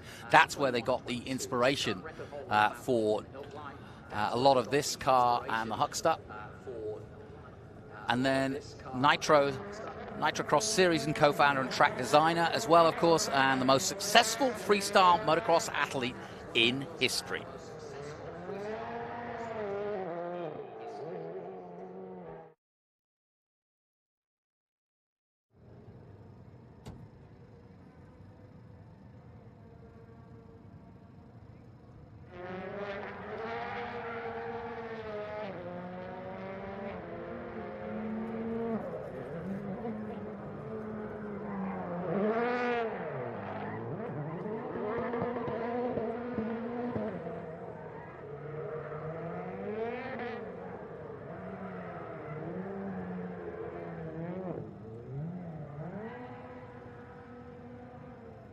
Right up, cowboy.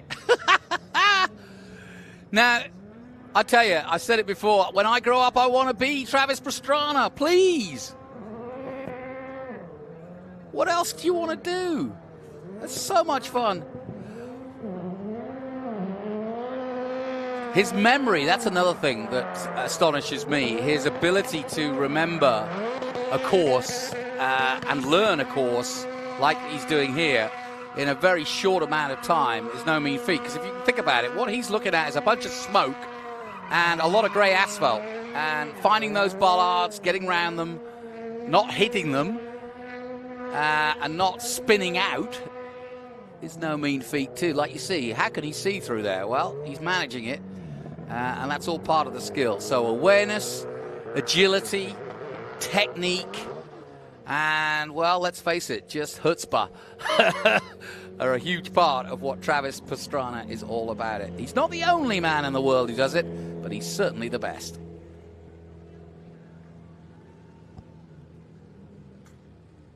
Putting on a show for Turn 11. And that's where the drivers' lounge is. It's also where the summits are being held.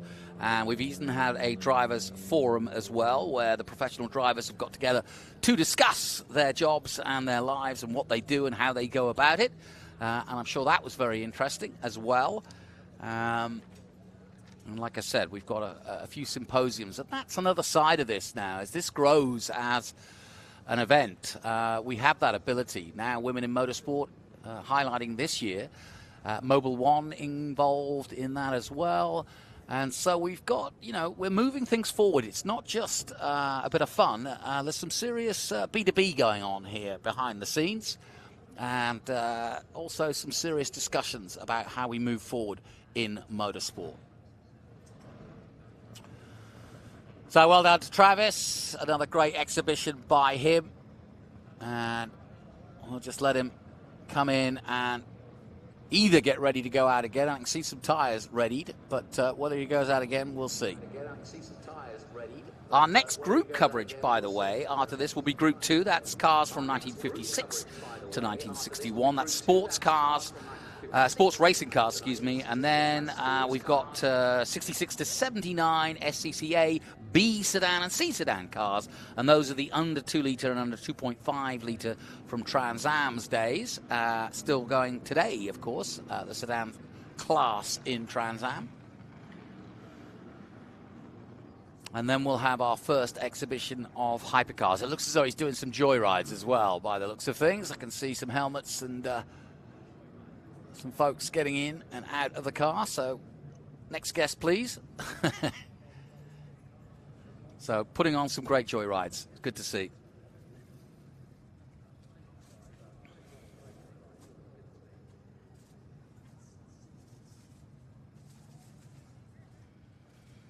Of course, Travis in real rally, stage rally, has had a huge fight, if you will, with the likes of David Higgins as a teammate, and they have raced hard and against each other in American rally to much success. Travis, a multiple American champion with Subaru,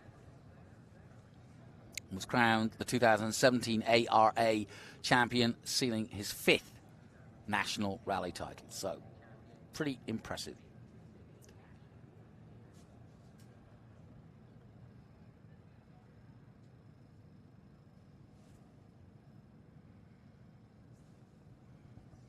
Yeah, another side of what Travis does, and you wonder how he goes about it. Well, he's able to remember these complex sequences, and that's a part of the game for him.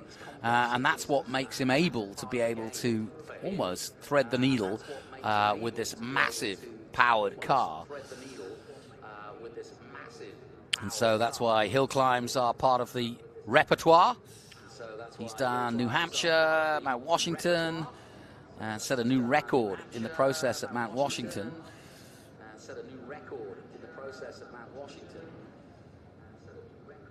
On Pikes Peak, of course.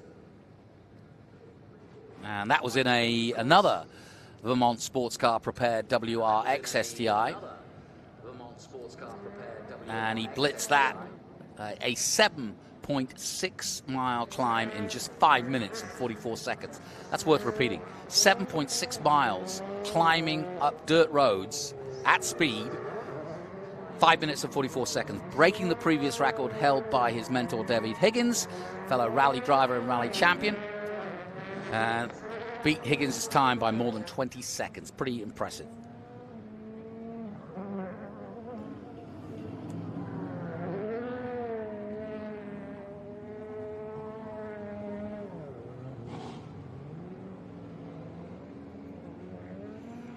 Yeah, he won the first gold medal for rally cars at the X Games, and I think it was almost a trial when they first brought rally into the X Games, because it seemed a little bit, slightly different for the X Games, which is obviously known for its skateboarding and BMX racing and so on and so forth. So motocross, supercross, but why not? And so in they came, and it was an absolute success right from the get-go. And Travis has been a long-time supporter and promoter of X Games coverage. And here he goes again.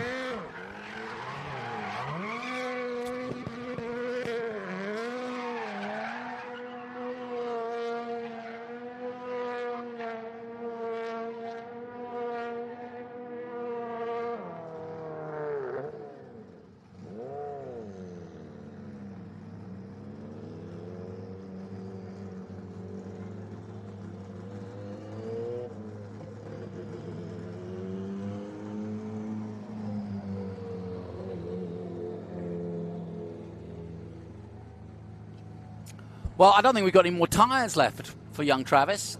He's got to gone through a bunch of Yokohamas.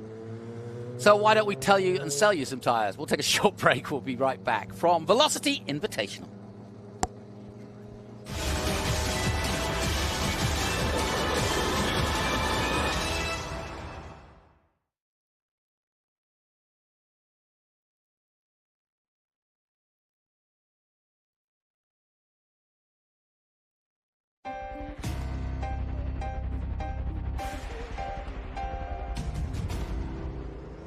Automated weather observation.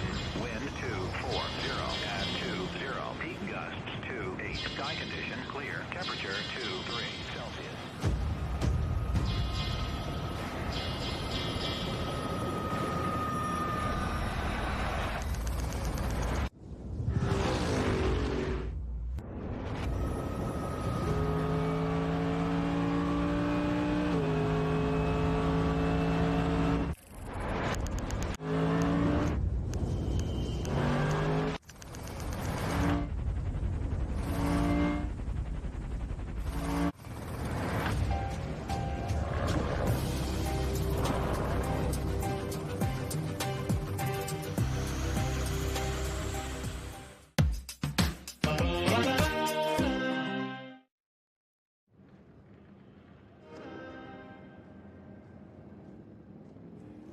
Welcome back to Velocity Invitational. We are getting ready for our next group action, and as you can see in the distance there, cars starting to pre-grid, coming out of the pre-grid, and they will line up at pit exit or head straight out, depending on whether the track is ready. But we are ready, and here in the booth, I'm joined by another father and son team, and that is Jeff and Ben Weishart, and welcome, gentlemen. We're going to talk about Group 2. What do you love about it, and what do you race at the moment, you guys?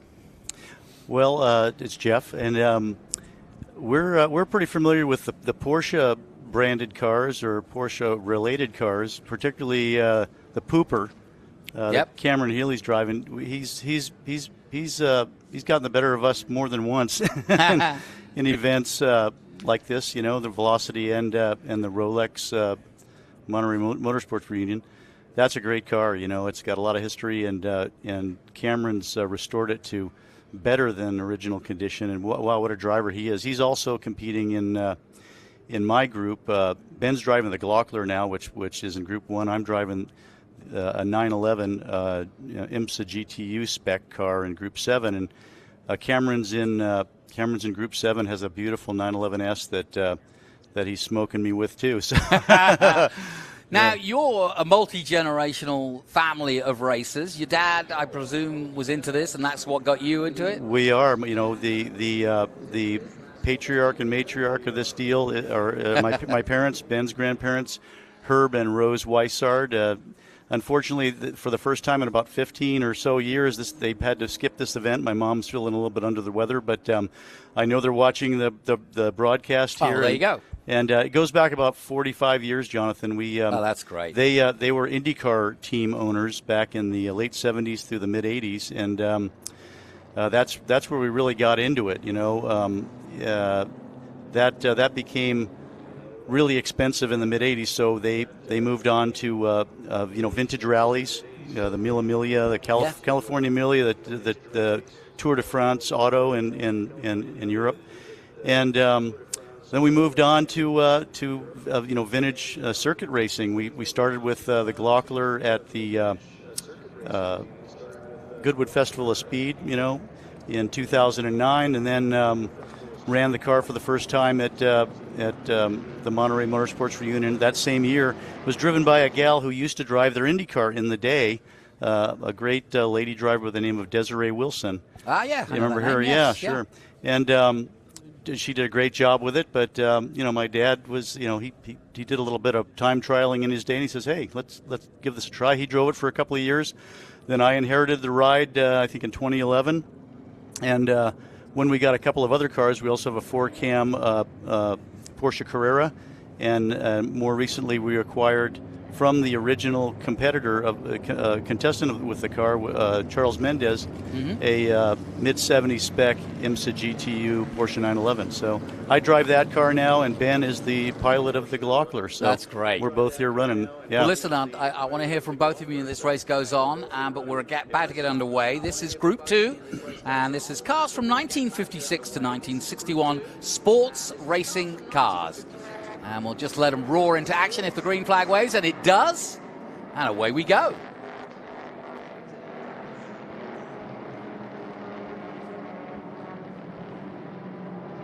Up the hill for the first time, a full field of cars from, I would have said, a classic era for both California racing. This is when really things started to heat up. Laguna Seca was just about to be finished. We'd have established a lot of European imports over here. People were getting into motor racing post-war. Americans were putting specials out, working in their garages when they couldn't afford to own a Ferrari or whatever. So tinkering away, making their own cars. And so we've got quite a combination here. We've got things like a Monsterati special. We'll talk about that. You've got Reho Mark 6s. You've got actual Maseratis, Lolas, Devon SS. That's another car that we had Bert Skidmore who prepares that in earlier. And we're looking at the 84 of Greg Meyer at the wheel. And the 84, of course, a Sadler Mark IV. Don't know what you know about those particular cars, but that's a beautiful car. From 1959.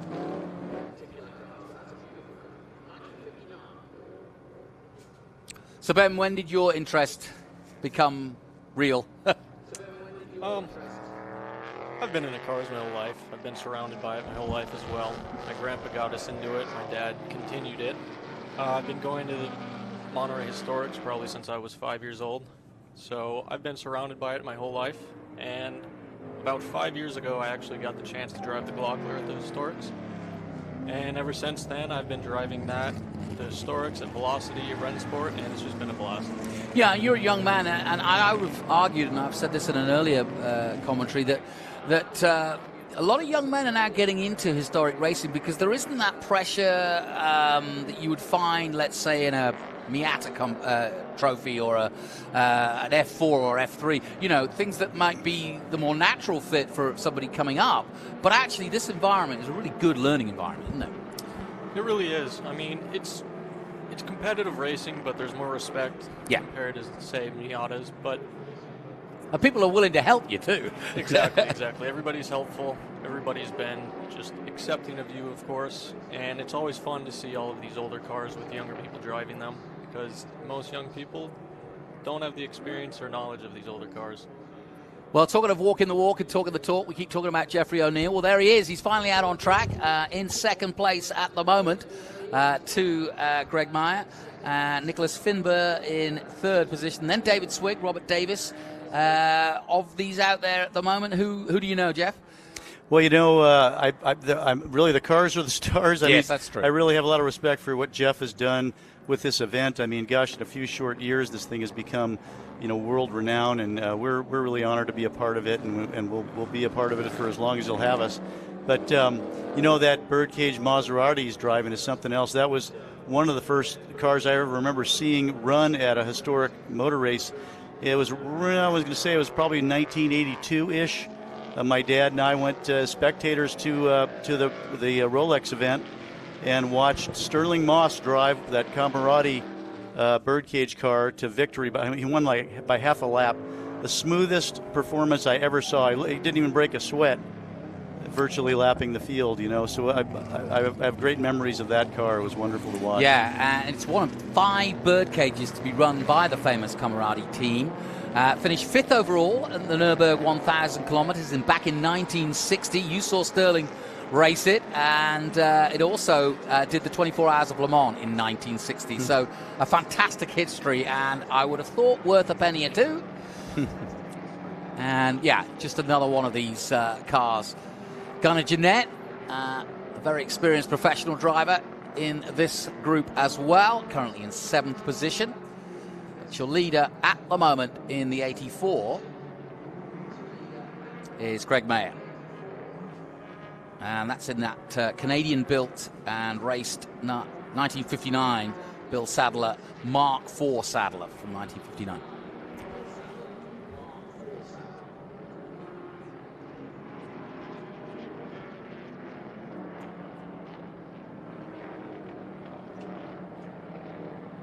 And just want to make a quick announcement. Attention to the Price family dealerships employees. Time to head up to the Redwood Terrace for the awards ceremony with Nick Price. We start at 1:30 sharp. So please, if you are an employee of the Price family dealerships, please head up. Prize giving is on right now, and it's at the Redwood Terrace. Head up there now. Well, we've got some good action on track, folks. You guys have been out there. Tell me what you're seeing. Well, that Gunnar Jeanette is something else. I mean, what a life he's got driving the collection of the Revs Institute, the Miles Collier collection. Wow, those things are the cream of the crop. I mean, prepared to perfection, and he's really a great driver. Ben and I have both raced against him in different classes, and he's a pro. You know, he's quick, but you know, he's conservative enough not to damage the car, but quick enough to be. Really showcase the speed of these things. Yeah, exactly. I've watched him race around the world, and I've seen him race, Ford GTs, Porsches, you name it. He can he's one of those guys that you can throw anything at, right? Fantastic driver. Yeah, we're most familiar with Porsches, so that's where we're used to seeing him in. And he drove a 9083 at Rennsport, not the last time, but I want to say 2018.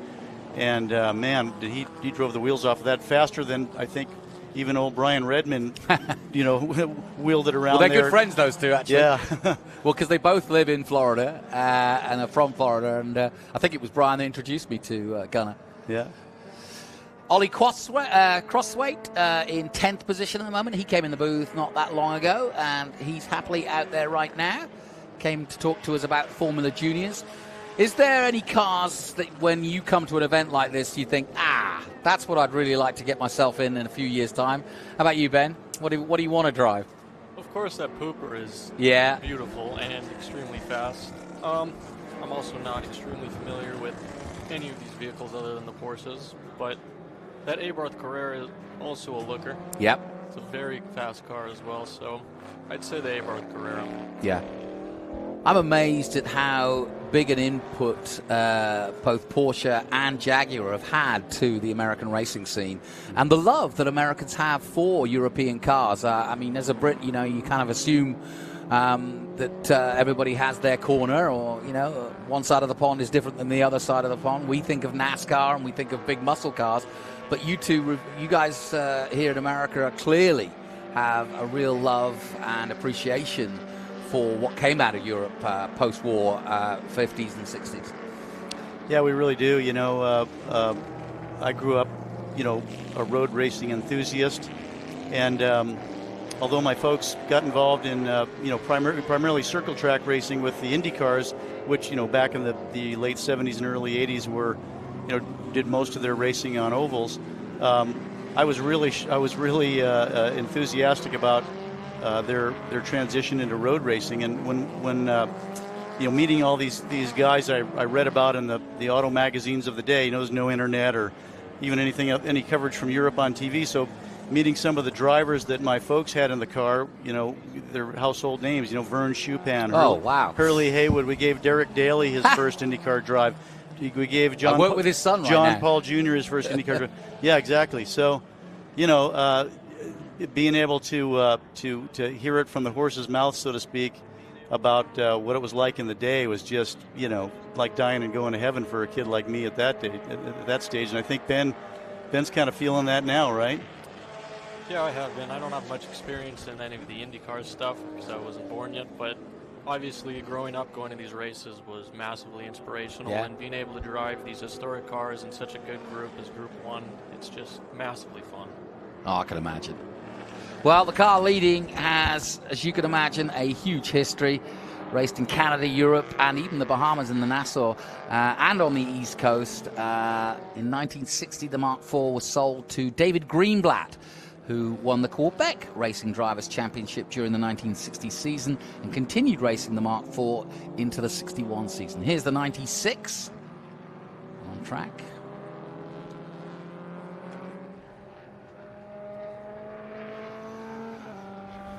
Those Alpha GTZs are beautiful, aren't they? I mean, they look like they're going fast standing still. It's a lot like that 2-liter Abarth Carrera, competed in the same era. Low displacement, but highly aerodynamic. Did really well at Le Mans for the size of the engine. Yeah, and that particular car has been to Velocity. This is its fourth venture at Velocity. It's also done Monterey, as you'd imagine. And so, yeah, it's had a busy time on the historic scene, but like you say, absolutely gorgeous. Well, I've always been a huge fan of Alpha cars, but I love that particular one.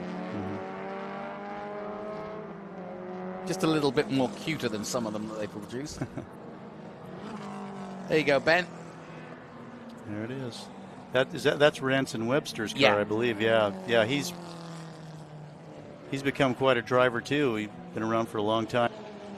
He went by me. He had a 935 K3 in the group I'm running in, and I felt. Oh, somebody's gone into the dirt. Oh, I think it's just thrown up rather than he's in there. But go ahead. Yeah. Anyway, I got to live a storybook picture. I was braking hard for the carousel, and I saw a flash of pink in my left mirror, and boom, it's Ranson Webster in the K3 cut in front of me. He's 3 feet in front of my front bumper, and the two big streams of flame about 6 feet long go over my hood. I was like, do that again. That was awesome, So that's fun. Well, this particular Abarth Carrera GTL from 1960 also competed in Sebring in 1962. Wow. So that's a fair old time ago when you think about it. Sure is. That was 60 years ago. Yeah, that's got to be one of the most desirable Porsches ever made, Yeah. How are you finding the track? It had a resurface not that long ago. But it's hot out there, I know, and probably gets greasy in the afternoon, right, Ben? This is actually my first time driving Sonoma other than on my sim, of course. Okay, yeah. That's a bit different, but yeah. It's quite a bit different. I've run mostly early in the morning, so the track's not too hot, but I did run a few sessions later in the day, and on those older tires and those 50s cars, it takes a toll on you, heat-wise and tire-wise, but other than that, I've been loving this track so far. Cool. Andrew Cannon on track now in his Alfa Romeo GTZs from 64.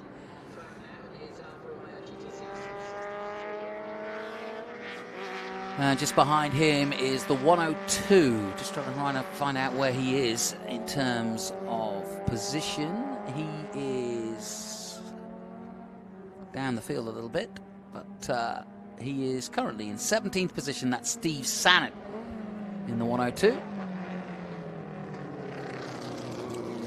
And a lot of this, yes, this is the battle for 16th, but a lot of this is just what I would call local skirmishes. Because once you find somebody who's at the same level or same speed or same skill level as you, you'll kind of, play a little in a polite way. But that is the fun of it all, isn't it? I mean, neither of these two in 16th are worried about who's leading the race. They're just having fun. It's great to have a dice. And, these classes, Jonathan, Group 2 and Group 1, they feature a lot of David versus Goliath battles, which really makes it fun. But that's how it was back then, too. It was.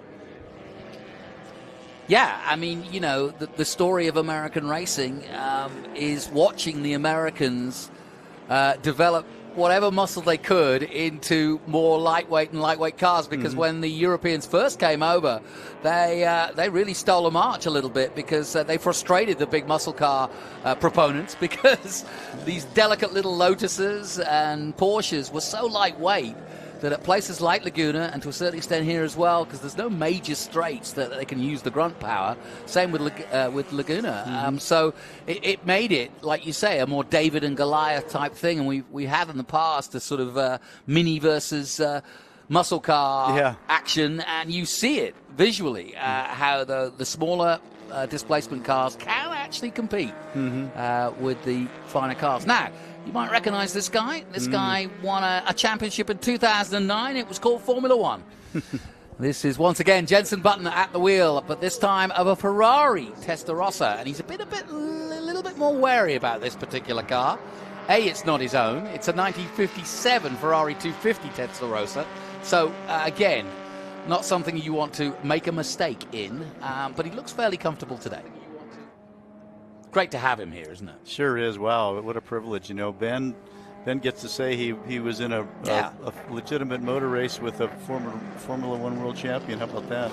I know. I was talking to Ollie Crossway, who said he'd been up to Jenson and told him that he'd out-qualified him. And then he said, he's just like all the other racing drivers. He had an excuse about his brakes. And I said, well, he is a racing driver. You're all one and the same. I told Ben to go up to Jenson and say, hey, Jenson, I had a plug wire off. Can we have a redo? Can we have a redo? Yeah.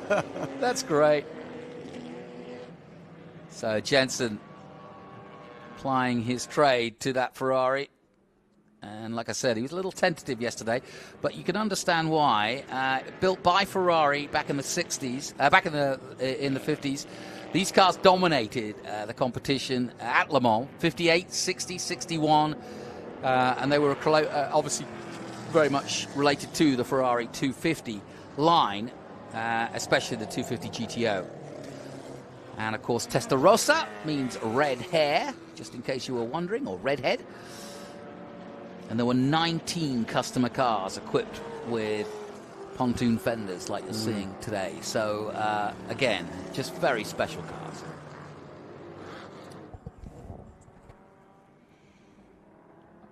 Don't think anybody's going to chase Meyer down, though. Jeffrey O'Neill staying firmly in second place. Jenson, though, making his way up.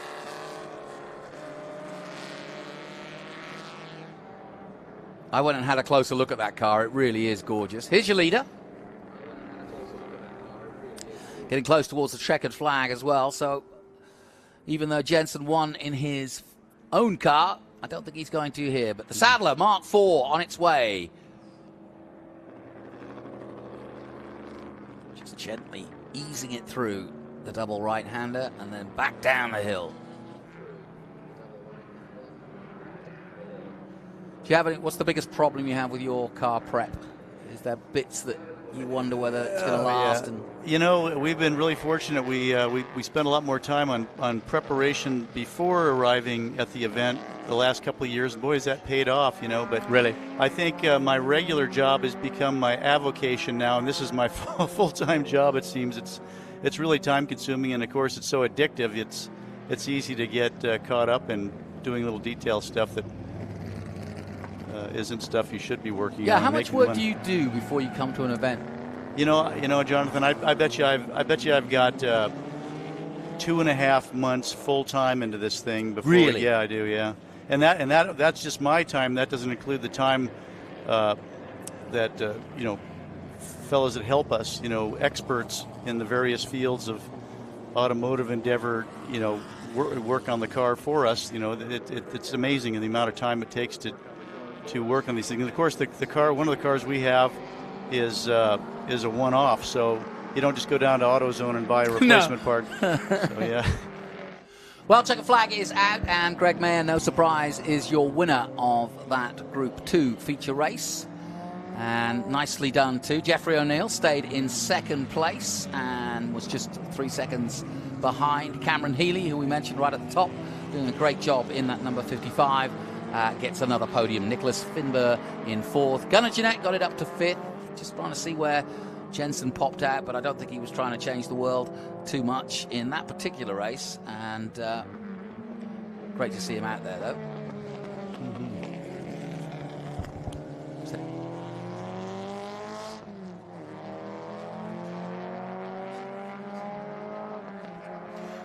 There you go.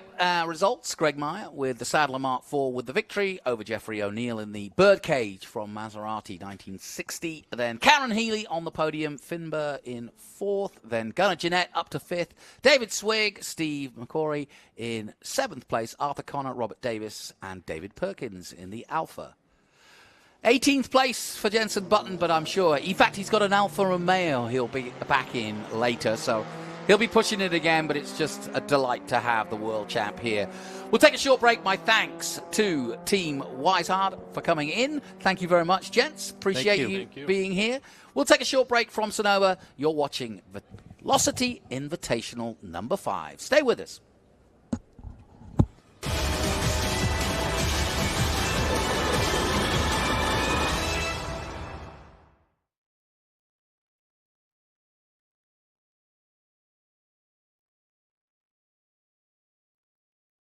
When you need to decide which specialty automobile carrier to trust for your next vehicle shipment, call Intercity Lines. We set the Pebble Beach standard for getting your vehicle where it needs to go. Today at the iconic Peterson Museum, our driver initiates the process by carefully inspecting the vehicle prior to loading, meticulously noting the exact condition.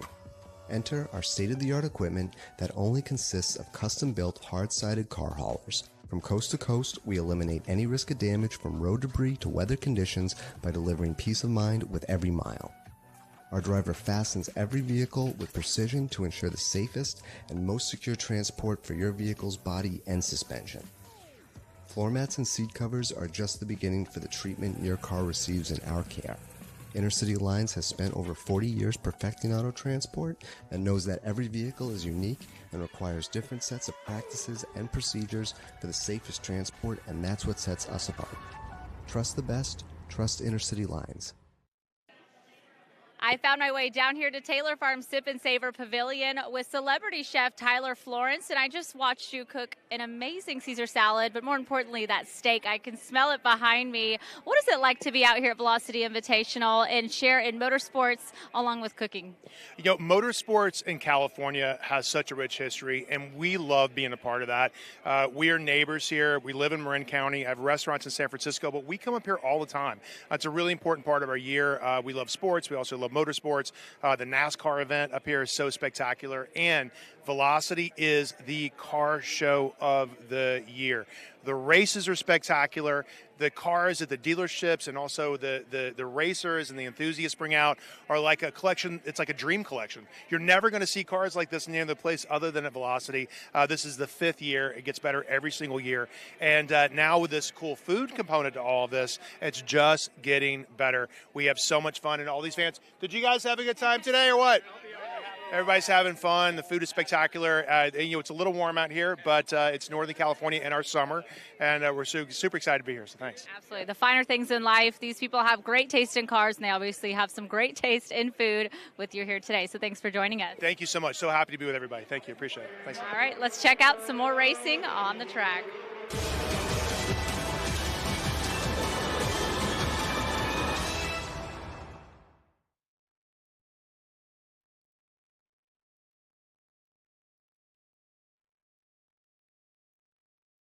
When you need to decide which specialty automobile carrier to trust for your next vehicle shipment, call Intercity Lines. We set the Pebble Beach standard for getting your vehicle where it needs to go. Today at the iconic Peterson Museum, our driver initiates the process by carefully inspecting the vehicle prior to loading, meticulously noting the exact condition. Enter our state-of-the-art equipment that only consists of custom-built hard-sided car haulers. From coast to coast, we eliminate any risk of damage from road debris to weather conditions by delivering peace of mind with every mile. Our driver fastens every vehicle with precision to ensure the safest and most secure transport for your vehicle's body and suspension. Floor mats and seat covers are just the beginning for the treatment your car receives in our care. Intercity Lines has spent over 40 years perfecting auto transport and knows that every vehicle is unique and requires different sets of practices and procedures for the safest transport, and that's what sets us apart. Trust the best, trust Intercity Lines.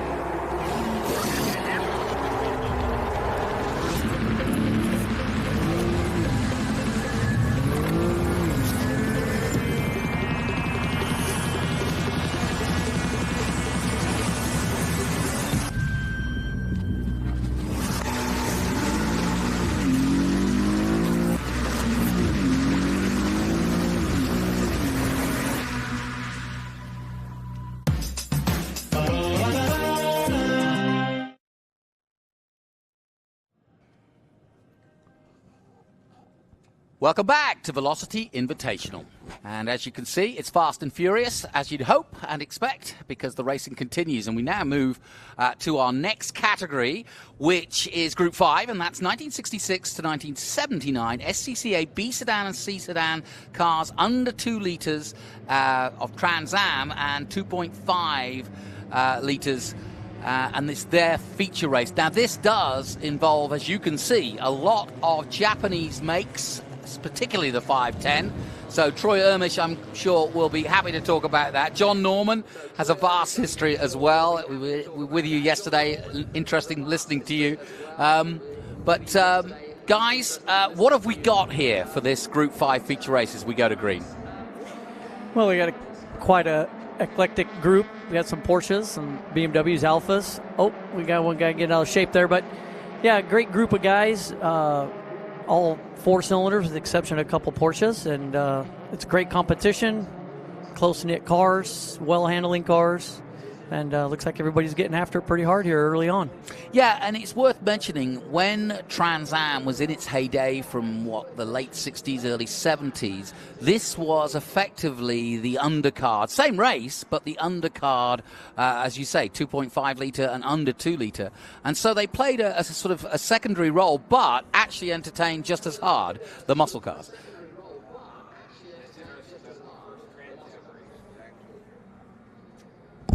Okay, it's interesting to note that the first Trans Am race Sebring, Florida, in 1965 was actually won by an under 2-liter car. Yes, it was. Alfa Romeo GTA. They raced both under and over 2-liter in the same group until 1970, when the 2-liter cars were broken off because of how many there were into their own group, and that developed into the 2.5 Challenge from 71 and 72. I actually raced in those days, and my old car, the number 58 Alpha, is out there charging from the back.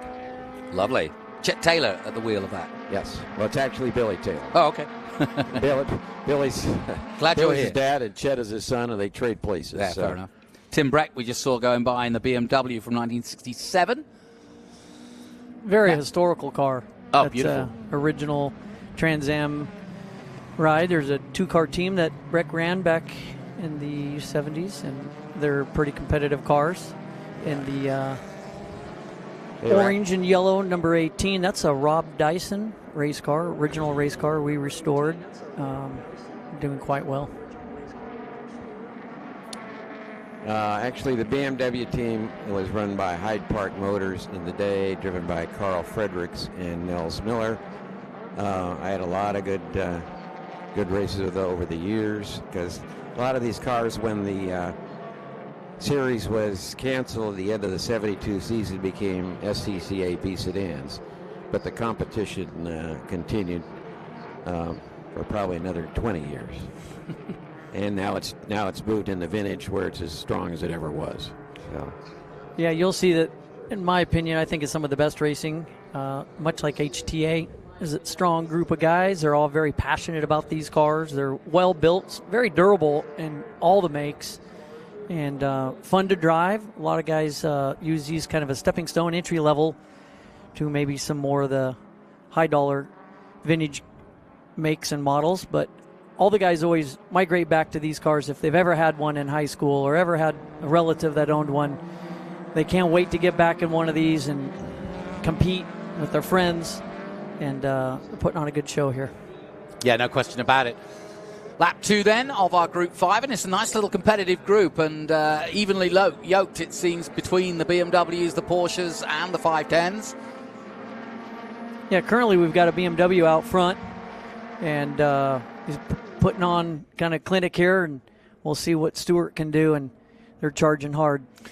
Well, Kerry Eisenlaw has been into the booth a couple of times this weekend in that Porsche right now, and he had a bit of a run with it yesterday and had a few mechanical problems with it as well. Also got a little bit leery at a couple of places, but he came in soaking wet from the heat yesterday with a big grin on his face, so he was enjoying it, that's for sure. Yeah, it looks like Jensen Button didn't make the race. No, I don't. Well, he was in the last one, so I'm guessing. Yeah, he was driving the Ferrari in the previous group and didn't have enough time to make the switch. So. Yeah. They'll throw him in something, I'm sure.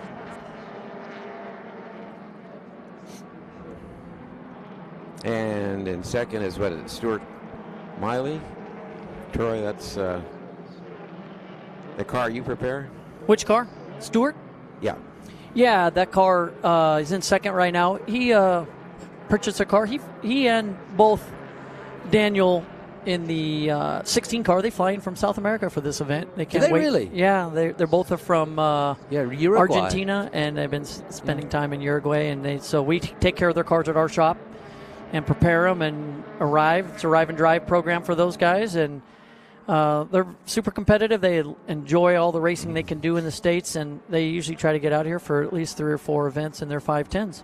Yeah, I was looking at this group earlier in the weekend and noticing that most of the competitors were Californian, but I did notice that Brazil-Uruguay connection there.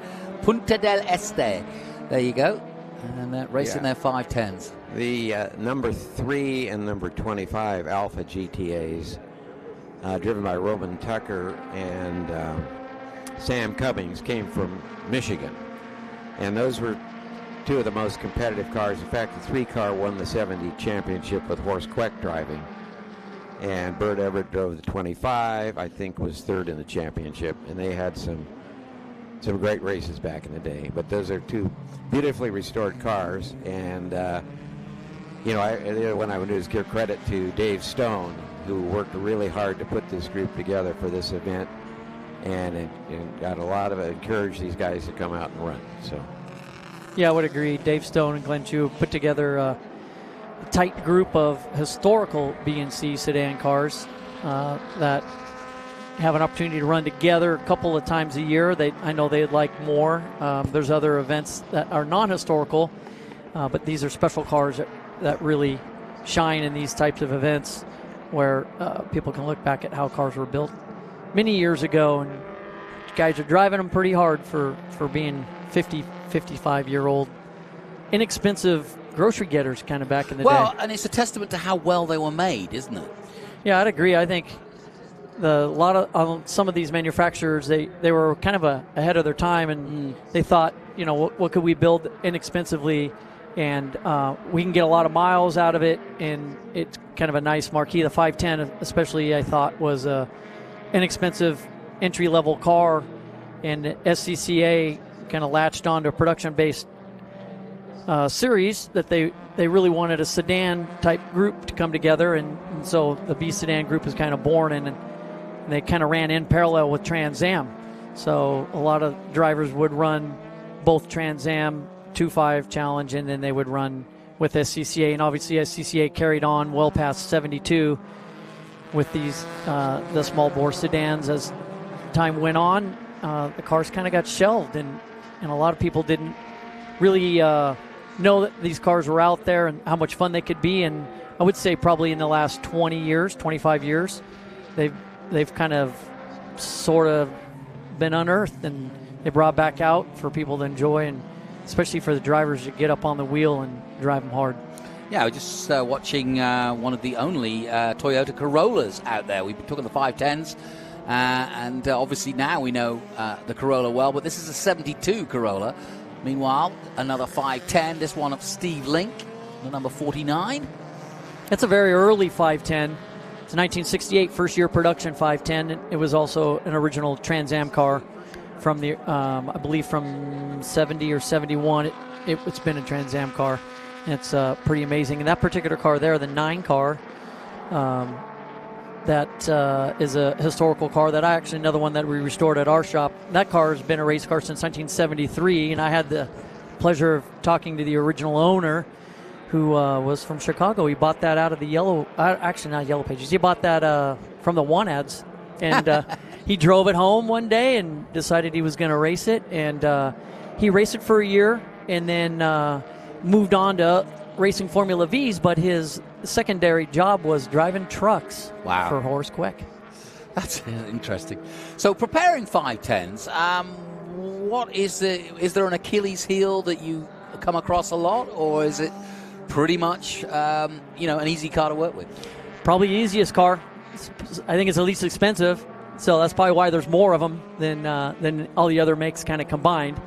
But we just say, probably just the aluminum head and cast iron block. I think the one thing you just got to kind of watch out for in one of these is just making sure you're controlling temperature. But strut car, kind of like the BMW, and brakes are never really a big problem. It's no different than I think any of the other makes, just trying to stay on top of transmissions and differentials, because they're stressed pretty hard. Those components are stressed pretty hard when they're starting to make over 200 horsepower out of those little 4 cylinders. But essentially most of the cars really durable, and we're just the standard stuff, just packing bearings and changing fluids. They're a real working man's car. Yeah, I see Jensen is in the race, and he's coming up from the rear. Moving. Well, he's just probably taking his time, got in and jumped out and got in at the back. Conversely to the 510s, the Alpha GTA is a very valuable car, so you don't see so many of them out racing. You see more of the steel-bodied GTVs, which were also run. But back in the 60s, when we were running FIA rules, the Alpha GTA was the Alpha that was raced, and not the GTV so much. In 71, SCCA adopted their own rules, and they wanted more based production cars, and the GTAs were no longer allowed, and so everyone was converted over to the steel-bodied GTV. Yeah, certainly agree with John that the Alpha value point probably twice plus of what you'd expect to see in a Datsun. And the BMW also is probably a tad more valuable than a 510. But I'll tell you, the upside to having a car that had less value is that there were more of them and there was more development. And with more development, I think that's why you'll see that the dominant car in this series over the years has been the Datsun 510. Although on the early on years, as the development was pretty even, I think it was anybody's race to win in the early years. And of course, being part of Trans Am, it was race on Sunday, buy on Monday. So you could come out here and 70,000, 50,000 would come out here of a weekend for a Trans Am event and see these cars and think, yeah, that's what I drive. Or they would be inspired to go out and say, you know what, I don't think I would be a Japanese driver, a car of a Japanese car, but I think I might try one. And look at that for a lockup. Nicely done. Big crossover move. That Lovely. was a great move for Aura. Put the pass on the BMW. Aura's another one of our customers, along with Tim. They do fly out from Texas, and it's a couple of cars we take care of at the track. Aura Mount Cassian. That's correct. I finally got it right. You got it. Yeah, he and Tim Probert both fly in from Houston, and we take care of a couple of cars for those guys. Cool. And I think you found, especially with Datsun, the factory was very interested in having a competitive car. So parts are developed, and they had a really good racers program where paying contingency for how well you did, and that really balanced everything out. Yeah, really helped pay dividends. And you could call the dealer. The dealer had a competition department, and if you wanted a special race transmission, you could actually get that transmission from Nissan, or a differential. Even carburetors, side draft Mikuni carburetors from Japan were available. A lot of performance parts you could get from the dealership. And then the dealers are also, as John mentioned, they would show up to the big pro races with a truck and a trailer. They would be able to support your product, their product, and your car if there was an issue and you needed something. They had it there, just like a auto parts store on wheels. That's pretty cool. And I'm looking the race pretty tight with John Murray with about a 0.3 of a second lead. Yeah, it's not much, is it? Yeah, it's going to come right down to the wire like yesterday, I think. It was a close one yesterday. Yeah, it was. It was great. Yeah, they always put on a good show and a good race show too.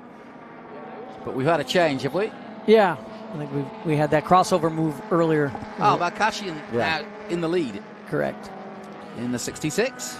Yep, Ricardo Stewart milled in P2, Murray charging hard in third in the Porsche. So looks like we've got a little bit of everybody there in the mix. Yeah, it's all happening. And still a few laps to go, a couple of laps to go in this one. And bit by bit, we've been watching Jensen too. He's up to 14th now, having come from the back. Yeah, also the 9 car, we had a differential problem yesterday in Tim Probert's car. And so he had to start dead last, and he's made it up in the top 10. Good. Yeah, great stuff. That's always hard. Hey, John, what can you tell me about the right-hand drive GTA that's out there? In 1966, the GTAs that ran in Europe were right-hand drive. And Alfa bought in 6 Auto Delta prepared right-hand drive GTAs, sold them to racers around the country. Right now, 4 of them are at this event. So that's pretty incredible then. Pretty incredible. Yeah. The one that I owned was bought by Sam Cummings. He just found it had been sitting in Southern California for 40 years. Oh, wow. And he's putting it back together and going to, restore it in the green 58 livery. Like that's nice. That's a great yeah. And there's one more that no one seems to know what happened to it. It would belong to a fellow named Jim Baker out of Atlanta who raced in some Trans Ams. So, but those of all the GTAs, those are the special ones. I would think so. Well, we've been watching. And you didn't have to prepare those. You buy them. They had all the ready to go from turnkey race car. Yeah, exactly. Yeah, that's pretty amazing. Yeah, like it was one of those that won Jochen Rindt won the first Trans Am at Sebring, and 1965. Yeah, it's a little known historical fact that Jochen Rindt, one of the greatest drivers of all time, actually won the first Trans Am race.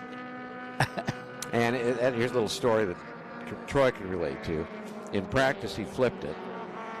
Oh boy, I'm familiar with that. And anyway, they pounded the top out. You see pictures of it, and it's pretty beat up looking. But I know Troy had a similar experience at the runoff. Yeah, the runoffs. We had a similar experience where I rolled the car over and was able to fix it down to Gasoline Alley. Fortunately, I was in Indianapolis, and there's a lot of resources there. Yeah. They fixed it, and we went out and we won the runoffs. Amazing. 2021. That's a great story. Well, Arak Malkassian from Houston leading the way here in the closing stages of this one, and I'm glad he did come in to tell me how to pronounce his name, because he's going to be the winner, and I think he got an idea that he might be too, so he wanted to make sure it was all right. He said, I don't often race against Jenson Button. I said, no, that's true. I said, we want to get this right. But I think it's a thrill for everybody, and it's a thrill for the community for Jenson to not only take part, but not just act as an ambassador. He's jumped in with both feet. I mean, he's bought an Obtainium Fangio car. I mean, what a car to own, and in the future, what a car to be prized after once he's given up, and he's only 44. But once he decides he wants to move on and get into it and get another car, if he was to part ways with it, that car I could easily see at Pebble Beach, fetching a fair number. Yeah, they've been lined up. Yeah. Here they're coming down. Take the checkered. Yeah. It's pretty tight. It's a couple pretty of tight. 510s. Yep. Side by side, Malkassian, though, takes the checkered flag ahead of Stuart Mill and does take victory in the 66. Stewart is second in the 18 and Murray in third. Elsinore Carey, who's been in the booth several times, gets fourth place ahead of Say and Hurwitz in sixth. Probert getting up to seventh, having been down in ninth. And then Brecht, Barnett and Nicholas are your top 10. Jenson made it up to 12th in the end, having taken part in back-to-back group races. So I'm sure he'll want a break after this, but I do know he's probably going to be out again at some point. Who knows? But here's a full-page graphic of the results then, and it's a sweep for the top two of the Datsun 510s, both from 1972. Well done to Ara and Ricardo. Stuart Mill taking second, John Murray in third, Carey Eisenlaw in fourth position, Kelvin Say in fifth, Noah Hurwitz, Tim Probert, Tim Brecht, Dave Nicholas, and Ryan Clark in that Corolla, rounding out the top 10. My thanks both to Troy Ermish and to John Norman. Thank you for coming in. You're always welcome. It's a pleasure. It's always interesting to hear your experiences and your knowledge of the cars. Fantastic. So thank you for guiding us through that. I appreciate it. Thanks for having me. Yeah. And enjoy the rest of your Velocity Invitation. I'm sure you'll be back in June. We just need to remind everybody, 6th to the 8th of June next year. So a big change around. Yeah, big time. All right. Sounds good. Thank you again. Not at all. Coming up, NASCAR. Stay with us from Velocity Invitational.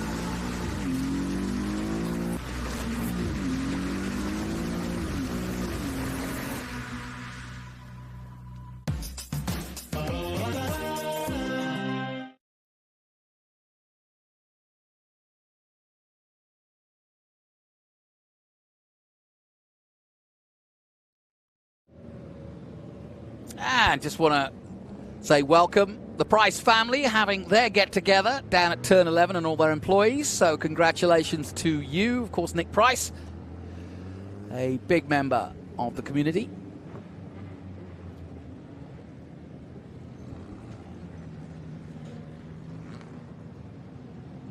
And while they enjoy the festivities of Turn 11, the best place to watch from, and we're watching from above, we'll head down to the latest interview that Kev has been up to down in Velocity Lane. Down to you, Kev.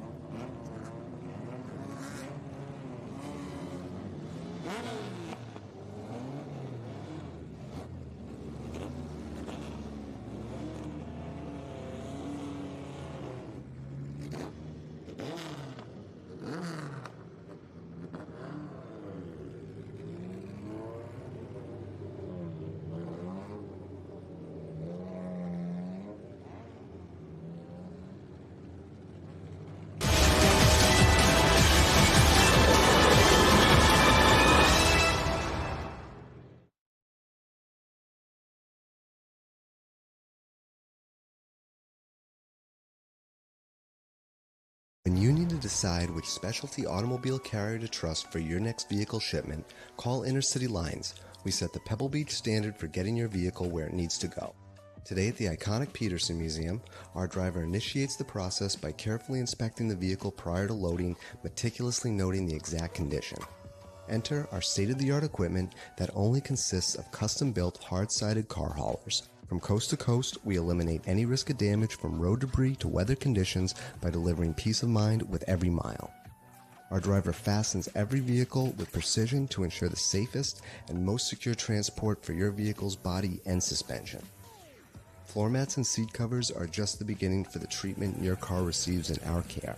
Intercity Lines has spent over 40 years perfecting auto transport and knows that every vehicle is unique and requires different sets of practices and procedures for the safest transport, and that's what sets us apart. Trust the best, trust Intercity Lines.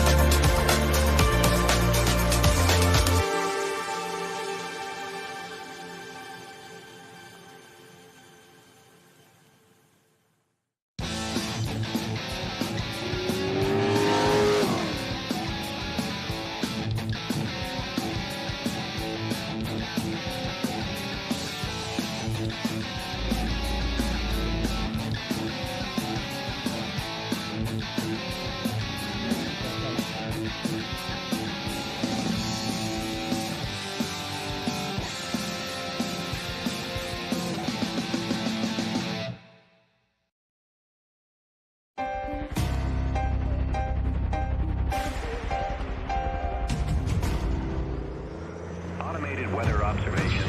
Wind 240 at 20. Peak gusts 28. Sky condition clear. Temperature 23 Celsius.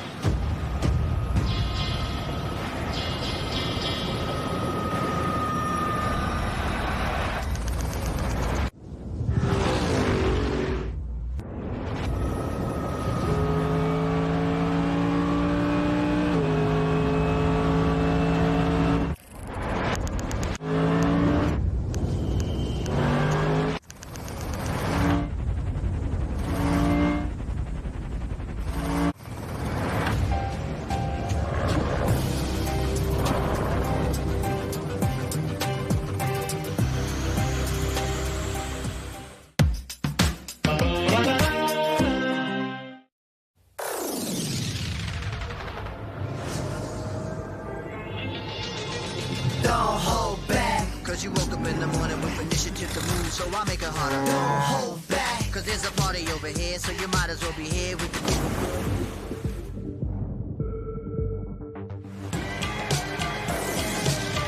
galvanize. Trajectory and balance look good. You're confirmed to go for orbit. Over.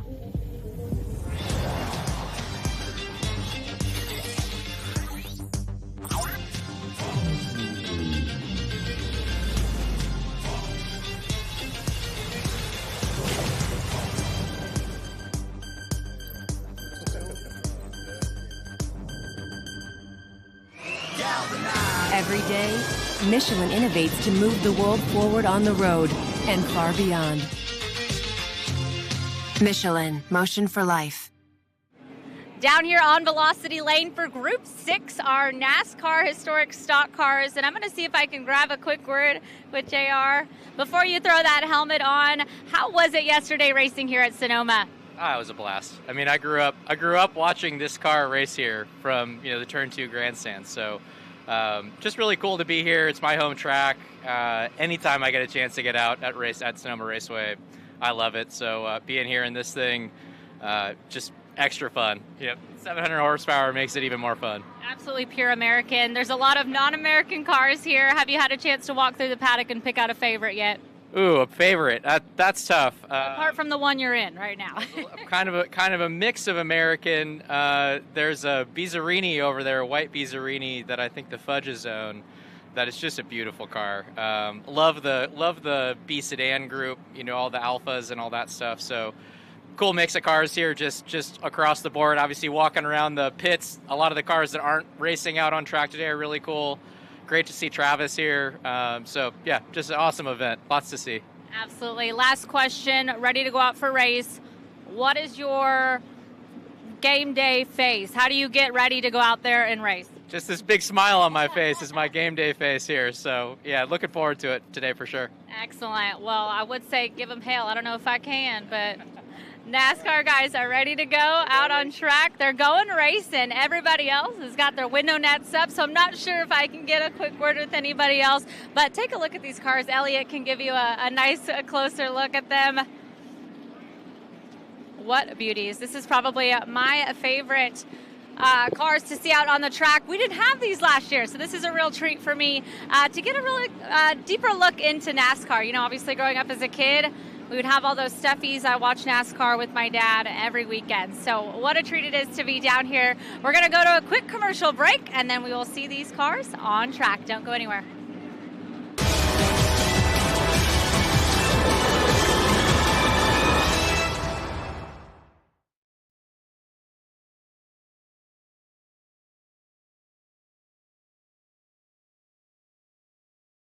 For 135 years, Michelin has been innovating for a better life in motion. From earth movers to Airbuses, race cars to rovers, we were even one of the first to consider sustainability in the design of our tires. And now our legacy as pioneers continues in the next revolution. With EV-ready tires designed for performance so you don't have to think about tires at all. You can just enjoy the endless wonders they unlock.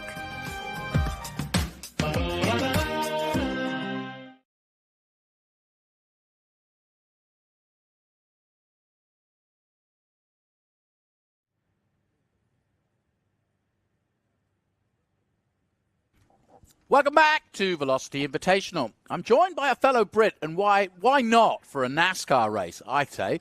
But he does know his NASCAR, and I feel like I've got myself studied in it, but I'm loving the idea of NASCAR. Now, Michael Thompson, we were trying to talk to him earlier, but he spoke to Kev Harris. Let's see if we can speak to him now. Let's head down to Velocity Lane with Kev. Now, as a Brit, if I was to walk around the streets of, say, London and ask people to talk about motorsport in America, I'm pretty sure they'd start describing, without realising it, some of the cars that I got stood behind me here, NASCAR. And this year at the Velocity, we're celebrating 76 years of NASCAR. And one man who can tell me all about it is stood alongside me right now. Michael Thompson, great to see you, my friend. Very nice to see you. It's great to be here. This is the first year that you guys have brought these cars out to the Velocity, and oh boy, you're putting on quite a show. Yes, this first year we're we're here to put on a show for the fans. These are awesome cars. They're fun to drive, and the fans get behind them.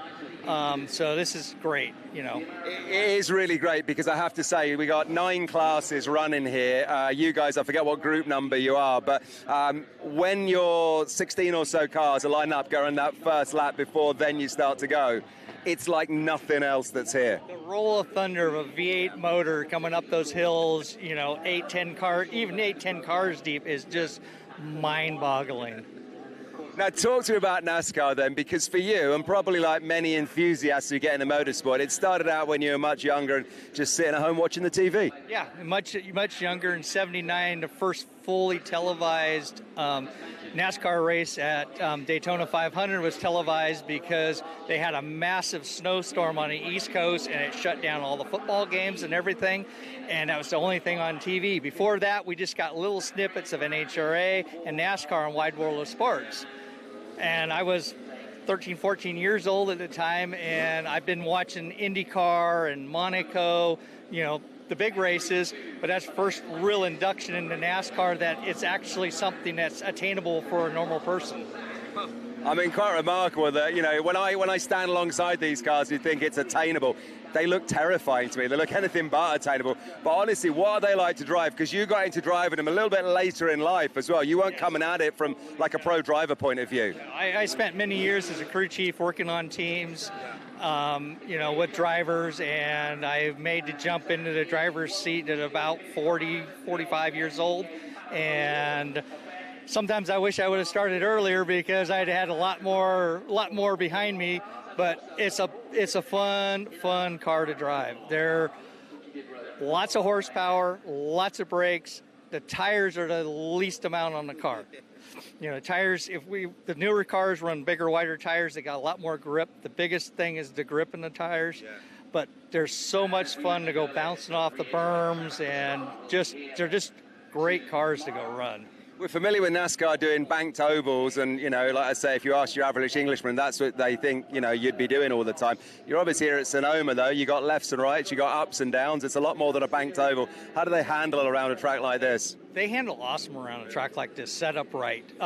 Even back in the early 70s, they were running Watkins Glen and Riverside. So road courses, nothing new to NASCAR. They just don't run a lot of them. Because it's quite a collection of cars that you've got here. We're going all the way from, I think, 1981 right up to 2013? Yes, that is correct. 2013s are a lot faster cars. They're more developed. The 90s cars are a little bit slower, but we're still doing under 2 minutes in them. And the 80s cars are not that much far behind the 90s cars. And if we were to talk about, like, you know, NASCAR's heyday or the golden era, what are we talking about here? We're talking the late 80s through the 90s. When they started getting the 2000s is when the real push, the media and everything came up.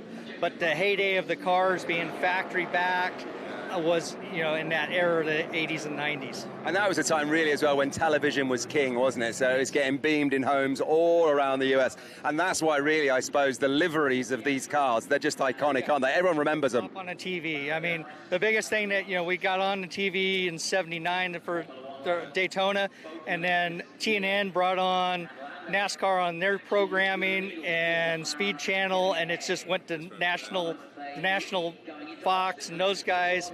So it's just grown immensely. And the car that we stood in front of as well, the Quaker State car, number 26, a 1995 Ford Thunderbird, that's yours. That's quite a history to it as well. Yes, it's got quite a history. It's a King Racing car. King Racing was owned by Kenny Bernstein, one of the kings of drag racing. And for 7 races, he had Steve Kinzer, the king of outlaws, 20-time champions in the outlaws, running the car. Phenomenal stuff. Listen, Michael, I could stand and talk to you all day because all these cars got lots of stories, but I can tell you the people here at Velocity are loving seeing you go out, so I do hope you're going to come back. Yes, we hope to get invited back. We want to put on a great show for them to get invited back because these cars are just awesome. They bring out the fans. Well, Michael, I'll tell you what, you bought about 16 cars here this year, but I reckon this time next year you could probably double it. We're really hoping to do that. Thanks ever so much for talking to us, and enjoy the rest of your weekend. Thank you. So there you go, celebrating 76 years of NASCAR. And perfect timing, how about that? Quaker State right there in front of you coming into turn 11. And I'm joined by Danny Peters, fellow Brit, and I'm joined once again by Carrie Eisenlaw, who's just literally fresh off the track in his Porsche and just hiding in the air conditioning, as is his wont. So I've traded him air conditioning for his knowledge, and he's here to share that. You finally got my last name right, so I'm done for the weekend. There I don't have to keep coming back. I tend to, by Sunday night I've got it all down, and then for a year later I'm finished. Great to have you, Danny.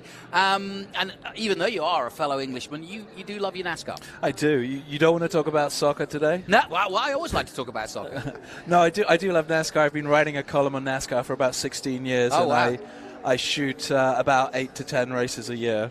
That's what I'm here doing today, just shooting. So cool. And I'm really pleased because I've done quite a few historic events, but we never seem to see a group of NASCAR cars like we see today, and I'm really excited. And a lot of these cars are the road race prepared cars that raced at Sonoma in the day. And so I was looking up, for example, that Richard Petty car was 21st here at Sonoma back in the day. Meanwhile, Bill Elliott was also around that time. Cal Petty in 97 finished here at Sonoma in 13th. So, these cars, Jeff Gordon, of course, there's a Jeff Gordon car out there. But this Hot Wheels car, beautiful, the number 44, and it too, like every one of these cars, has a great history. yeah, that Hot Wheels car driven by Kyle Petty, son of the King, son of Richard Petty.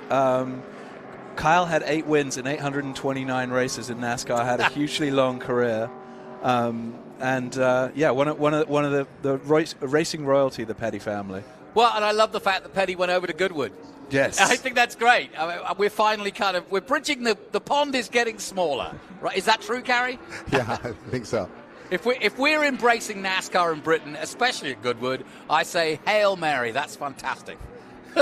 It's fun stuff. I've been here watching this weekend, and I'm kind of thinking over the winter I might have to get one of these things. Good for you.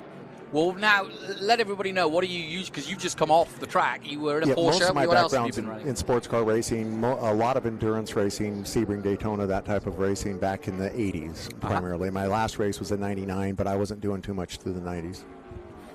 I want to say he looks fresh as a daisy just coming off the track. You know? He doesn't look bad. You really just raced? Yeah, I'm getting ready to get back in another car here in a minute too, I think.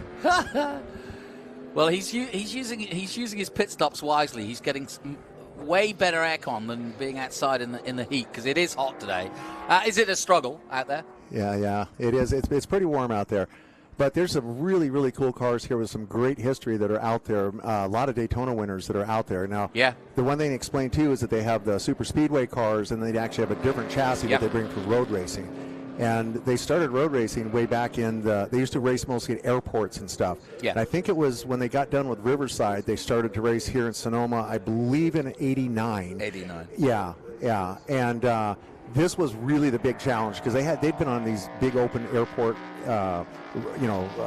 tracks that they would build up and stuff, but nothing tight, nothing as technical as this, and kind of to that time. So this is this really changed the road racing spirit of it. And back in the day when there were only the likes of sort of Sonoma, Watkins Glen, Riverside, they would bring in ringers. They would bring in guys that were specialists at road racing, probably from sports car racing.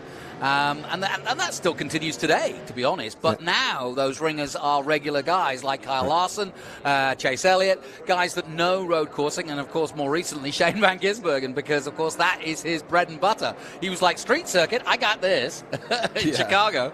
And I think it's been to NASCAR's benefit to open up 2 more road courses. COTA now part of that, but Watkins Glen, Sonoma still very much a part of the scene.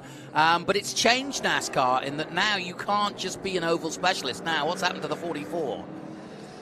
Doesn't look good. Looks like it might be engine. He was smoking a little earlier, so might have had a problem. That's J.R. Hill To add around to the your course, road the Pontiac. racing, back in the time, one of the guys that I used to run against a little bit in road racing was Tommy Kendall, which a lot of people know that name, and they brought Tommy in early on doing this. And he was a Trans Am man, really. Yeah, and he was a Trans Am guy, and he did a lot of IMSA stuff. Tommy did a lot of stuff, but they had the foot cam on him because they weren't used to watching people shift and do so much, and it was really fun to watch his feet and how he's working and left foot Well, they braking did the same with and everything Shane they could do in Chicago 2 years ago when he first arrived. They had a camera live, and a lot of the guys were looking at it going, what on earth is he doing? And learning. And I think actually a few of them have started adjusting themselves to how they go about it. Yeah, and to your point about road courses, we have 4 this year. Austin, as you mentioned, Sonoma and Watkins Glen. We've got the Charlotte Roval as well. And we've had the Chicago Street Course. And this year what's unique is that we have 2 road courses in the playoffs. So we have the Roval and we have Watkins Glen for the first time in the playoffs. In the playoffs. Ooh, that's going to be interesting. In the 10-race playoffs. So it really is going to make you really have to be good on these road courses now to get to that championship. Well, it's certainly played into the hands of a Kyle Larson, who is good at it. And I actually think that's healthy because the bottom line is it's no good complaining that, I'm not good on the road courses. Well, you got to be, that's the game. Whatever we throw at you, and it might be mud at Martinsville, you've got to know what you're doing. Yeah, and I think all the ovals are so different as well. You've got the 0.526 mile paperclip at Martinsville, and you've got the 36 degrees of banking 2.5 mile track at Talladega, the triangular track at Pocono. So I think there's this sort of misperception sometimes around, all ovals are the same, but different surfaces, concrete at Dover, and you've got to be good on all of them.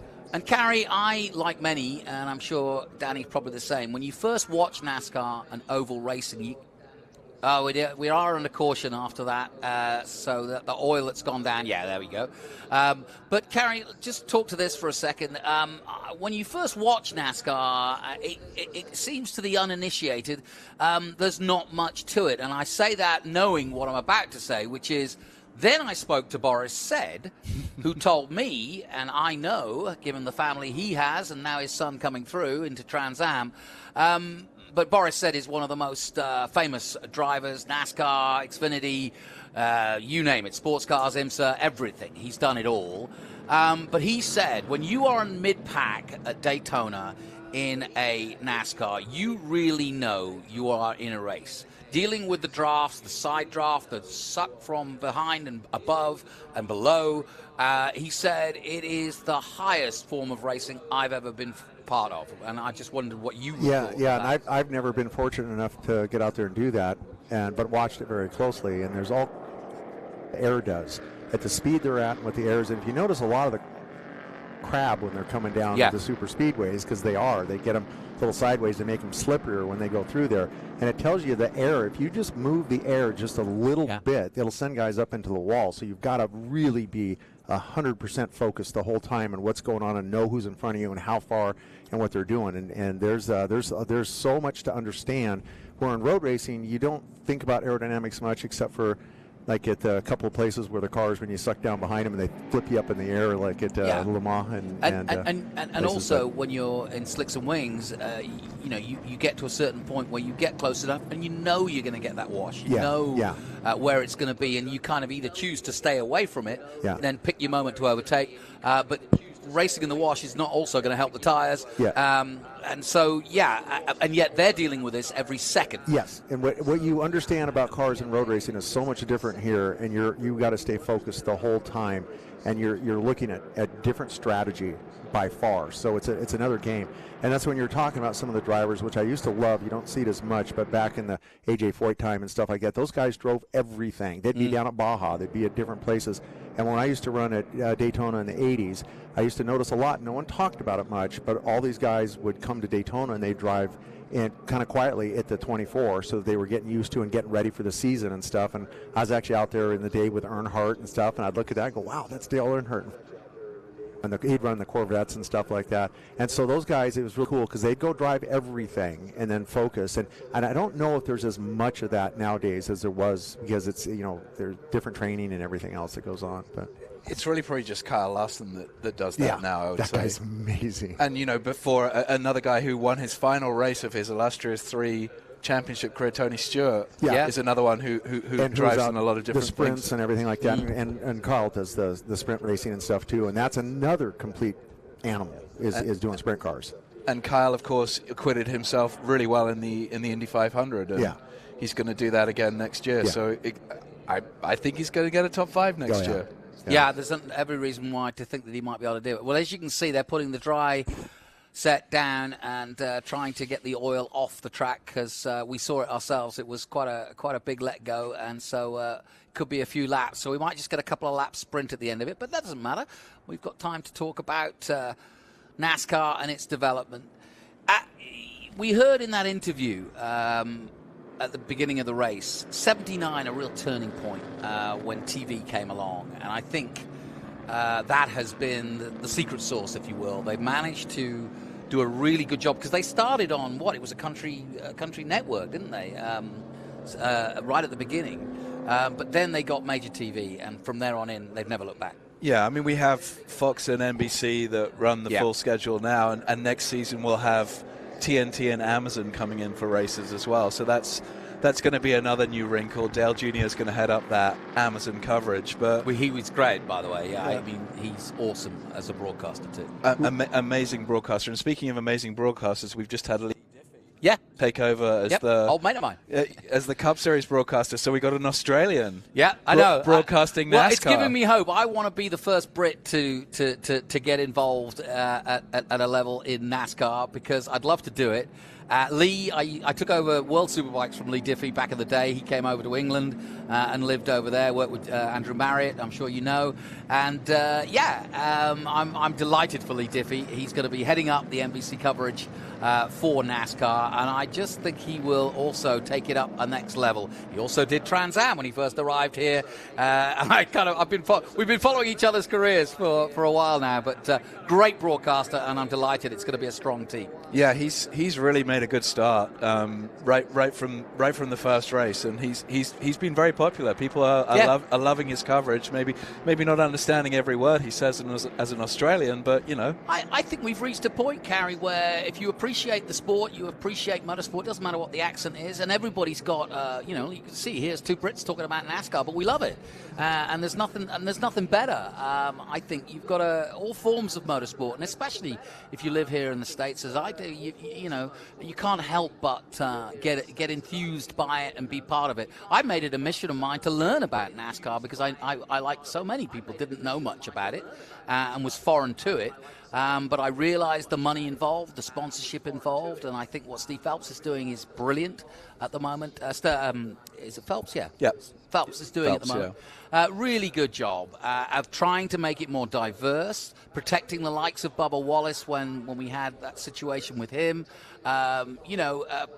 Really trying to open it up. I think we will see more races abroad. Mexico now going on board next season, and that's a good sign. And it's going to be great for Suarez and Trackhouse and so on and so forth. Van Gisbergen, I do think that Justin Marks, what he's doing and giving a chance to people like Jensen Button and Kvyat and now Van Gisbergen a chance to go NASCAR racing. We saw Kimi back in the day. I think my appreciation for NASCAR went up when Montoya, who was my big hero in Formula One, and I followed his whole career, and when he came to NASCAR, I was like, right, this is it. He's going to show these boys how to do it. He did not. And I don't mean that detrimentally. He raced hard, as Montoya always does. I just thought he was the kind of guy that would shake it up a little bit, and he did, but he was never, nor was Ambrose, somebody that just, dominated, because you'd expect them to. Yeah, they had wins on the road courses, but like you say, there wasn't that dominance that you might have thought from Montoya. And just going back to Suarez a second, Suarez won his first race here at Sonoma in 2022. That's right. And it was a joyous celebration. The crowd really warmed to him, and it was amazing to see. Really cool. Well, we're under caution here. We've had one of the cars go off and drop a fair bit of oil, so we're making sure that we don't hurt these precious cars, because the last time you want to put a V8 across there, but it's going to be checkered flag this time, and we're going to bring them in. So I think that's, unfortunately, all they're going to get, but we've had a chance to see them anyway. And, yeah, long may it continue that we have NASCAR Historics here, because it's a very, very important part. I mean, when you think that Jeff Gordon was born a couple of miles from here, you know, and he had a massive impact on the sport of NASCAR, as did Jimmy Johnson more recently. And, yeah. Kevin Harvick from Bakersfield. There you go, yep. That it was, was we were great trying to think of his name the other day. Kevin Harvick. Yeah. So one of the cars I just saw, too, the older Cutlass that's out there, that car actually won Talladega in 1985, which is kind of cool. There's a lot of this top weekend cars out Talladega, there. yeah?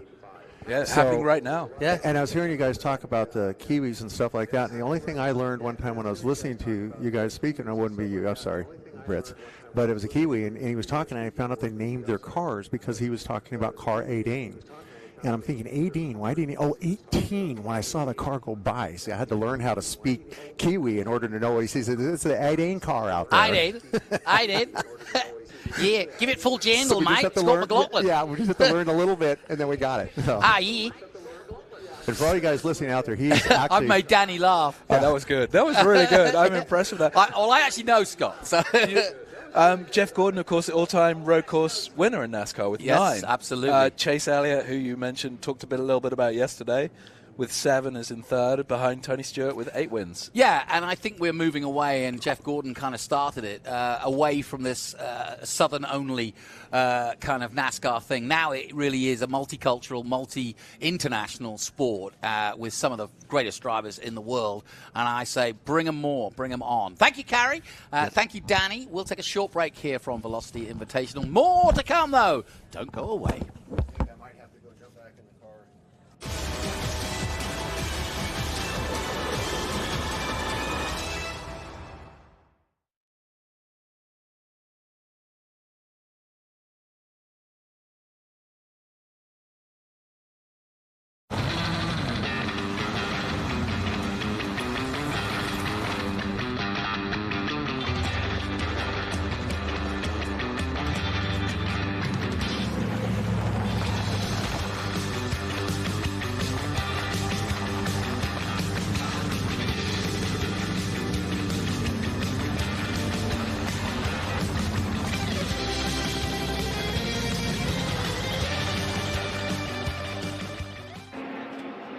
Well, this really has to be one of the most fun parts of the job coming to the Velocity Invitational. Not just meeting the drivers and the famous faces, but meeting the fans. Look at this guy here.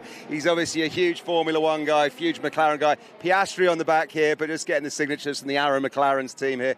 So look at you. How excited are you right now? Oh, I'm so excited. I've been following Nolan Siegel since he was a rookie in USF 2000. Yeah. So to see him in IndyCar now and out here at Sonoma is just amazing. So, well, enjoy the moment. I won't spoil it for you, sir, but get the autographs. Look at that. That's what this is all about. While the action is taking place down there, let's grab a little word with the girls at this end. Ladies, Pippa, great to see you. How much do you enjoy this part of the job? You know, it's always fantastic to meet the fans, but I got into racing because I love driving race cars, let's be honest. That's why I got into this. And Michelle as well, I've just sat in on a great Women in Motorsport panel with you. You girls, you know, you're championing the cause and you're saying the right things and doing the right things. It's always great to hear that. But this stuff for me is awesome. They make me feel like a superhero, which is always super cool, but very humbling. You are superheroes. Thank you. We're all trying, so appreciate everybody coming out, and can't wait to see everybody. Yeah, and Savor, this is great, isn't it? The future's bright for you. You're on the ascendancy, so you better get used to this, right? I wouldn't be too upset about that. So if you say so, I'll keep doing it. Right, I'll let you crack on for a minute. You got some fans. Get involved. Get involved. How excited are you, sir, right now? I'm very excited myself. Who are you here to see this weekend? Who are you keen for? Well, technically, I just came with my daughter, though. I'm more. It's you. You're excited. I am excited. I'll let you get your autographs. Go on, get involved there. A lot of fun, a lot of excitement down here at the autograph session. Don't waste your moments. Grab some autographs from the ladies too. Look at the McLaren fans. Look at this. The shirt is signed as well, is it? Or is that a screen print? Yeah. Big moment for you then, my friend. Yeah, absolutely. I'm excited for Austin 2 weeks from now. Yeah, exactly, right. So Arrow's IndyCar or more Formula One for you? I'm more Formula One, but these guys are awesome. It's good to see young guys, fast drivers. And did you come out, it was last year, we had Lando here? No, I'm from Seattle. I didn't make it out last year, but... Well, enjoy the moments. Great excitement here. Brilliant to see the papaya and black here. Look, a Lando Norris shirt. They were roadblocked to see Lando last year, and look at this year with Christian and Nolan and Tony and Ramon Grosjean at the end there as well. The buzz down here is so good. It's so exciting. I'm absolutely loving it. Look at the excitement. You can sometimes take it for granted when you work at events like this and you get to meet race car drivers and famous faces. But when you're a fan like this man, that's the smile. That's what this is all about. It totally is. Who are you smiling to see? I'm so glad to see Romain, especially after the Bahrain crash. We watched it live, and I was like, wow. To see him come out alive and then being this and driving, it is unbelievable. Credit to you. Also, the next week, he came back and watched the race as well. Yeah. It's crazy. And you got Lando Norris on your back of your shirt. Big F1 fan? Yeah. Super stuff. We'll go and carry on, get your autographs, and thanks for talking to us, guys. I'm just going to step in here because Roman Grosjean has been here now for, well, he's been here, Roman, I'm just going to step in. Forgive me. Please keep entertaining the fans. You've been here now for a day and a half. When we spoke to you yesterday, I think you were just arriving. How are you finding it? You've driven a few more cars since we last spoke to you. Absolutely. It's been fantastic, honestly. It's been a great weekend with a lot of beautiful cars out there. Having a lot more fun than I thought I was going to have driving cars. So I think all of us, we've seen cars that we've seen growing up, and we've had poster in our bedrooms, and then seeing the fans coming, and having a great time and enjoying cars. We're lucky to be race car drivers, but we're race fans first of all. Yeah, exactly. And the guys from Dirtfish got you out in a rally car just before, didn't they? Yeah, that's my first love. I started watching rally when I was, 6 years old or so. So I was a Lancia Delta guy, but I was lucky to drive the S4 some years ago, and the Peugeot was here this morning. I said, I want to try the Peugeot, so that was fun. Listen, thanks for talking to us. I'm going to step out because we're causing a roadblock, but enjoy the rest of your weekend. Look at this, the McLaren fans, the Ramon fans, they are all just loving it. Look at the smile on this lady's face. This is what it's all about. Son getting a photo of Mum, and then Mum will get one of Son, and Dad's following along behind. Look at this. This is great. This is what it's all about at the Velocity Invitational.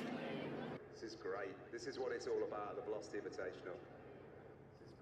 Yeah, fantastic. The interest in modern drivers is, and it's great to see so many youngsters here at a historic event, and also being smart enough to realize this is a great opportunity. I can assure you that Roman and Tony, they'll do their job at an IndyCar weekend, but to have them in this relaxed environment where they've got time for you and to hang out with us on TV is just fantastic.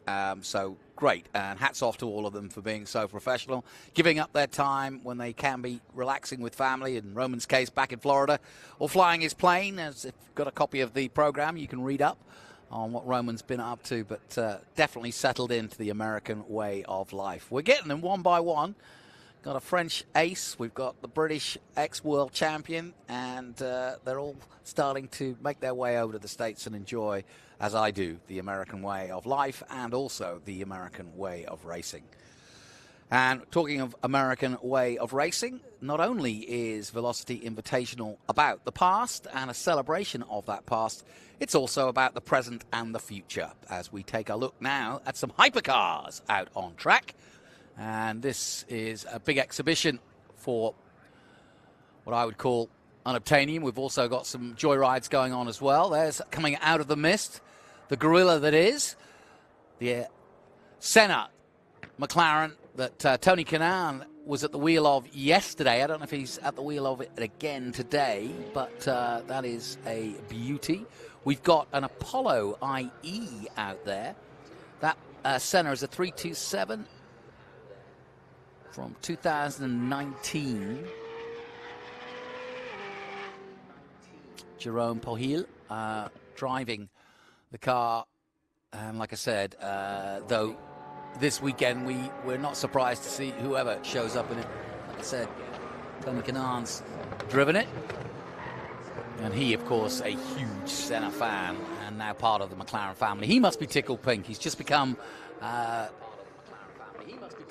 vice president,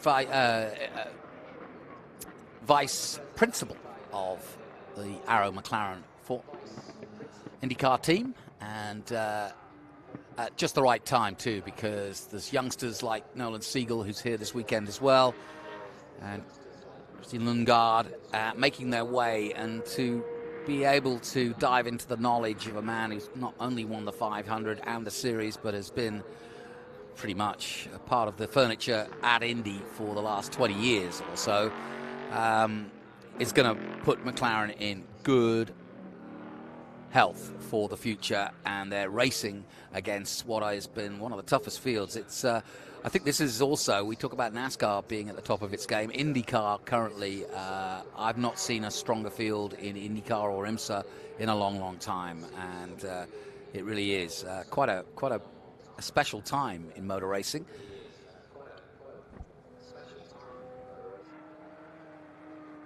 We've got a Bugatti Chiron out there, 57, 7-speed, 1,500 brake horsepower. Think about that. Ugh, unbelievable. And of course, what makes a hypercar is the fact that it's kind of unobtainium, or you basically get a blank piece of paper and draw up and design and build the best you possibly can. The fastest, the most beautiful, the most expensive. Now, you've heard of a supercar. Well, to be a hypercar, you have to be pretty much over 800 brake horsepower to start with. And most of them are limited edition, and therefore pretty much start, I would have thought the cheapest hypercar you're going to get is probably about 800, 900,000, and that's for its basic iteration. And you can get into some pretty heavy money once you go past that. We've also got a Mercedes CLK GTR Roadster. Not all of these cars are on track. They've put the moniker of track and static, so they are displayed throughout the day here right by the pit lane, and then some of them, not all of them, go out. We've also got a Lamborghini VT, completed in December 1993. And as an Italian home market example, this was a Lamborghini Diablo VT, finished in its first current silver mist exterior. So keep an eye out for that one. And it was also driven by, of all people, Formula One champion Michael Schumacher, 7-time world champion, for Auto Build magazine back in 1994 after testing the car at the track. Not bad. Loved it. Now, here's that electric Porsche Spider. And I had a closer look at that earlier in the weekend. Beautiful car, as you'd expect.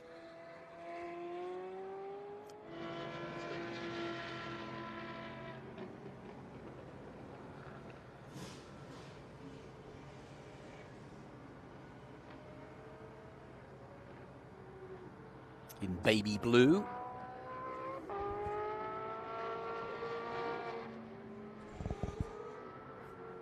Don't forget, if you get a chance and you're of mind and set to do so, we are announcing next year's event, and we're getting out early, June 6th to June 8th. We want to let everybody know that is the time and place for Velocity Invitational, so we're moving it back earlier into the summer, so June 6th to June 8th, 2025. And if you get your tickets today, if you are on site, you will get a chance to get a better price. So go for that and join us here at Velocity as we take a look at the famous Gulf colors of Ford GT.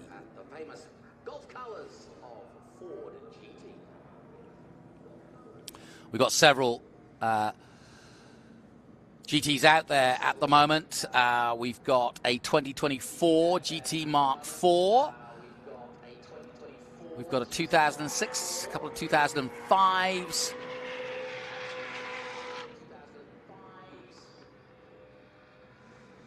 I'm just trying to see which one I want to tell you about. Let's have a look at that Mark IV.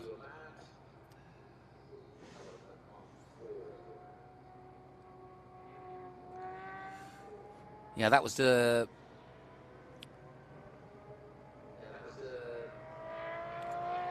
produced in 2024 and got on track at Road Atlanta and is one of 67 cars Mark IV, VIN number 13. And I think that's partly due to the fact that I think Riley and Carcraft have a bit to do with that. Look at that. Beautiful. Yeah, Carcraft have been looking after some of the more modern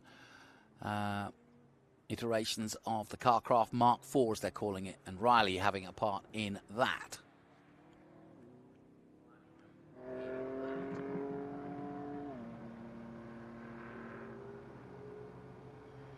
Yeah, we've got quite a lot of different Ford GTs out there this weekend.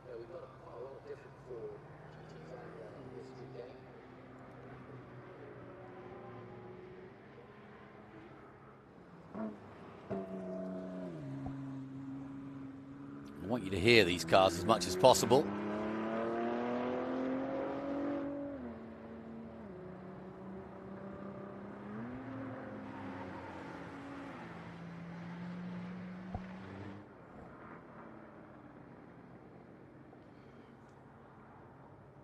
So we've got a Zonda F Pagani out there. We've got Harrier Roadster as well from 2017. I mentioned the Apollo IE. And that Bugatti Chiron from 2019.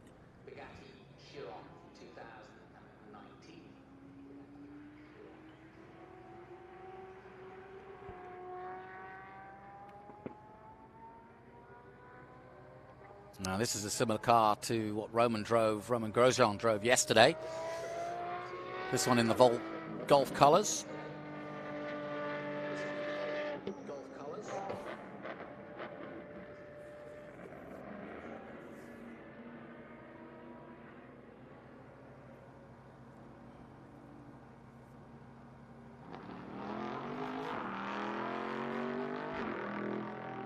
And if you want to get a real insight into how Ford came back to racing and took on the mighty Ferrari at Le Mans, because that was the quest back in the mid-60s, was to do that.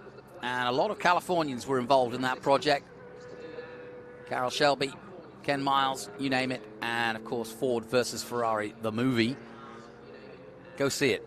It is a very accurate and very well-done movie, because a lot of racing movies are not. And like the film Le Mans, which also was a very good movie about racing, you really get a sense of how they went about trying to create the ultimate car to take on Ferrari. Ferrari was very, not rude, that's the wrong word, but very unsure. Like, I'm trying to think of a right word without being rude to Enzo, but he didn't think much of what was going on the other side of the pond, and he felt his cars were just superior, and he dominated. Ferrari had dominated for a long time, and so Ford said, right, all hands to the pump, let's do this. And they worked hard on it. They won at Daytona, kept developing it, kept fettling with it, and finally got a brilliant win in the hands Chris Amon, Bruce McLaren, and in fact they even did a marketing 1, 2, 3 to try to cross the line together, but in the end it was the two Kiwis in the all-black GT40 who took victory in that 66 Le Mans. And I was very privileged to sit down for an hour with Chris Amon, whose racing career was not as successful as it should have been, to be honest, in Formula One at least. Never really won in Formula One, but came so close.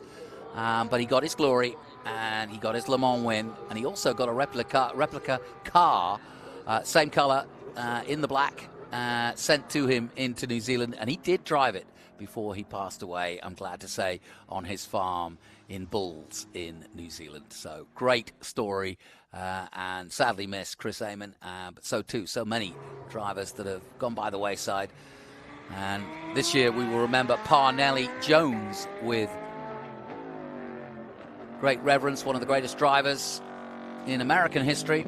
And yesterday, Tony Kanaan took his ex-Trans Am car to a podium. A bit of a surprise, to be honest. He didn't know he was going to drive it until The boss, Jeffrey O'Neill, said, hey, you take it for a spin.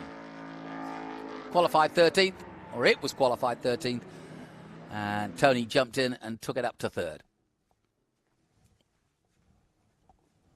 And as part of these exhibitions, we've had lots of different cars. We've also had an exhibition of C and D type Jags out there. We've had a bunch of low rider Impalas.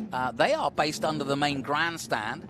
And if you are here and you haven't seen those yet, definitely worth a look down there. We've also got some what I would call static NASCARs here. Bill Elliott's car is here. And we've also got some Pan America cars that take part in, or have taken part in, the Pan America race and rally. Back with the electric Spider from Porsche. I have to say, as you'd expect with Porsche, it's a doozy, and you can tell immediately from the front nose that it is a Porsche.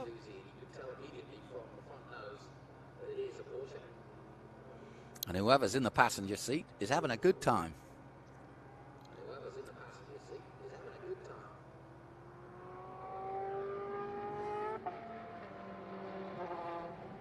To what?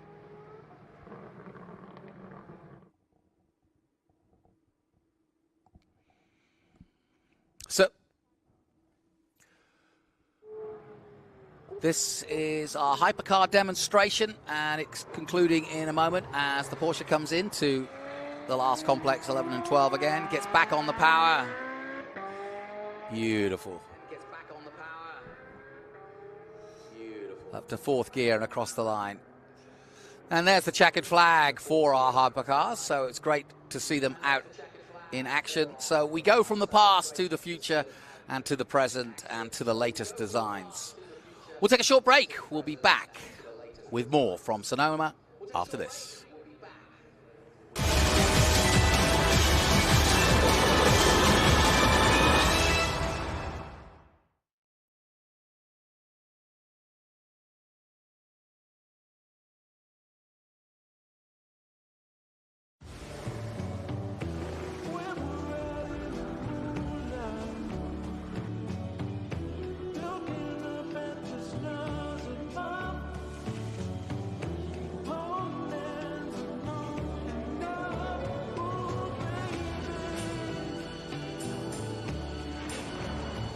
Racetrack to road, Mobil 1 Motor Oils make whatever you drive more beautifully.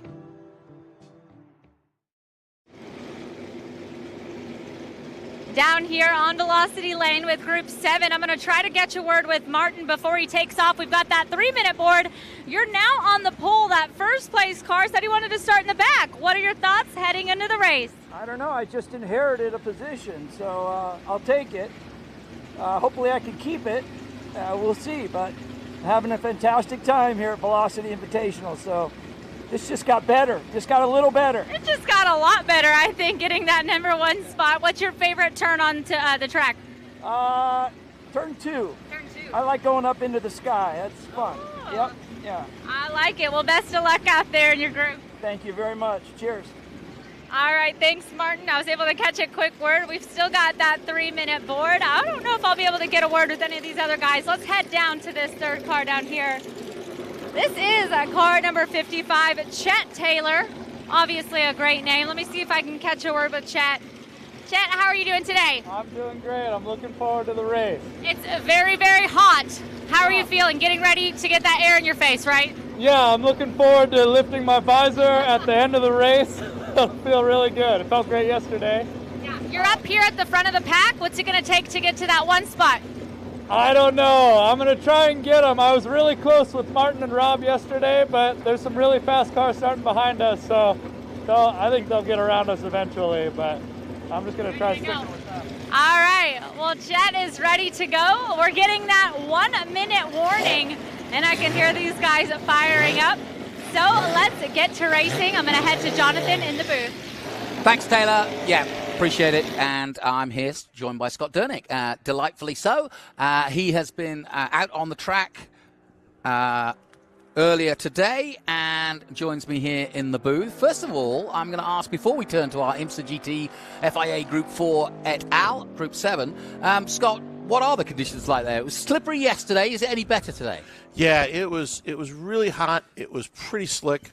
Yesterday, the track late in the day was really slick. It almost felt like your front tires didn't have much control authority. But these are the conditions. This is the hand we're dealt, and it's a great event, a great venue, and we're here to have a good time. So there we go. Group 7. This is 72 to 81. IMSA GT, AA GT. I don't know AA GT. FIA Group 4, I do know, and Group 5. So quite an eclectic group. It is, yeah. There's a big disparity in cars here.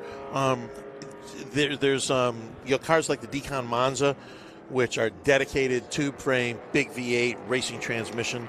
Then there's other cars like the 914-6, production based, admittedly upgraded suspension and things like that.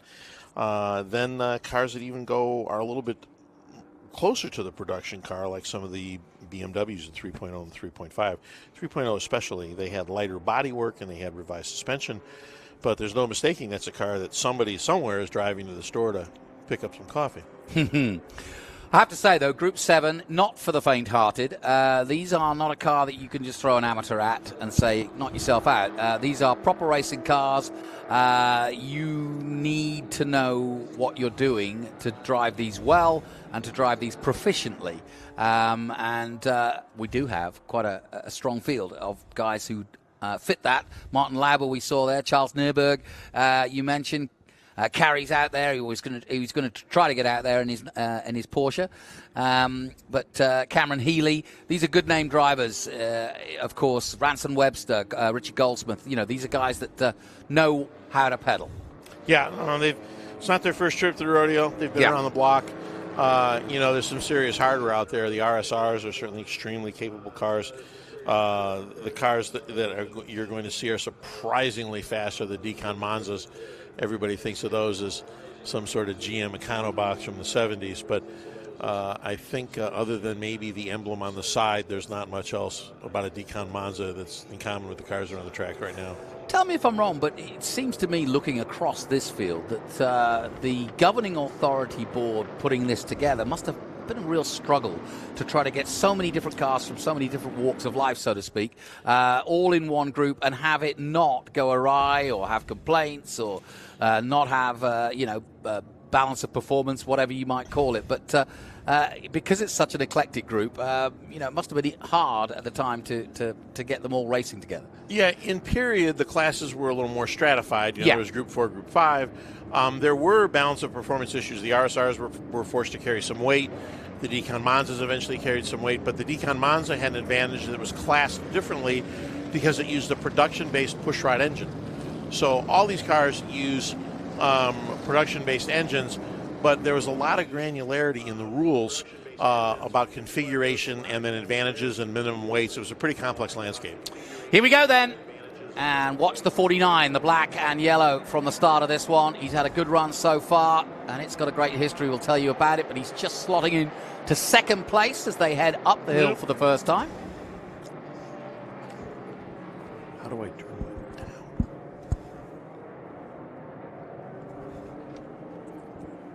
All right, so you got a Porsche 280Z sandwich with a Porsche there, two RSRs and the 280Z in the middle.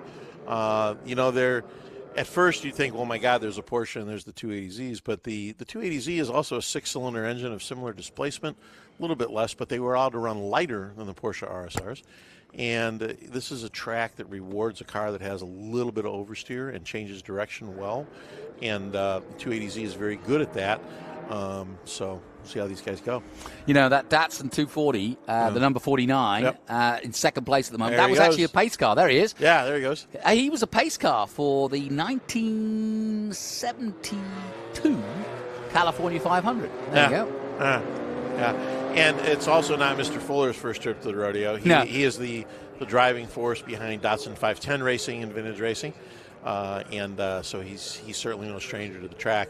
You can see a little oversteer getting invoked in the RSR in front there, and that's going to happen in the S's in a Porsche. And it was the 240 that Paul Newman made his fame in racing terms, right? Yep, absolutely. Through Newman Sharp Racing, and he was always a vigorous supporter of the Datsun cars. 64, originally an SCCA race car bearing what appears to be a 1969 912 chassis number. Interesting. Yeah, which is quite interesting. Yeah, there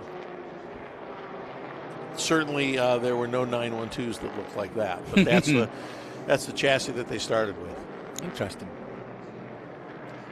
But that's all part of the history. Now you can see the number 4 car, Charlie Nierberg, looks the car in 4th place that just got passed.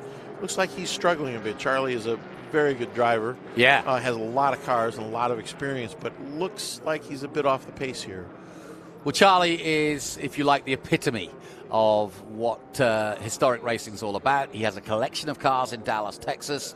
He's a performing, brilliant driver in his own right. He owns Formula One cars. He drives them. He has a land speed record from Bonneville. He's the real deal, isn't he? Yeah, now look at this big Greenwood Corvette moving up. When you come to power, this thing is not messing around. Look at the size of the tires on that. I mean, these were, a private company, Greenwood, took Corvettes and modified them for racing. You can get some idea of the increase in track width. Just look at it from the rear. Look at those big screens behind the rear tires. So he is reeling these guys in every time the road straightens out, and that big V8 just gets to be opened up. You can see how low he runs at the front to try and keep the air out from under the car. The cars in their day were quite fearsome. They ran at Le Mans and terrorized many a Ferrari with the big Greenwood Corvettes. Yep. 427 cubic inch motor with Kinsler crossflow fuel injection, renowned for reaching speeds at Daytona anyway. 224 on the bank. Yeah, but just a little 7.4 liter Chevy. That's all. There you go. A little 7 liter Chevy. Ridiculous. I love it. Yeah. Now here's Charlie coming back up on the front straight here. The 914.6s handle very well, but they can't match the power of the Corvette or the Decon Monza, and they aerodynamically they're not really great either. So even with a driver like Charlie, there's only so much you're going to do with one of these cars. I talked to Charlie about the fact that some days he's going from a car like that to a Formula One car and then back to something else. How does he get his head around it? He said sometimes it is a bit confusing, especially when you're going from, disc or drum brakes or, a power difference. Obviously, the track is completely different when you have different kinds of cars from different eras. So, yeah, and it's funny, Charlie and I were talking about this as both of us have been racing a long time, and as we're getting older, we're being more drawn to cars with smaller displacement that handle really well, as opposed to bigger cars with bigger tires that don't handle as well, but might have a lot of horsepower. You can see there that 911 just muscled his way around him there. There was no way Charlie was going to keep him behind him much longer. Look at the difference in tire size between that 911-based car and the 914.6. 1980s Winston IMSA GTO series. That's what that number 41 competed on, and was specifically built for. Right. So that's a car that's mostly tube frame with the center section of the standard Porsche, and the rules were pretty dynamic then. They were changing every few years. Yeah, you can see from the here's bodywork. Another Corvette making its way up in the field here, and that's car number 25. Yeah, that's Chris Springer. Yeah, 1968 Corvette. Also being harried by what looks like a Decon Monza behind him. Yeah, there we go. There's two Decon Monzas. That red one is Kenny Epsman, I'm sure. And the can't see the number yet on the white car. Number 6 is Rick Jeffrey, no stranger to the Decon Monza or Group 7 cars either. Well, that Corvette held the most national championship titles in its era, run throughout the West Coast in Trans Am and IMSA. And so it has a good history too, for sure. Sure. Yeah, people often, it's easy to complain about the lack of parity in vintage racing, but when you look a little closer and spend a little more time, what ends up happening is you have 3 or 4 races within a race. These 4 guys are within 15, 20 car lengths of each other. The guys at the front are having a similar thing. Epsman just threaded his way past another car there, and I suspect Mr. Rick Jeffrey will be the next one to be seeing Ken Epsman's taillights when the opportunity arises. And it looks like it's going to arise right here. And he gets the Corvette at the same time. So Ken is really, really good in this particular car. He's very comfortable with it. He's been racing it for a long time. It's really well set up. And if you know Ken, you know he's such a shy guy. He hardly ever talks about it. Well, it was the Decon was built by Decon Engineering and modified by Dylan Spencer and driven by Chris Cord and Jim Adams through 1982. Boy, talk about an honor roll of people there. Yep. Dylan Spencer, one of the greatest fabricators ever on the West Coast. Chris Cord certainly needs no introduction there. I mean, a bunch of good people involved with that car for a long time. You can see the rules required. You see the stock rear bumper and the stock rear taillights in that last shot. They're dwarfed by all the flares and fenders, but that's what the class required back then. They also had to have a stock front windscreen. Now, this Decon was driven by an ex-Olympic snow skier, Jerry Jolly. Mm-hmm. I like that story. Well,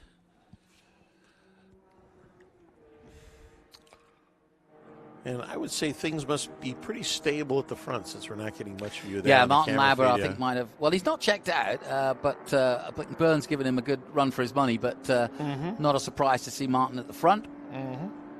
Epsman making his way through. He's now 7th. Yeah, but I mean, if I had Byrne in my mirrors and he was only 0.07 of a lap behind me, and looks like Byrne just took the lead from Lauber. There we go. Yep, there we go. Yeah, that's pretty tough sledding against a well-driven Greenwood vet here. That's one of those cars that just works well here. The RSR does not have the horsepower to answer the question when the Greenwood asks. And as we said, in a straight line, that is a fast motor car. Yeah. It's actually been rumored to get not rumored, but it's down here on its bio saying that John Greenwood himself took the car above 230 miles an hour. Yeah, well, believe it or not, that's not as big an advantage here at Sonoma as you would think. You see how close Martin's getting behind him. There's not a lot of full throttle time at this track. No, there isn't. That's one reason why it's so challenging. And so in some ways, he's carrying all the weight and mass to produce all that big horsepower, but he's not able to use it as much. One thing that might be coming into play here a little bit, the Porsches on really hot days face, since they're air-cooled, face some power production challenges. When the Porsche oil temperature gets much over 220, the engines are quite challenged, whereas if the Greenwood vet has got a lot of cooling, and even if he loses a little horsepower, he's still in good shape. Epsman steadily working his way up. I don't have a grid sheet. Where did he start? He started well back. I think outside the top 10 for sure. Yeah. I mean, he's certainly made quite a good charge, and he just put Mr. Nierberg behind him, and now he's going to be closing on Hill. There's your front four, and again, those guys have been close all race. Yeah, like you say, this is rare that you get so much close racing at the front. Usually what you do get, as you say, in historics is pockets of racing. Yeah. It could be anywhere. In fact, actually, he started 19th. There you go. Yeah, and Kenny is notorious for this. He'll sandbag in qualifying and then work his way up through the track. Yeah, well, Patrick Byrne, of course, I hadn't realised this. I've seen Patrick out there, but I didn't realise he's an ex-Asian Le Mans Series champion, double SCCA regional champion, so a pretty handy peddler. Yeah. I think that's another reason why he's at the front. It's one of those irritating combinations of a good car and a good driver. Yeah. It's really annoying when it comes together, I know. Who's this upstart Button everybody's been talking about? Yeah, I mean, the guy wins a few races in another country and thinks he's all over. I know. Yeah. What are you going to do? Delighted to have him on board. He's a Californian now, Now, what has happened to Martin Lauber? It looks like he is not figuring in the front three anymore. That's interesting. I'm telling you, I think Martin was down on power. I really do. Martin can really pedal, and he was just not able to stay with him. Now, that's the 6 of Jeffrey. Yep. And the Decon Monza from 76. Currently in 6th. But we've been watching this nice little three-way battle here. Oh, no, that's Lauber in front. No, Lauber's still there. The Corvette has dropped out. Yes. The Corvette has dropped out. I've got to stop drinking at lunch. Yeah, yeah, the Corvette has dropped out, so now we're back to where we started with the 2 Porsches and the Datsun. And, of course, here's Kenny making his charge, now in 4th. And I don't know if he's got enough laps left to get this to get up further, done. Yeah. He's only 4 seconds behind.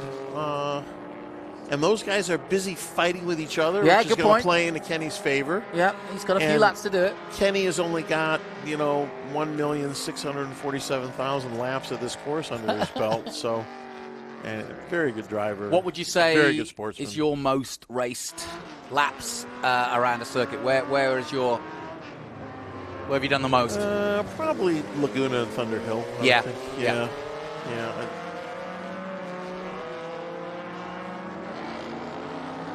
Well, our Group 7 is spread out, but not at the front. No, Martin's doing a good job keeping them behind him. Yep. So it's Lauber, Taylor, and Fuller. Epsman coming. There you see there he is. Ken Wow. Epsman. He's not far away at all. Now there's a real problem because Kenny can see his quarry. Yeah. And that's when it gets dangerous. Seeing is believing in motor racing. That's an expression that should have been invented for racing. If you can get to a video screen, you should watch this because this is going to be something to see, I think. Look where they're braking, and then if the camera pans to it, look where Epsman's going to brake, and hopefully they'll see him hurl this car through the S's. Yeah, he's not far behind right now. Kenny wears this car like an old pair of shoes. He's really comfortable in it, and he can really hustle that car around. Big wide line there by Lauber, but he swings it, slingshots it round. I think Fuller's tires are probably getting hot. Whoa, there we go. No, that's not what we want to see. No. Oh man, that's a shame. That's a shame. And what happened? Lauber got, I think, on just got a wheel off. He went wide and then found himself trying to grapple back because I was surprised to see him as wide as he was. Yeah. What a shame. Yeah, what a shame.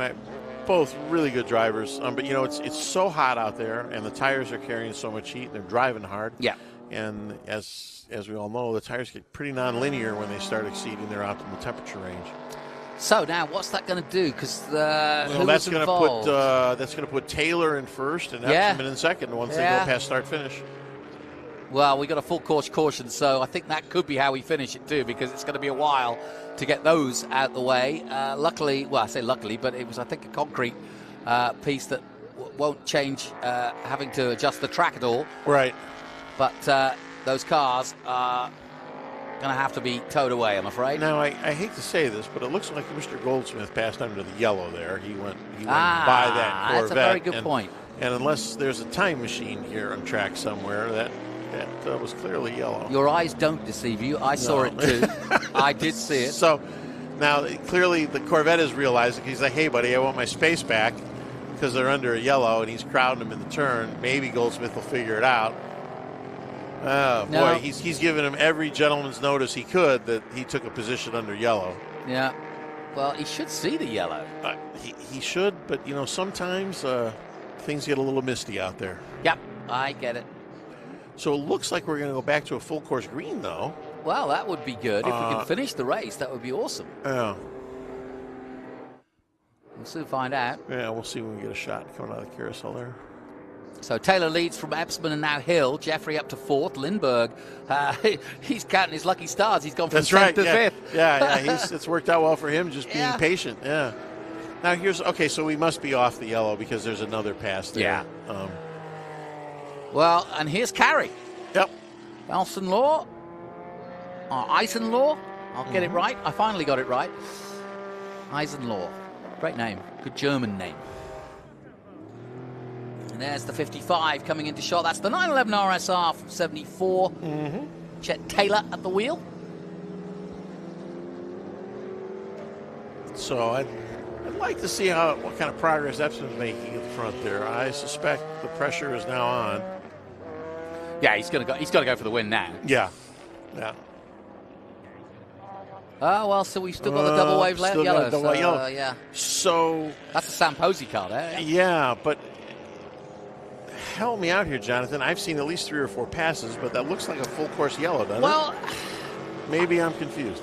Yeah, no, that to me looks like a full course yellow because it's a double yellow. Yeah. And look, yellow Yeah, again. double yellow there. So that would mean that it's not a local, it's a full course yellow. So you're right, no overtaking should be allowed. We've just described several good passes. Yep. So I'm sure don't ask me. Don't ask me.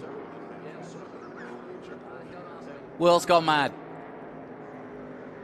Somebody's crawling here. Is that the pace car? No. No, that's... I don't know who that is, but it's not the pace car, no.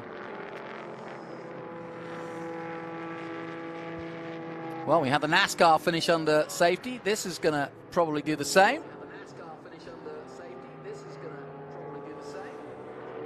Yeah, I mean, everybody seems to have figured out now that the race is on pause. But I don't see where the leaders are at this point. Well, it's still showing Taylor, Epsman, and Hill. Yeah. That makes sense because certainly the caution came out before Epsman had a chance to do anything about it. So did we get a bunch of back markers in between Epsman and Hill? Because otherwise Kenny would be right on the bumper of Taylor under a yellow flag for sure. He's a pretty savvy guy. Yeah, that's where the clear up is on aisle 6, so to speak. Clean up on aisle 6, bring them up. I'm afraid so. No, I joke about it, but no, I hate to see any of these cars. No, it's terrible. Get damaged. Andrew Cannon in a Batmobile there, Mm-hmm. followed by Byron Sanborn. Byron, another excellent driver. He's driven just about everything. Oh, that's what's happened. So Kenny is trapped between back markers. Okay. And the leader has wisely decided to gap everybody. Yeah, and it's lap 10, so I think, yeah. to be honest, we're going to finish Put paid, but here. certainly the drive of the day by Mr. Epsman there. Still got one car in the wall. Yeah. Well. And that's a shame because Martin, not too that long ago, they finished an extensive restoration on that car. Yeah, it was a weird one because he just touched a wheel on the grass, and it just shows you it's so dry here in this part of California. Not a lot of rain in the summer, and once you get on that, it's the other like thing ice. that happens there is that there's a drop off in the pavement. So once the wheel has gone over that, you're kind of hooked on that side of it, and pretty tough to recover from that one. So it's going to be Chet Taylor in a surprise win in the 74 911 RSR. No kidding. Yeah, that's great. RSR, and well done to him as he comes out at 12 and will greet the checkered flag in a surprise win. He probably won't know why he's won yet because the leaders had, I'm sure he's seen the crash. Yeah, so, he gone figured past it out. so he's figured it out. So that concludes it, and good stuff. Top three being Chet Taylor, Ken Epsman, who we thought might win the race if it had gone and stayed green, and John Hill, the top three. Rick Jeffrey in fourth position, Richard Goldsmith in fifth, and Chris Springer in sixth position. Well, as we finish off that under safety, we'll take a short break. My thanks once again to Scott Durnick coming in and enjoying this one with us. I hope you've enjoyed your weekend. Absolutely. It's been great that this event just gets better every year. Next year it's going to be in June, which couldn't be more perfect. We'll be back to the balance of a great event at the beginning of summer and a great event at the end of summer. And really looking forward to it. I think Jeff and his team, Ardell and Ryan, all those guys have done just a fantastic job. Very user-friendly and just a great race. We all look forward to it. Well put. June 6th to June 8th. Put it in your diary. Come on, join us next time out at Velocity Invitational. We'll take a short break. We'll be right back with more action after this.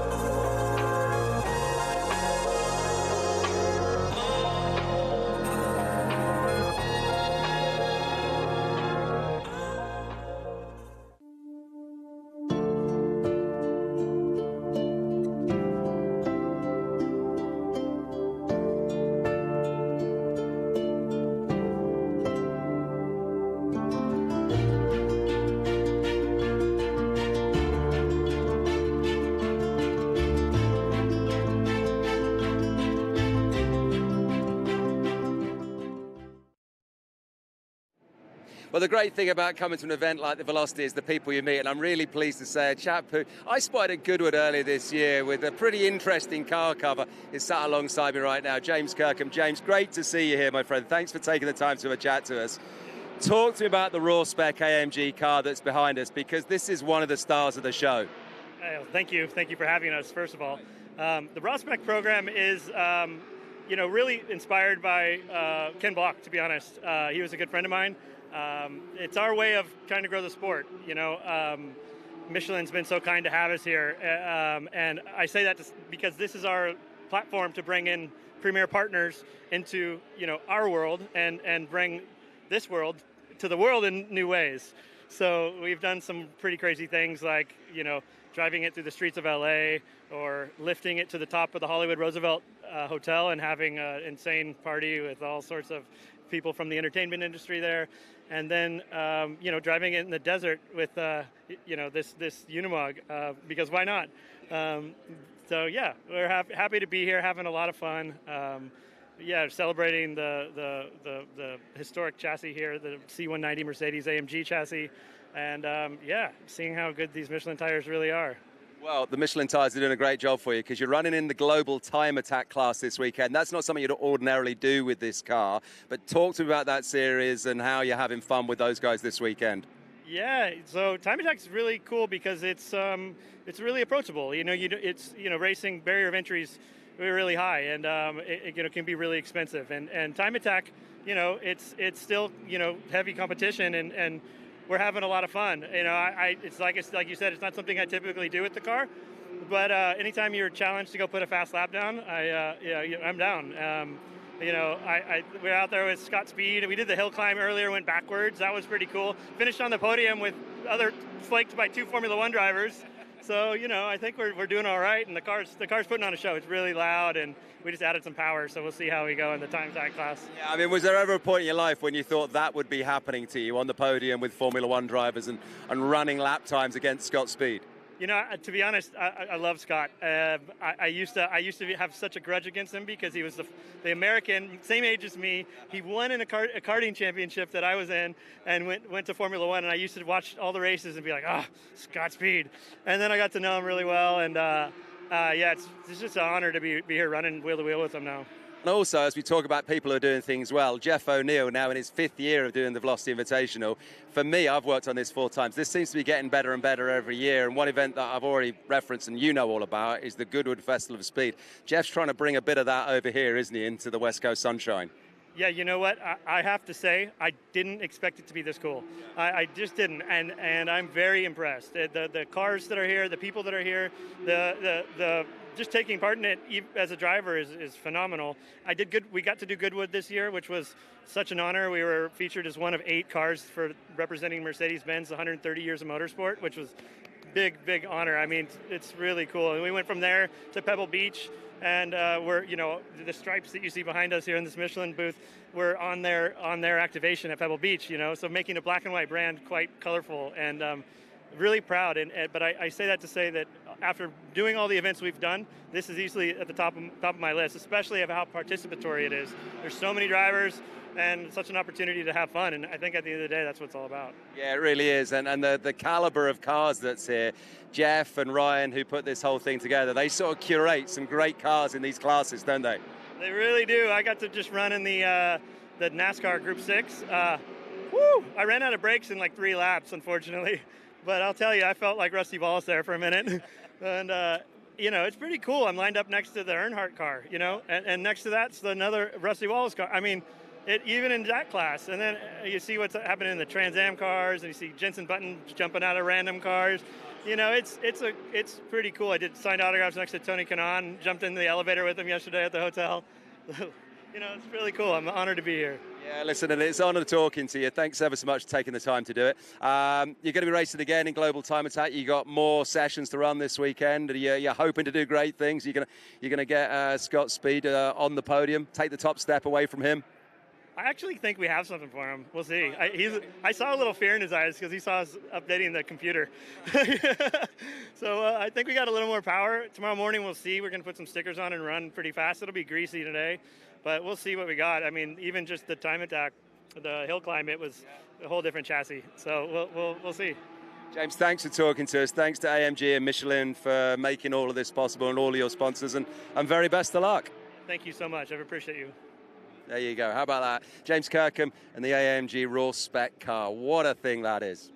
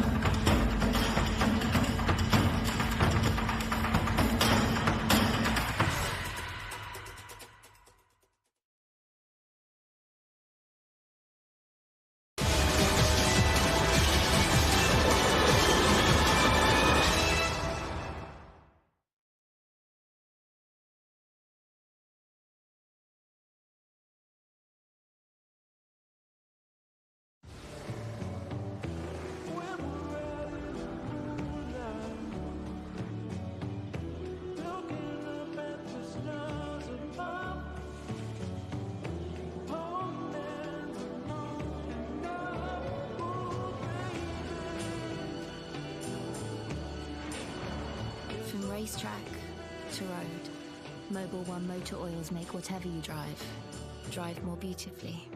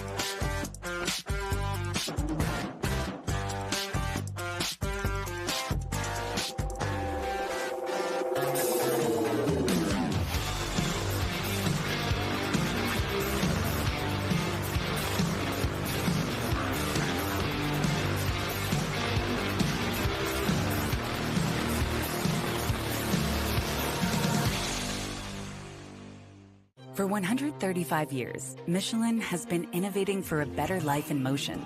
From earth movers to Airbuses, race cars to rovers, we were even one of the first to consider sustainability in the design of our tires.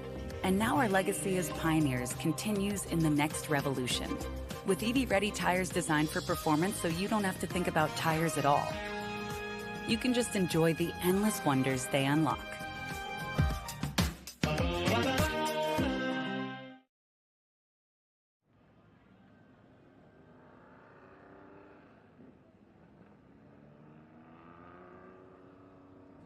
Welcome back to Velocity Invitational. And yes, it does look a little bit misty, doesn't it? But it's not. It's not mist at all, I can assure you. It's just Travis Pastrana lousying up the place in the greatest possible way because he has got the Huckster out there, the Subaru. And I'm not the only fanboy out here. Evidently, now all the drivers are getting in on this because J.R. Hildebrand is now taking a ride with Travis as he does a little bit of his gymkhana.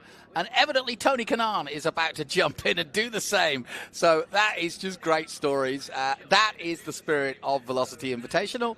And it's a chance for crossing over in the motorsport realm from one category to another. And it just shows you IndyCar drivers enjoy what Travis does just as much as we do, and they're getting a chance to be passengers with him, so that's great to see. What a thrill.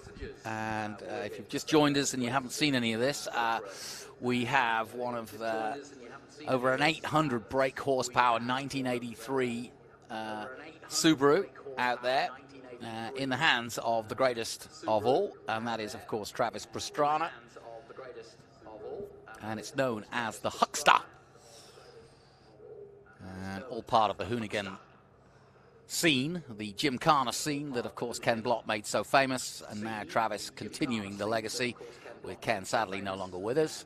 And we do believe that Travis has a very special man on board. And, of course, the 8 times X Games gold medalist is going to give a joyride to the ex-Indy 500 winner. And I got a feeling that Kanaan is probably going to be a terrible passenger, because there's one thing I know about racing drivers. They love being in control of a race car at speed. They don't like being a passenger, I can assure you. But then again, it's Travis. A couple of donuts for breakfast, and then we'll head to the tough stuff. A little flick. Hard on the anchors, getting the wing out, and there you go, there's your flick. And look at this. Oh, perfectly done. Now you got to get through here. There you go, look at that. Rally style, a multiple American rally champion, as well as his own series, more recently with Nitro Cross. And we are very blessed to have a guy like Travis Pastrana who travels the world. And if you go on YouTube and you look up Gymkhana and either Ken Block or Travis Pastrana or any others, there's plenty who do it, but certainly they have the biggest names. Now, full 360, and this will be followed by a very careful loop around the bollard. There you go. In between the two. Absolute precision by Travis. Kanaan's going to be taking this one home to the kids. Look at this. He's going to try and make it dizzy. Travis comes out of a whirlwind of smoke and then back to the pits because he's run out of tires. I love it. Absolutely superb. We're getting a great display here of what is known as the Huckster. And it also follows in the footsteps of the Air Slayer, and we've even got the sort of latest version from Subaru with Scott Speed here. We'll see that in the time attack as he tries to go even faster, though I think in the hotter conditions it's going to be hot, too hot perhaps for Scott Speed to go any lower than he's gone, but we'll see. That's the beauty of time attack. The idea is exactly that. You try to change the car, set it up differently for the conditions, and try to go faster. And that is the essence of time attack. But we've just seen a demonstration by Travis. I'd be interested to see if it hits Tony that emerges. He's certainly got a face full of smoke there.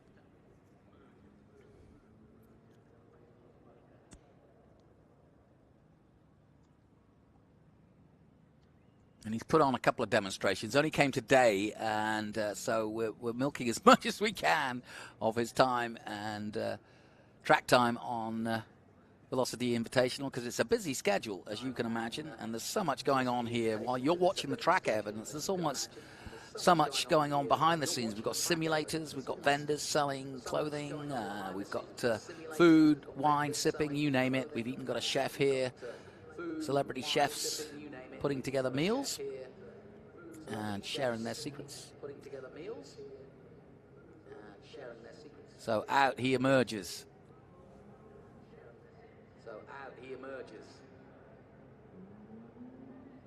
Yeah, there is Kanan, and it looks like he enjoyed it. He kind of looked a bit shell-shocked there. Now, from one superhero to another, why don't we see what Roman Grosjean has been up to? He's another one of the celebrities who's been here this weekend. And earlier in the day, Taylor caught up with him. Back down here at Dirtfish, I run into somebody I didn't think I would run into in this part of town. Romain Grosjean, you had a chance to jump behind the wheel of one of these cars earlier. How was it? Yeah, I mean, I actually grew up watching rally cars, and that's my first love. So I was born in '86. That's the year they stopped the Group B's, right? Henri Toivonen was one of the guys I admire. The Lancia was my car, and I was lucky to drive it some years ago, and I saw the Peugeot 205 here. I was like, guys at Dirtfish, can I give it a go? And I was allowed to drive the car this morning. It was fantastic. I mean, you can't believe it's almost 40 years old. And did you get a chance to check out Travis Pastrana out there doing some donuts? Yeah, that was fun. I mean, you know, a big fan of Travis. Of course, everything is done, so it was having fun. I think all of us having a lot of fun, and that's great for the fans. And let's talk about you. I just asked you a second ago, are you going to jump in anything else? Who knows around here, right? Have you picked a favorite car or picked a favorite ride out there on the track yet? Oh, there's a lot of them. I think, you know, all of those cars, I've been growing watching them, you know. So we could walk and I could tell you down. So anything that comes, you know, I'll drive it and have fun. Any word of advice for fans thinking about coming to this event next year in June? No excuse. Should be here. It's fantastic. Come here, you. Come here. We're just talking about you. We're just talking about you. This is how a professional does it. See, I was going in the background to make him laugh or mess up, but he just brings it straight in. So, sir, welcome on board, brother. Good to be here. Yeah. Yes, sir. I asked him if he saw you or if he got in your car yet. Has not, but we should do a swap. No, drivers don't like to get in other drivers' vehicles. I was gonna say, who would you trust? Myself, I wouldn't jump next to me, so. Well, especially when there's another driver, you always know that driver's probably going to critique you. You're like, oh, I'll do it just a little more. So I don't care how good they are. It just means you're going faster when you hit the wall or the tree. So, but I would probably trust you. Oh, thank you, brother. Yeah. I would not trust you. Yeah, I don't blame you. Oh my gosh. Travis Pastrana stepping in. Well, hopefully we're not going to see any co-driving here, but great to chat with you here. Thanks for chatting with me. Thank you. What a wild thing. You never know who you're going to run into here at Velocity Invitational.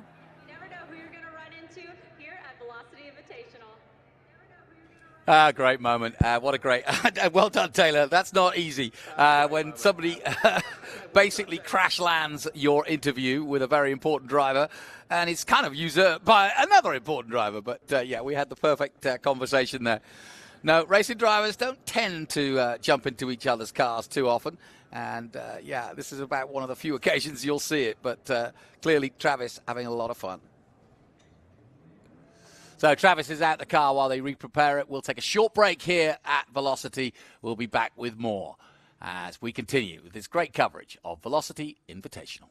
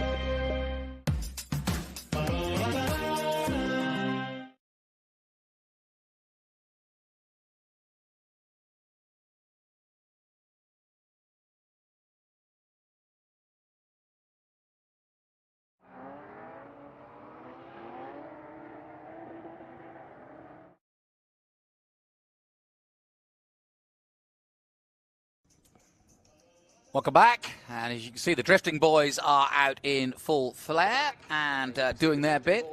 Well, they were, and I think we're going to get a little demo from them too later. We saw them practicing earlier in the weekend, but that's their domain over there, that little track that you saw Travis on, and we've got several other drifters that have got their cars on track and ready to go, or at least. Now, we've been talking a lot about one particular man, and he is, of course, the inspiration and the heartbeat behind this event, and that is Jeffrey O'Neill. He is a wine man by trade, but he is an enthusiast for motorsports by heart, and he is the man who basically conceived the idea of Velocity Invitational, a combination of the wine country and motor racing at its finest, a touch of Goodwood where possible, and a chance to have some fun. And he's doing just that and is bringing that sense of fun to all of us here. And we caught up with him earlier in the day. So if you're going to put on an event like this, it takes the vision of one person to get everything right. And the man that's been getting it right now for 5 years is stood alongside me, Jeff O'Neill. Jeff, here we are again in the California sunshine up at turn 11. And you've pulled out all the stops this year. Well, here we are in our fifth event. But I will point out that one person doesn't make this event. It is an amazing team that we've got. But this is our biggest ever. You can hear in the background, or maybe you can't. Ryan Turek in a 500 horsepower pickup truck. It is incredible. We're up here at turn 11 at the driver's lounge, and it's the best seats in the house, probably, because we're right on this turn. And like you say, Ryan Turek doing a great job in the drift car, the pickup truck. But the names you've got here this year as well, people are coming to the Velocity. We've got some great guests this year. We've got Tony Kanaan, Indianapolis 500 winner. We've got the two newest drivers for McLaren Indy, Nolan Siegel and Christian Lingard, and they are just the most wonderful young guys. I hope everybody gets a chance to meet them someday. Yeah, exactly. The young guys are loving coming along, but we've also got Jenson Button here and Scott Speed. Scott Speed's like the original sort of journeyman driver. He's driven everything. He's having the time of his life. And Jenson Button is grinning from ear to ear.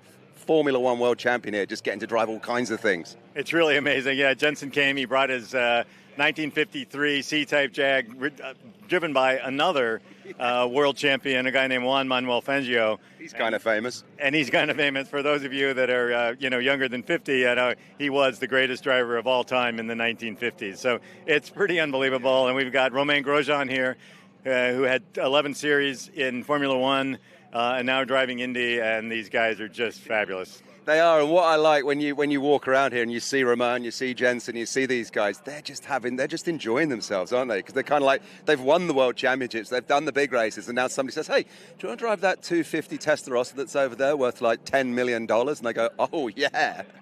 40 million, but who's counting?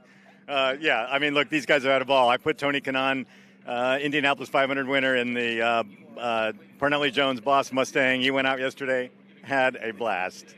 They're just the same as all of us. They're just car guys who are excited to be here. They're having fun. But as well, expanding beyond the cars this year as well. Cooking demonstrations, wine. We're in Sonoma. There's a lot going on. There's a lot going on. We've got a wine tasting pavilion. We got Tyler Florence doing cooking demonstrations. So we have a little something for the entire family. We've got lowrider cars, drift cars, supercars, hypercars. You name the car, we've got it here. And a helicopter. I was about to say, if you want to get home in a hurry, Bell helicopters are just parked on the lawn over there. Jeff, you're a busy man, so I won't hold you up, but thanks ever so much for having us, and enjoy the rest of your day. Thank you so much. There you go. The Velocity Invitational, in its 5th year, just goes from strength to strength.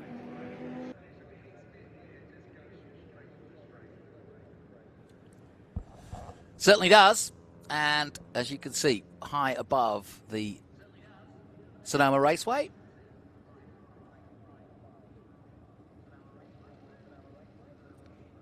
And there's a bit of pause to the action on track. So why don't we have another little look at a feature we've made about Kindred. Taylor taking us away with the latest from Kindred. Down to you, Taylor. I've made my way over to Kindred Motorworks, and I'm here with Juan to tell me about these incredible Broncos behind me. We've got some great race cars, but we're taking things up a notch here, aren't we? We are. Behind us, we've got the Kindred Bronco. It's completely modernized, so we take the base donor Bronco and we completely redo everything from there. So we've got a brand new Forward Performance Gen 3 Coyote V8 matched to a 10-speed automatic transmission, Atlas 2 transfer case, brand new axles, new suspension, the whole 9 yards, Apple CarPlay, heated seats, you name it, we've done it. Complete frame-off restoration offered for our clients.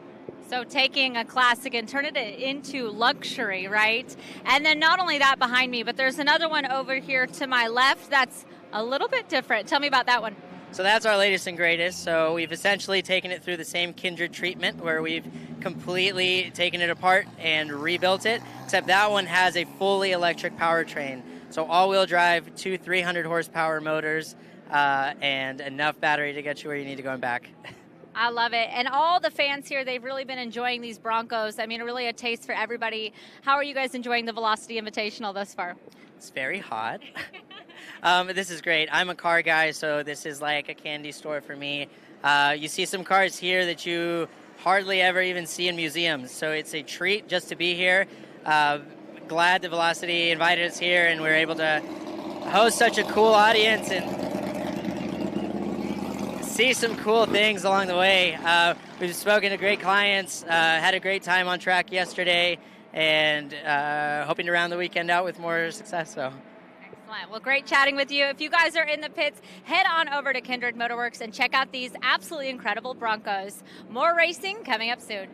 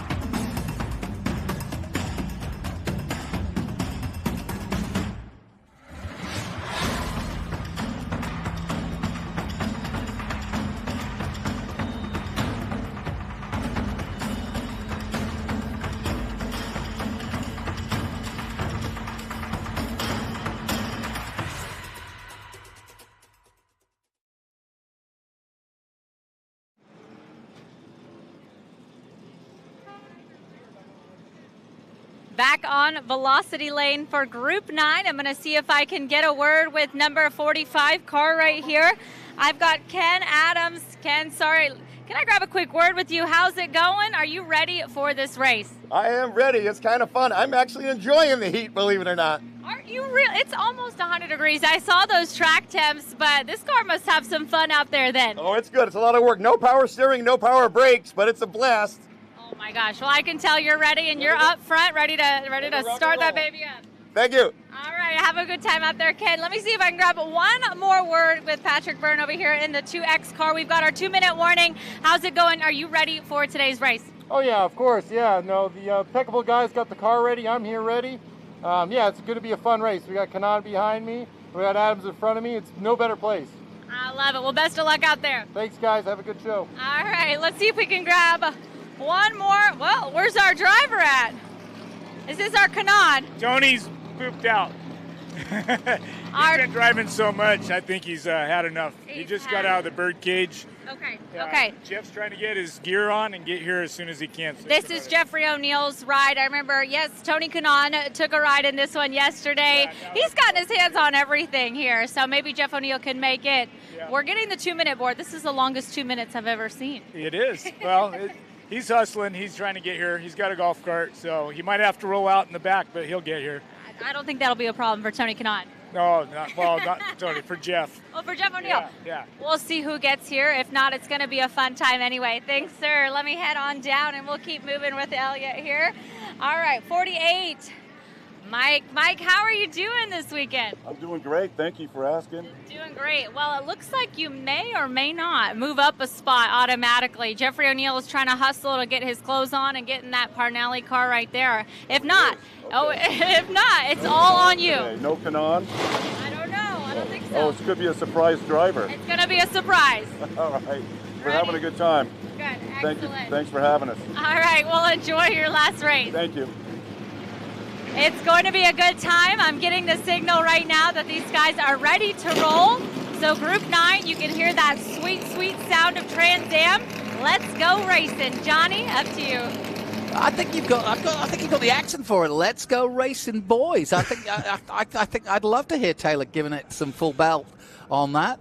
Well done, Taylor. Great stuff, and I think all the guys up for this. And I love the fact that they're throwing curveballs at him. Is Tony Kanan going to be racing, or who is the Stig coming out for this Trans Am race? Well, I've got my own Stig here. I've got Joe Teplitz, who has been photographing out in the heat there, but decided to come into the air conditioning and talk to me a little bit about some of the Trans Am cars out here, because you've had a part to play in certainly some of these cars. So let's talk Trans Am, shall we? And what a great collection to be able to talk about the glory days of the Pony Wars and of Trans Am at its finest. This is an incredible turnout. My history in the Trans Am, I grew up in the Trans Am. My history was that I was on the original crew for the University of Pittsburgh car that's out there, which was a unique story.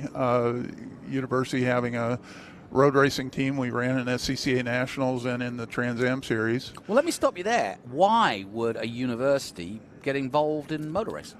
I think a lot of it was the leader of our team. He was a big thinker and thought that this would bring a lot of notoriety to the university, and it did. Interesting. And did anybody from university get to work on the cars and get a chance to sort of, as a student, just learn a little bit? Oh, all of us were poor, unpaid students. So it was cheap labor that was at the brink of it. And none of us had any clue about how cool it was. Who do you reckon's getting in there? Oh, he said that Jeff was going to get in. Jeff O'Neill? Yes. Okay. He was getting suited up, and he's getting into the car. Fair enough. So it looks like he'll come out at the end of the pack, which is fun if you have a powerful car. Well, Kanan was taken for a ride by Travis Pastrana, so I think he's probably still recovering from that. Could be. I love the fact that even these big racing driver stars are like, can I go in and can I have a joyride? Yeah, he's probably coming in here for the AC. Yeah, no kidding. But so tell me more about that project. And in the day, you just showed me a photograph of it at Lime Rock. And so it really truly is. It fits into the rock and roll era, as it were, that where Trans Am was at its heights in the early 70s. Yeah, again, none of us had any idea how cool it was to be in that, because we were all on creepers underneath the race car most of the time. Working. we had a lot of help from Roger Penske. There were a lot of the big name people who, because we had no business being in the Trans Am, liked us. So we got all the specs to build that Camaro from Roger Penske, including all the design for the roll cage, the suspension mounts, everything was to Penske specs. In fact, somebody at Penske Restoration was looking at the car and said, it looks like a Penske car. And it was not. It was just built to Penske specs. To that spec, yeah. Yeah, and we subsequently, that was 1971, we subsequently bought a Penske Javelin that was in a basket. It was Mark Donahue's mule car. Mm-hmm. And we reskinned it as a 71 and ran that for several years. And same thing, SCCA Nationals and Trans Am. Did you get to spend any time with Roger? Yes, and Mark Donahue was very helpful. He came to the skid pad. He helped us set up the car on the skid pad. I have a picture of one of our teammates, Don Mansfield, who still works with me on my race car. He and I were jacking up Mark Donahue's motorhome to level it because Mark didn't want to get his Gucci leather shoes dirty. Right. Who was your driver in the Pittsburgh? His name was Bob Fryer. He's still around. He was a political science major, and he was the mastermind behind the whole thing. Well, here we go then. And alongside me, Jonathan Green, Joe Tiplitz, for one of our last group races of the day. And this is a somewhat poetic way to finish the day, because this really does put it in period. All of these cars that you're watching now raced here at Sonoma in Trans Am in the day back in the early 70s, whether it be 69, 70 or 71 and 72. They were all here, and they are all original cars, including the one that's starting from the back, and that, of course, is the Parnelli Jones car driven by Mr. O'Neill, Jeffrey O'Neill, the man who organised this event. And away we go, and straight into the lead of this race, or in second place, I should say, goes the number 2 immediately, and we've got a good race on straight off the bat. That's the AMC Javelin.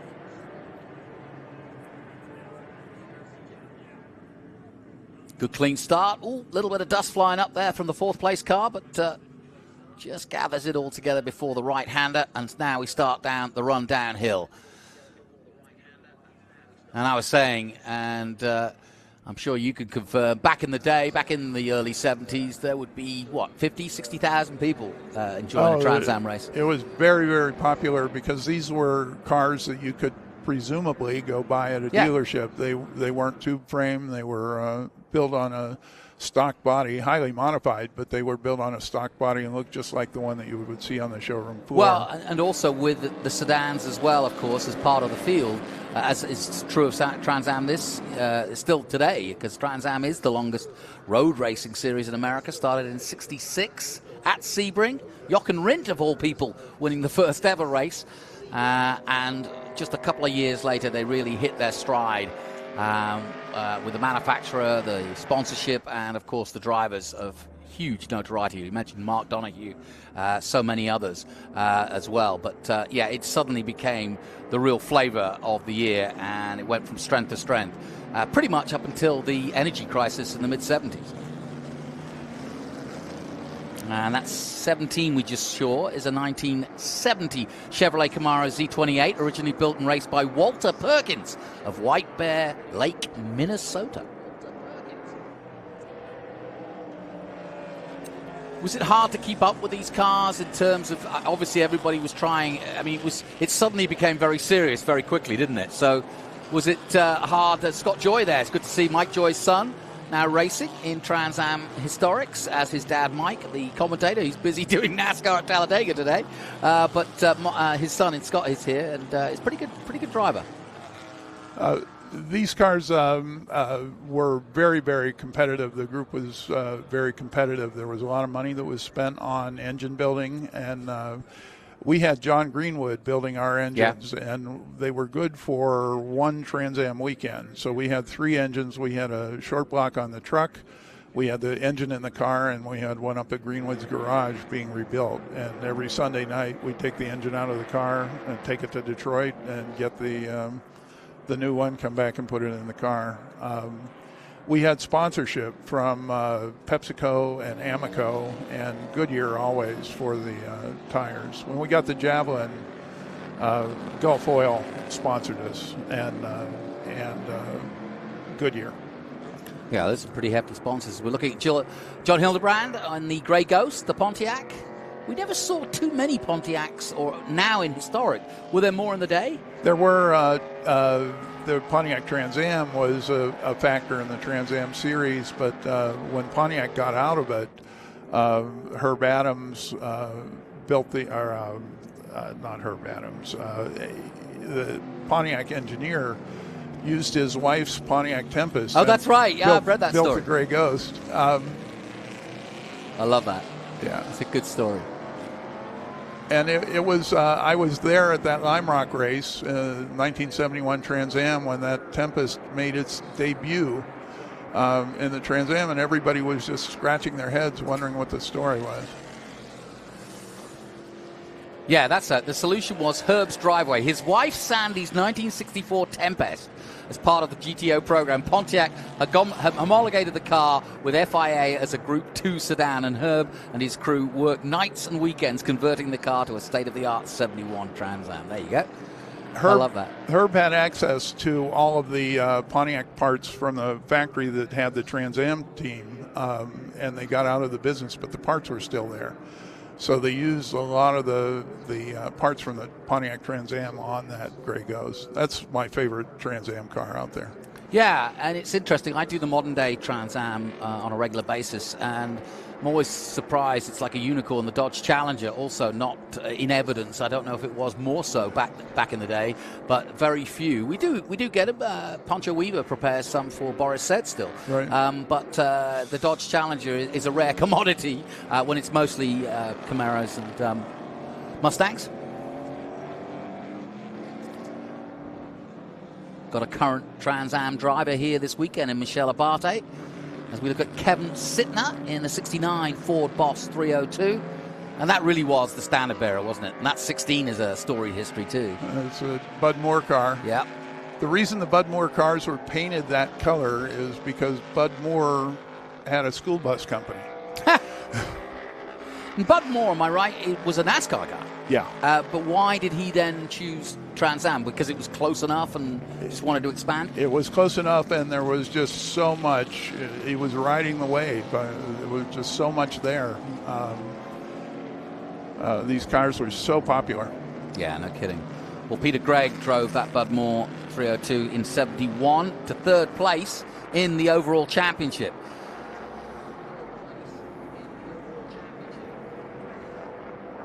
And Carcraft actually built the chassis. Right. And Carcraft are based here in California? No, got that wrong.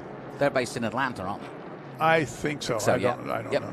But Anywho, Mr. O'Neill is up to 10th, having started at the back, so he's definitely channeling his inner Parnelli. And he also is the head of this event, right? So he probably knows this track very well. He knows the track very well. He owns that car as well as many others. So he's comfortable in that car, and he's driven it actually, I think, at most of these events. It's the one Trans Am. He has the birdcage he goes out in. He's driven some GTOs, Ferraris in the past, but I know he always loves to do the Trans Am race. He's been in his civvies most of the day, giving his drives away to other people and kind of just shaking a few hands and making sure the event runs as it should. But now he's got his chance to relax, and here he is. So Jeffrey O'Neill in the number 15.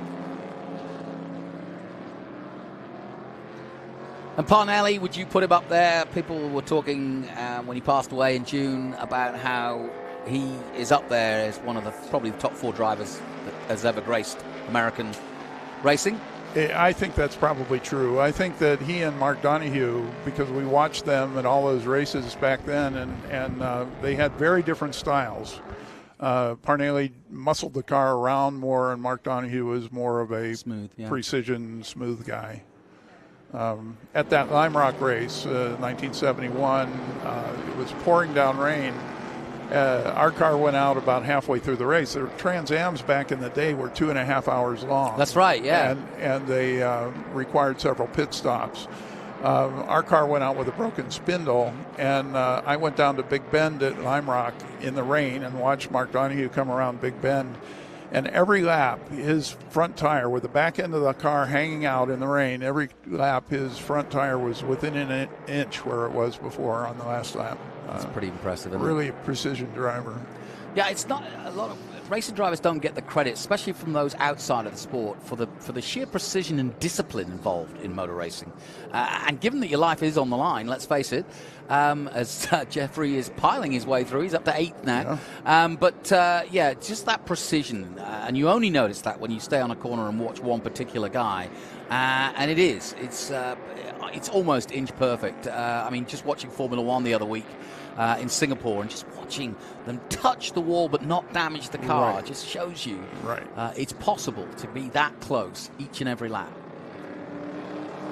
Right, I drive a Datsun 510 and I'm not like that. But you don't need to be in a 510.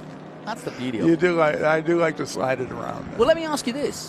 Back in the 70s, those 510s, or at least the sedan B and C, were they as popular as the muscle cars? Because they seem to have become so. They became so, yes. I bought a brand new 1969 Datsun 510 in 1969 for $1,995. And that's the other thing. The price point was right. Yeah. And I was building it as a race car, and then ended up selling it to a school. It was about almost done, but it needed an engine.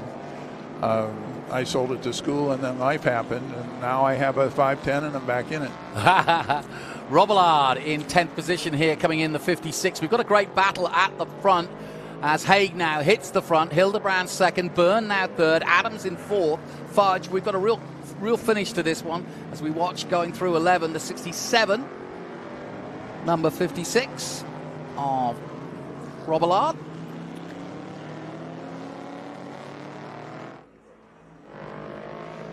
And I would hazard a guess that they're probably driving them faster than they were back in the day, just simply, do you think, because of the tire technology? The tire technology, I understand, and I talked to some of the guys about what these cars are dynoing at for horsepower. That's pretty close to what it was back then.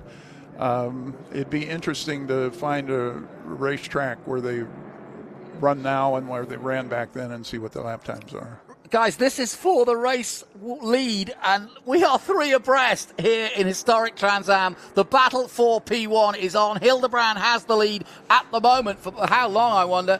Jim Haig was on the outside. Now he's dropped back to third. He was leading for a moment. And in the middle of all of that is Patrick Byrne. Love it. I talked to John Hildebrand in the paddock, and he said that he had blown a radiator hose. So he works on his own car, and he was repairing the radiator hose when I was talking to him. Yeah, that car that Patrick Byrne is driving is the first ever factory Trans Am Boss 302 Mustang that was prepared by Carcraft, then Shelby Racing. So again, a very, very important piece of history, and about to take the lead into turn 11. Has another change of lead. Hildebrand will go high and wide. Now he'll click it back and try to defend that position from Haig in the all-orange number 16. And we've got a doozy of a battle on. About to start lap 7 of 10. And this is cracking racing. I was up in turn 2 shooting yesterday, and Patrick Byrne coming through turn 2 was really something to watch. I'll bet. He's right on the edge. Yeah, I hadn't realized. I've seen him race, and obviously we know his dad as well. But I hadn't realized he was an Asian Le Mans Series champion, and having spent as much time as I have out in Asia doing motor racing, I know that's a prestigious championship to win, and not an easy one, because the tracks they go to are hot, a Formula One spec mostly, places like Shanghai,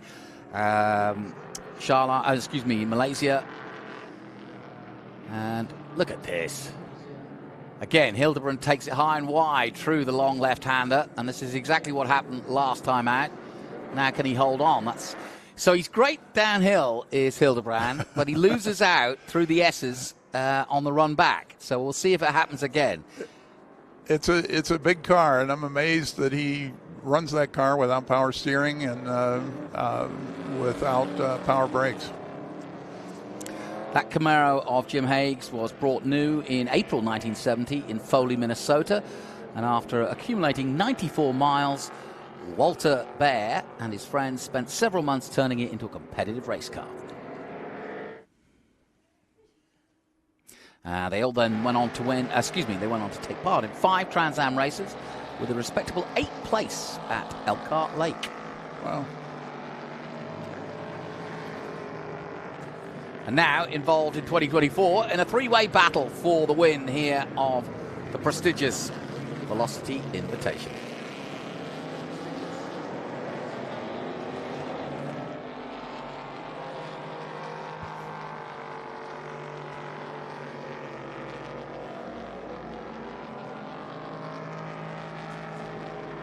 Well, Hildebrand's done a good job. He's holding them off, but look, see how they're catching him here? Yep.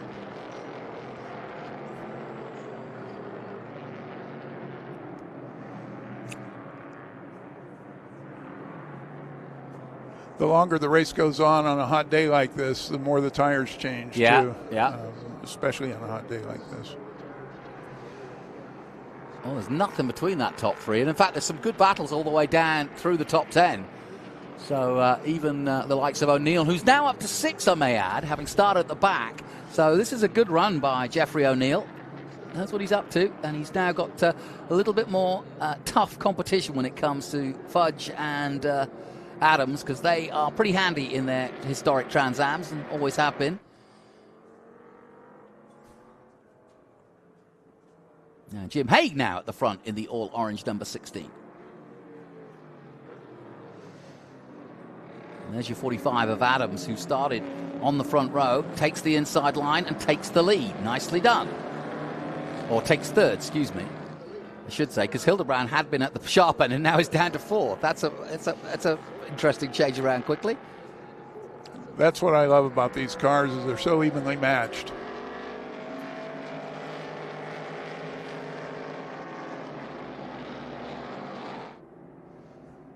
So some great racing in this one, and just as you'd expect, Patrick Byrne in the all-blue Shelby 302 from 69, now back in the lead and into 11.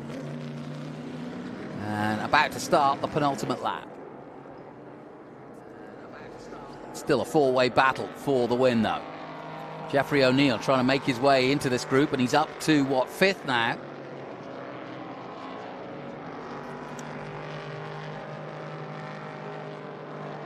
Yep, sure enough, Jeffrey O'Neill, there he is, and he's going to try and catch this group of 4 before the end is over. There he is, just coming under the bridge, and he's catching him quickly, isn't he? He is.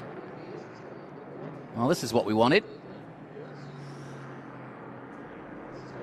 It's always a good finish with these guys. Well, it's pretty cool, isn't it, to think that here we are, some 60 years on, still racing the exact same cars. All right, it's different drivers. That we can't do. But we may not be able to preserve the humans, but we can certainly preserve the cars, and that's what's happened. Here comes Byrne again for the lead. An inside move on the carousel and makes it stick. Haig has to relinquish the lead.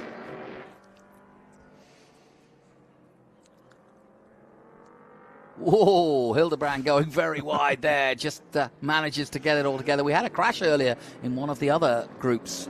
Sadly, Martin Lauber coming to foul in that particular corner and hitting the wall. Oh, Byrne getting a little too hot out of there, but holds it together.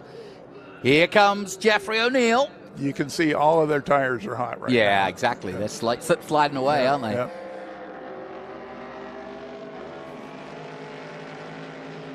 Well, there's been some fitting tributes to Parnelli Jones over the year, and got to talk to many a driver about him, and heard nothing but great stuff, and even spoke to Skip Barber about it. Yep. And that was an interesting conversation, talking about the good old days. Yeah, Lime Rock, he was a force to be reckoned with. Yeah, no kidding. And actually, even though a simple layout, Lime Rock, a tricky circuit to be really, really good at. It is. There are a couple of leap of faith turns at Lime Rock where you just have to keep your foot in it and go, because the car is changing because of the force of the downhill. Well, there's your checkered flag, and so that's how they will finish. And we thought there was one more lap to go, but it doesn't matter. Good racing all the way through. A top four finish, and or the top four finishing within a couple of seconds of each other, and that is exactly how we want it, and a great way to finish off this year's group racing from Velocity Invitational. We've still got some more track action to come, so don't go away. But a win for Patrick Byrne and a best lap of 1:54. But in fact, it was Jim Haig who was a little bit quicker. Jeffrey O'Neill with a 54.3 as well. But it was Byrne, Haig, Hildebrand, Adams, and O'Neill. There's confirmation of that. John Fudge in 6th position, Dennis Singleton, Kevin Sitnat, Joe Robillard in 9th position, and Jeffrey Kaiser in 10th. Well, thanks very much, Joe, for coming in. Thank you. I enjoyed it. Great to get an insight into somebody who was actually there at the time. That always makes it real. Thank you for being able to come in here, get some aircon, and now we'll send you back out and get some more photos. Now I have to go shoot a picture of the group when they come back in. Well, thanks for coming in. I appreciate it. Well, that concludes our Trans Am coverage of the historic Trans Am cars from the mid-60s to 72. But what a show they put on. Great stuff. Really enjoyed that. But there's more to come, so stay with us here from Sonoma and Velocity Invitational here in California. We'll be right back.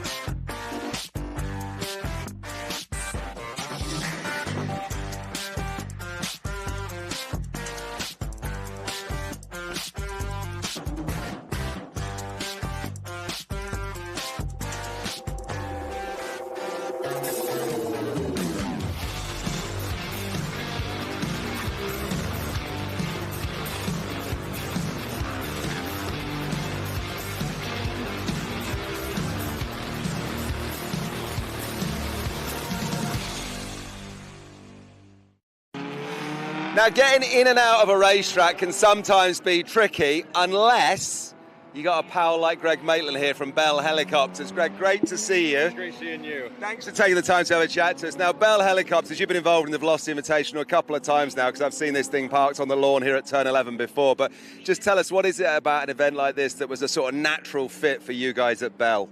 Well, for Bell, this is our kind of people. You know, we love performance. We love going out and having fun. And so we've got motorheads out here that want to sit there and go fast, go high. And so here we are to enjoy the view. And like I said, getting in and out of racetracks sometimes, whether it's NASCAR, IndyCar, Formula One or whatever, it's roadblock outside. But this is how you got to do it, isn't it? Oh, absolutely. There's no stop signs, no stop lights, you know, just direct to where we want to go. So talk to us about the helicopter that's behind us then, because for gearheads and aficionados of top-end technology, this is what we got. This is new since, did you say 2018? 2018 is when we introduced this helicopter. This is the 505, and it is our entry-level helicopter. So back to what we were talking about as far as performance, a lot of people drive their own cars here and want that performance. You can get your helicopter license and start flying a Bell 505 to get you around and enjoy aviation. So this has 505 horsepower. It's a turbine-powered helicopter with electronic engine controls, glass cockpit that gives you a lot of situational awareness. Can haul 5 people and do about 280 miles on a tank of fuel. So you can pretty much go anywhere that you want to go go have a picnic, go have lunch, and have a good time. And you can go there quickly as well, like 280 miles on a tank of fuel. But, the distances that you can cover in these and the speed you do them in, it's kind of mind-boggling sometimes, isn't it? Yeah, you're cruising about 150 miles an hour. And, again, you're straight line from point A to point B, so you don't have to worry about any curves in the road. And you've been flying these things for, did you say, over 30 years? Yes. My father was a helicopter pilot, and so I grew up with helicopters and Bell helicopters in particular. So very, love affair with this particular machine for sure. Well, and I said to Greg just now, I said, do you ever kind of appreciate what you're doing? That it's actually really tricky because it's all about balancing your feet, balancing one hand, balancing the other hand, and then your brain's got to coordinate all this, and it's just like second nature now, is it?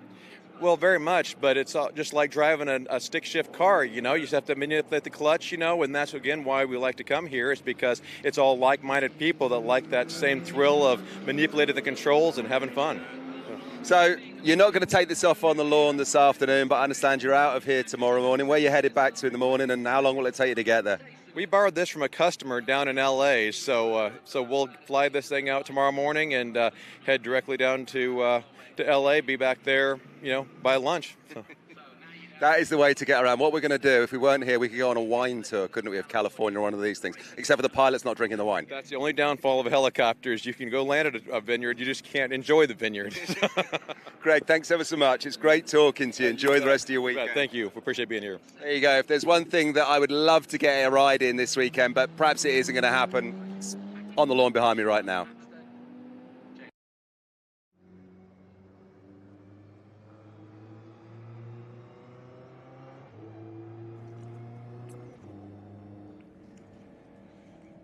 So, as you can see, we're back out on track and we are looking at what should be the Dirtfish demonstration again.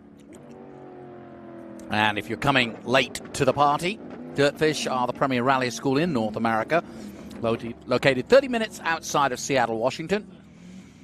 And Dirtfish can teach anyone to slide a rally car sideways in any weather. In fact, it's better if it's wet. I believe that Christian Lundgaard is out there at the moment. Roman Grosjean was telling us earlier about driving Peugeot and getting a chance, and grew up, like many of us, idolizing some of the great rally drivers. And growing up in France, I'm sure he knows all too well what the Peugeot's all about. So it's nice to give these guys a chance to drive some iconic cars, and also, even though they are part of a very important collection for Steve Rimmer, he's happy to let guys who know what they're doing behind the wheel of a racing car to do. And let's just tell you what we've got out there.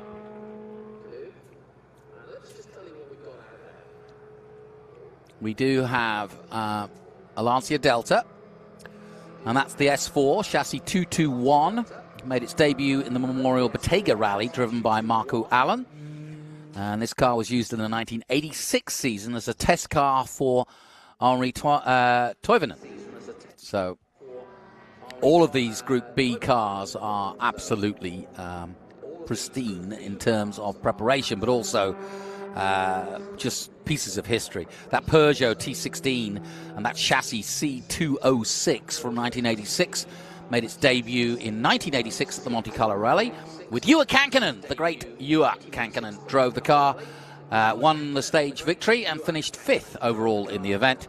And in its second rally, the Swedish Rally, Juha drove the car to 9 stage victories and 1 outright in this chassis 206, then used the recce car of Timo Slanen in the Tour de Corse at Acropolis rallies to end the season and rebuild the car And it was for a long time bought by Juha Kanninen and left in a private museum before it got into the hands of Dirtfish, and now it's getting out and about a little bit more. Now, don't get worried about the smoke. That's because the drifting cars are out there as well. Ryan Turt putting his Toyota Stout through some stout pressure. That's a wonderful shot from the drone there of him in action. And he too has got a passenger enjoying the hell out of it, I'm sure.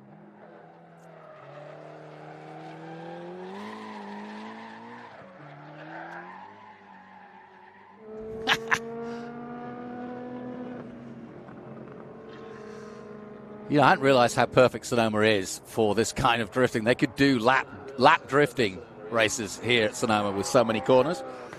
And that's exactly what we're doing this weekend.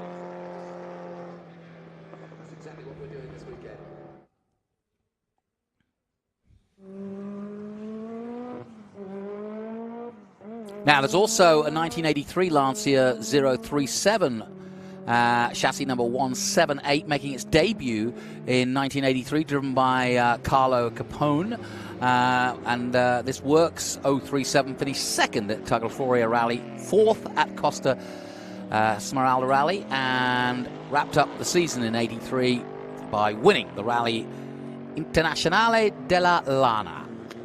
And for the 1984 season, the car was driven by Fabrizio Tabarton as part of the HF Grifoni team, and made its World Championship debut at 1984 at San Remo, where Fabrizio placed an impressive fourth overall. Now, we've been talking about Dirtfish. Well, let's show you it, because this is the location of Dirtfish in Seattle, and it's absolutely gorgeous. 300 acres of playground, quite literally. And I've been, thankfully, Steve Rimmer invited me up, and I took it with both hands and said, yeah, I'd love to. I've got a rally license, actually. I took that on TV back in England back in the day. But as you can see, it's a pristine location. In fact, you could actually race it on a simulator. They have even done a deal with Forza.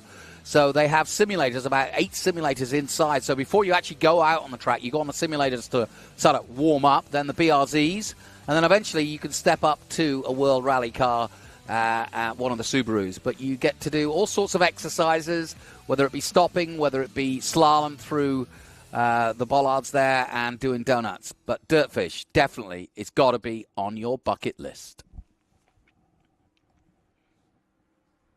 And again, on behalf of the organisers here, a big thank you to Dirtfish, a big outpouring of both cars, people. They built a stage. They've been taking people on rides around those stages. And as you've heard, even now, all the racing drivers want to go on a rally car. So it's great to see them all getting a chance. Now, the other car I haven't mentioned, as we look at the Peugeot, is the Audi Sport Quattro. And that's the S1E2 chassis RE09, the car driven to win in its only competitive outing in 1985 at the Manta Rally 200. Hanno Mikkola at the wheel. Not today, sadly, but in the day, after his rally car was retired to testing duties and subsequently purchased by Mikkola in 94. And it's believed to be the finest representation of an S1E2 in existence.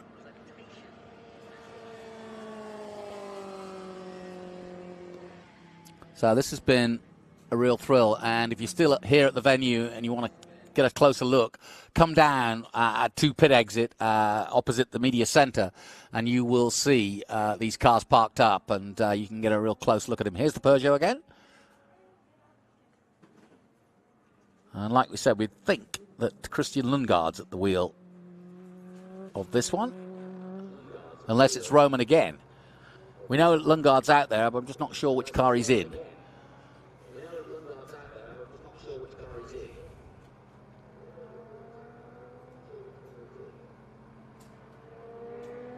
Yeah, we were hearing early that Roman grew up following rally and has actually done a hill climb. So he's proficient, if that's the right word, in one of these cars. But I don't think he'd be the first to tell you that he knows what he's doing. He would want to come to Dirtfish and probably spend a few days himself learning it. But a couple of IndyCar drivers, funnily enough, somebody that is close to the Dirtfish Rally piece. Benjamin Pedersen did Dirtfish and, of course, went on to win in single-seaters at the junior level and made it to IndyCar as well. And now Nolan Siegel here from California, part of the Arrow McLaren team. He's been here this weekend. Christian Lundgaard, Scott Speed, Jenson Button. We've had some really great names here this weekend, but try not to overkill the excitement. And don't forget Michelle Abate out there as well. She is in the Lancia S4, the car that everyone feels it's trying to kill them. She's stoked. That's my girl. Go, Michelle. That is total attitude. Michelle Abate, good friend from Trans Am, and she's trying rally cars for the first time. As she's been part of the Women in Motorsport Symposium, Summit, whichever you want to prefer. So Michelle, in fact, Abate moved to the Audi. So she thought she was going to go out in that one, but she's in the Audi, and we're back to the Drifter. There he is. That's a 70s Toyota, interestingly enough.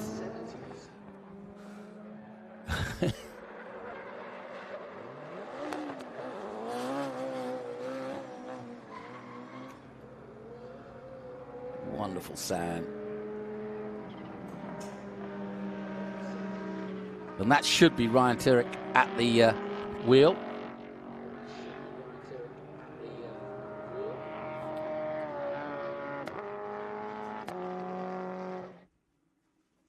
And he's been driving at Velocity. He's done a fair bit of drifting here. And that Toyota Stout, it's a 1966 Toyota Stout, believe it or not. So it's earlier. I thought it was early 70s, but it's actually older than that. It's got a Judd 4GV V-powered engine in it. How about that? And it sounds like it.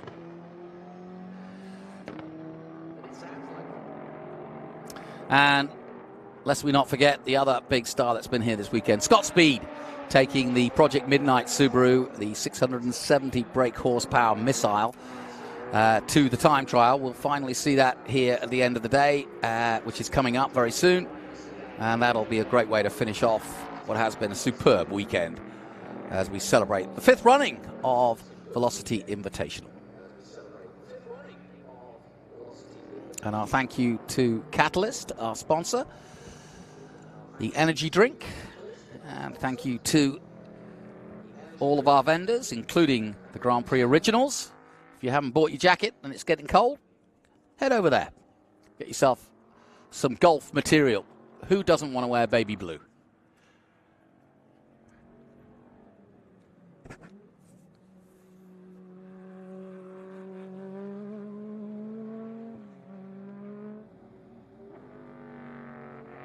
Yeah, talking to Steve Rimmer earlier, and this is his collection of rally cars, and out goes the AMG. That's the Time Attack AMG, just about going out there.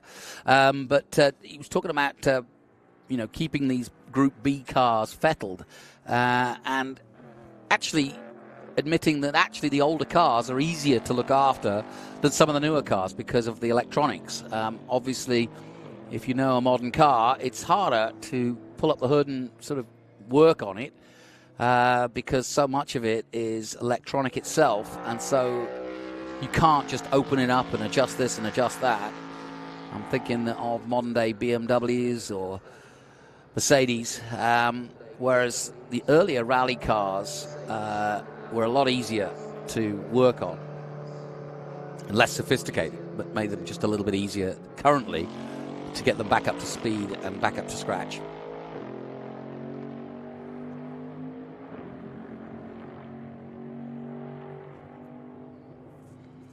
Now, I mentioned Christian Lundgaard. Let's head down to Taylor, who's with him down in pit lane.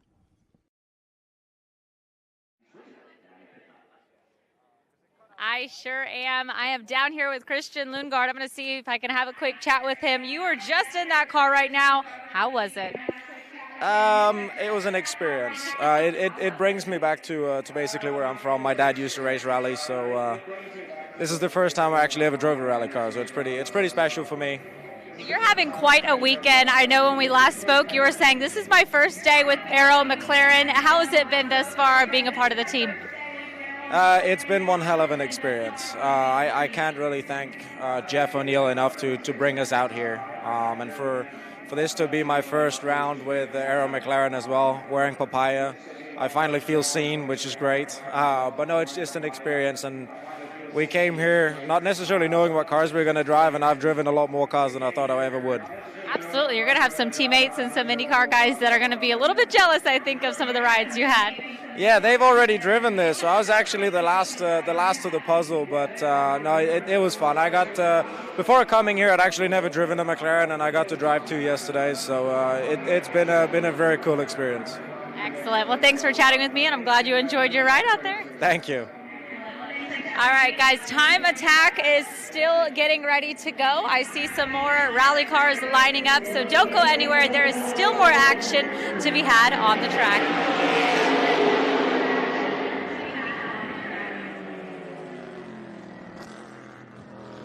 Certainly is, and what a great line from Christian Lundgaard. I feel like I've finally been seen, and I know what he means by that. He's a young guy coming up. And I also think that what a time to be part of the McLaren family. Lando Norris winning Grand Prix, and McLaren leading the Constructors' Championship in Formula One, and a pretty healthy scene as well in Indy. Not winning the championship this year, but boy, it's going to be interesting in the future because McLaren have a young, fast, and very, very healthy paddock of, or stable of, IndyCar drivers coming your way, including Nolan Siegel and Christian Lundgaard. We'll take a short break. We'll be back with our Time Attack coming up very soon, and that will be our final race of the weekend.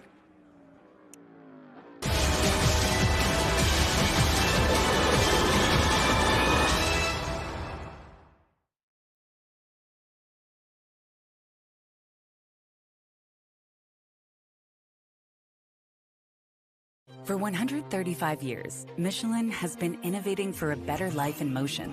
From earth movers to Airbuses, race cars to rovers, we were even one of the first to consider sustainability in the design of our tires. And now our legacy as pioneers continues in the next revolution, with EV-ready tires designed for performance so you don't have to think about tires at all. You can just enjoy the endless wonders they unlock.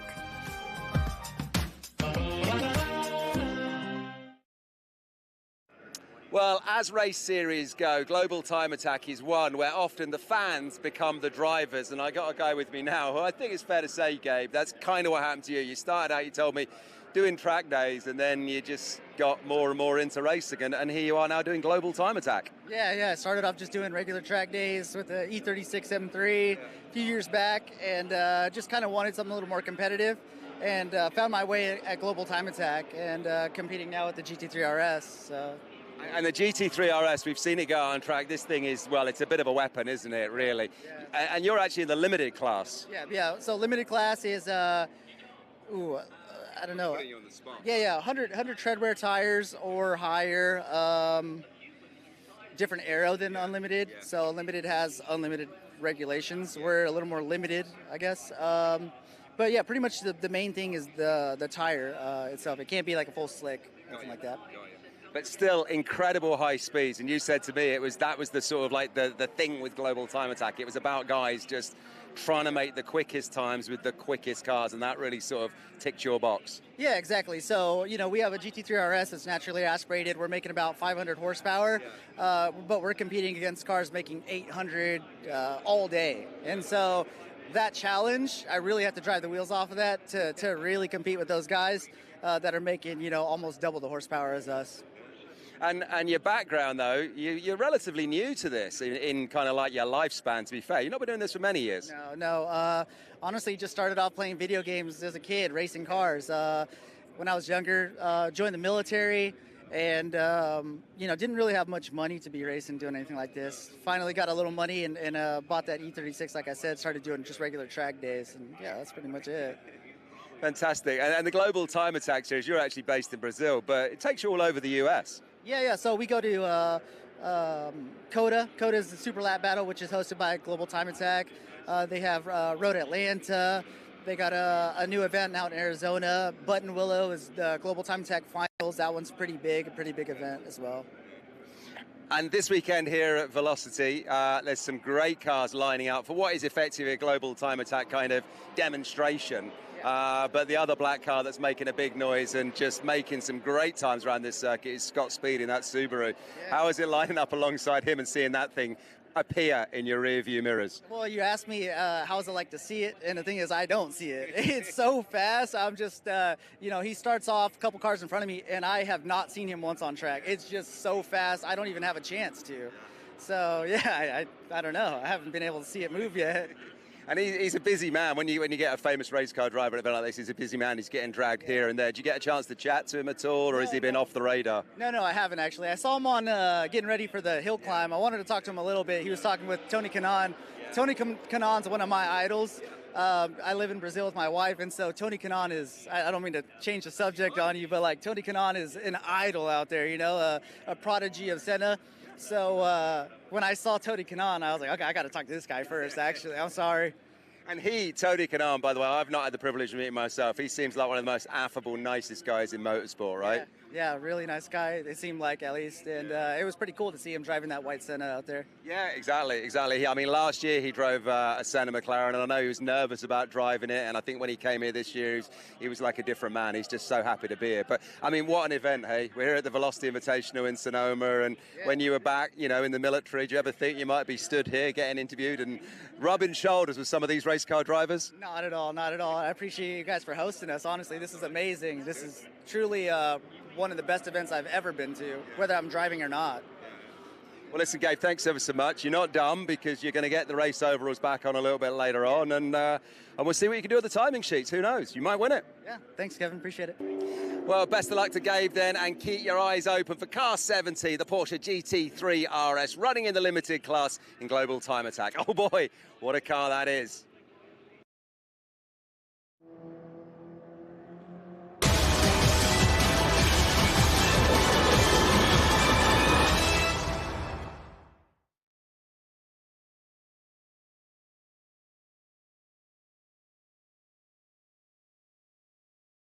When you need to decide which specialty automobile carrier to trust for your next vehicle shipment, call Intercity Lines. We set the Pebble Beach standard for getting your vehicle where it needs to go.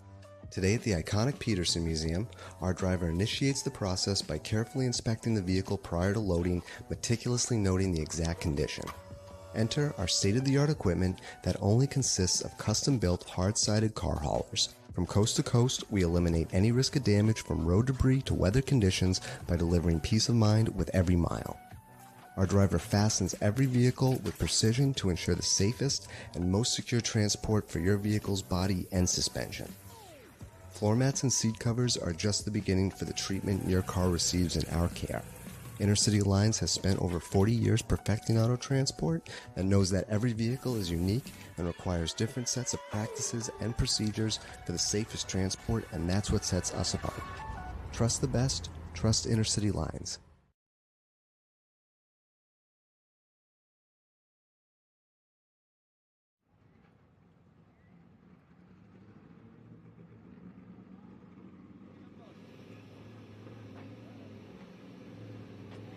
Time attack is about to begin, and I found the man himself. He is starting right here on the pole, Scott Speed. The echo's a little wild, but tell me about time attack, how it's going for you.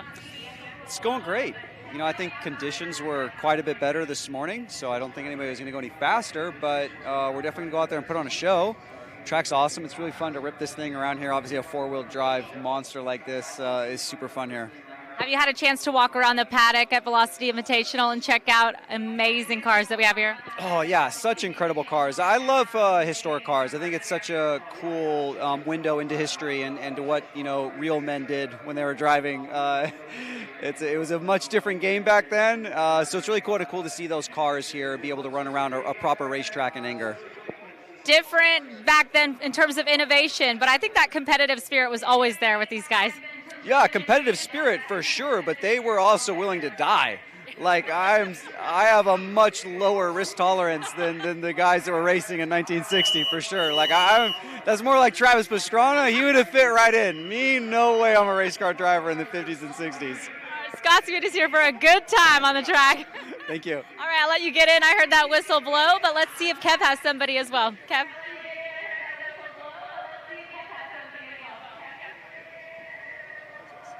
Yeah, well, I'm down here next to James Kirkham, Taylor. I'm going to try and get a quick word with him. We've already had the 2-minute fingers go up from the race officials, the race marshals. He's getting bolted into his seat.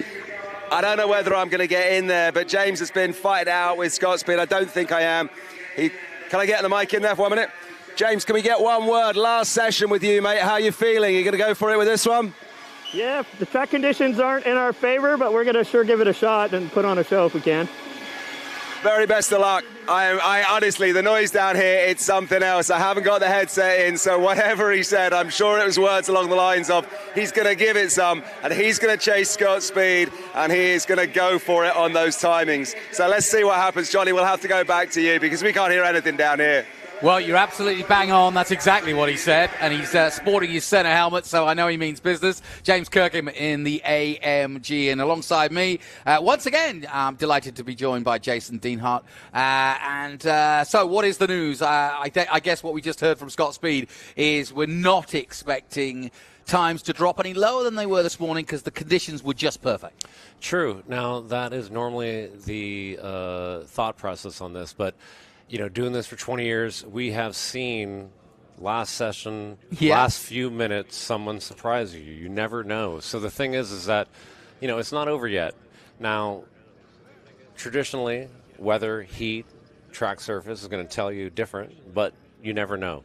The thing with these cars, they're very finicky. They got a lot of horsepower, like we've talked about, some anywhere from the Super 600 range to the Viper, the 1200 range. So, you know, I guess in like heavyweight boxing, you say they got a swinger's chance here. You know, right? There's always a chance of a knockout. So you never know. Yeah. You know, you never know. So the thing is that it might seem like, oh, this is just a formality, but it's not a formality for everybody.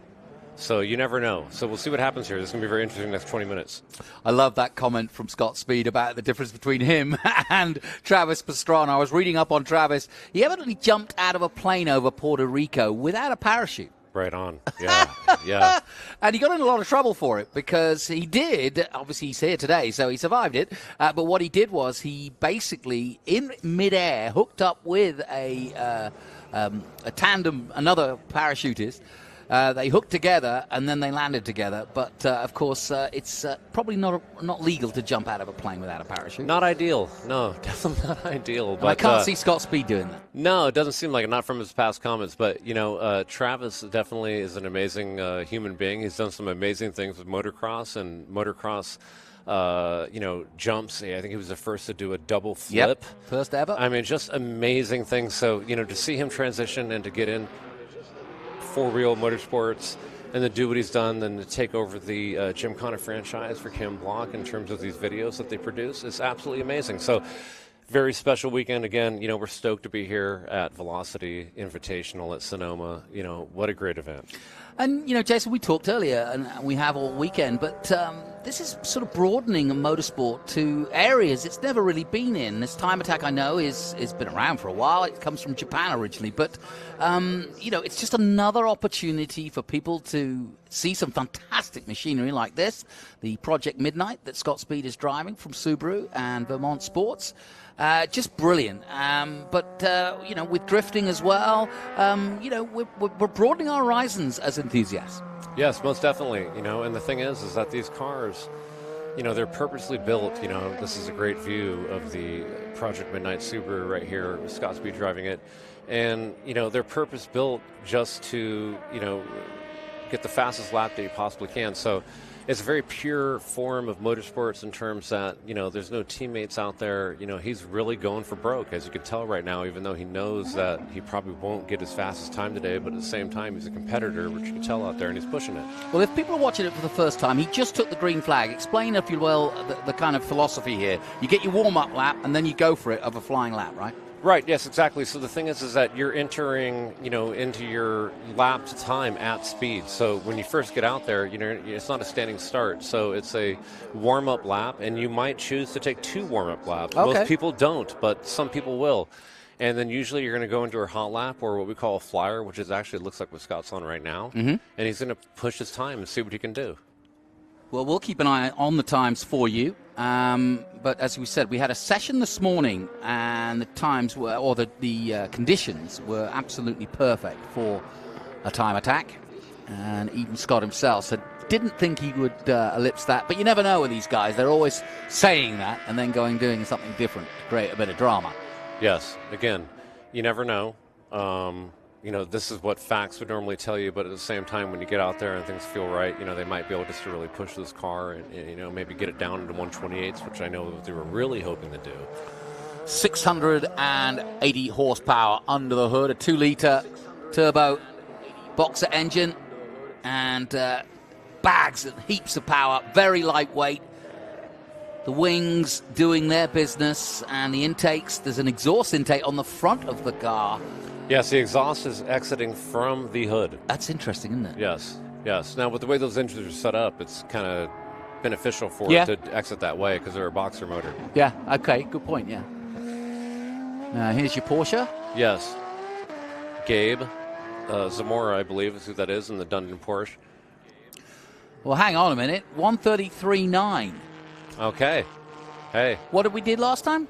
I think he was in the 136s, 137s. Yeah. So he's really creeping in there. So, you know, I figured a little bit of sandbagging. Well, not really, but Scott Speed pushing it on now. 33.9. 1 minute 33.987. If you want to look up your Google lap records of Sonoma, you'll see that that's pretty darn quick. Yeah, most definitely a quick time, very respectable. You know, anything sub 140, you're a player. Yeah. Yeah. Yeah, no kidding.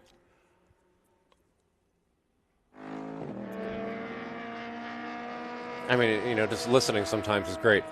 You know, you could really hear that these guys are pushing these cars. Yeah. Well, you can see Scott on another flyer now, heading down towards 11. Here comes the Porsche again. Now, who's that in the 70? Gabe That's Zamora. Gabe Zamora, yeah. Correct, yeah. This car was built specifically to our limited class rule set for our COTA event. They podiumed, they did third place. And what does limited class mean? Limited class, so, you know, to put it in perspective, we've given a lot of airtime to Scott Speed. The Subaru car is unlimited. Right. So you're going to see a little bit heavier aero on that car, meaning more aero, you know, flat bottom. You're allowed to have a pro driver, sequential transmission and whatnot. So in limited, anything goes. And you're allowed to have racing slicks. So that's really the biggest difference. So in limited class, you still have to run a non-slick, so a radial tire. Oh, okay. So I believe That's it's a big actually difference. 40 tread wear and up. Yeah. Is what you have to run on that car, UTQG. And that would make a big difference over Big difference. Big difference. Big difference. Well, his last or first lap was a 138.658. We'll see if he improves on that. And he was third fastest.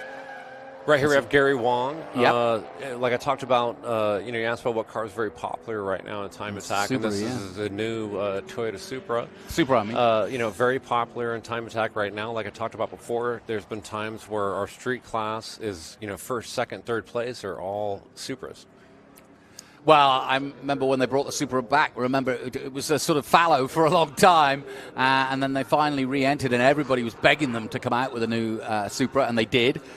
Did Toyota, and I think actually it lived up to all expectations because it was so loved back in its original format as a car, as a mark, and so many people find it, and even now people go and seek after old Supras, but the new one is, I think it's something like 400 brake horsepower, something ridiculous like that.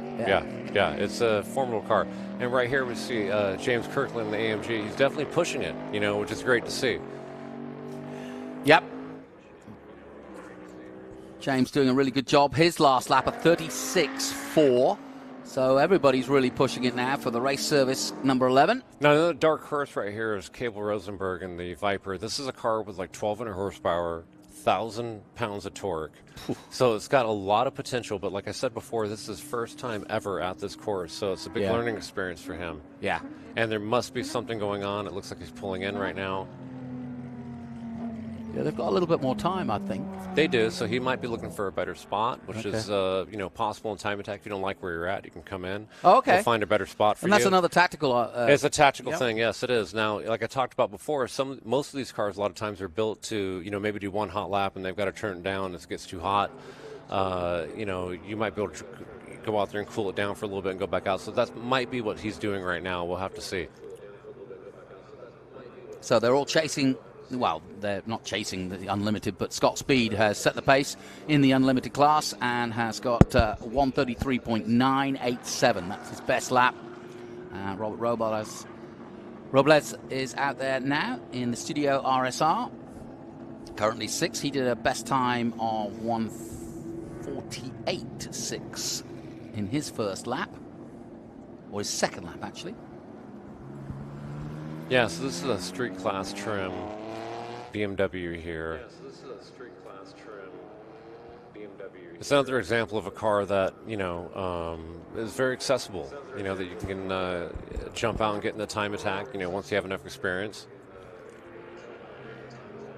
We wanted to try to bring a good mix, of a couple different classes, some wild builds, some moderate builds, this is a good example of that. This is a good forum to sort of give yourself a plug, but if people are interested in getting involved, how do they do it? What would you like to see? What kind of marks, cars, etc. are you kind of wanting to invite to this, as it were?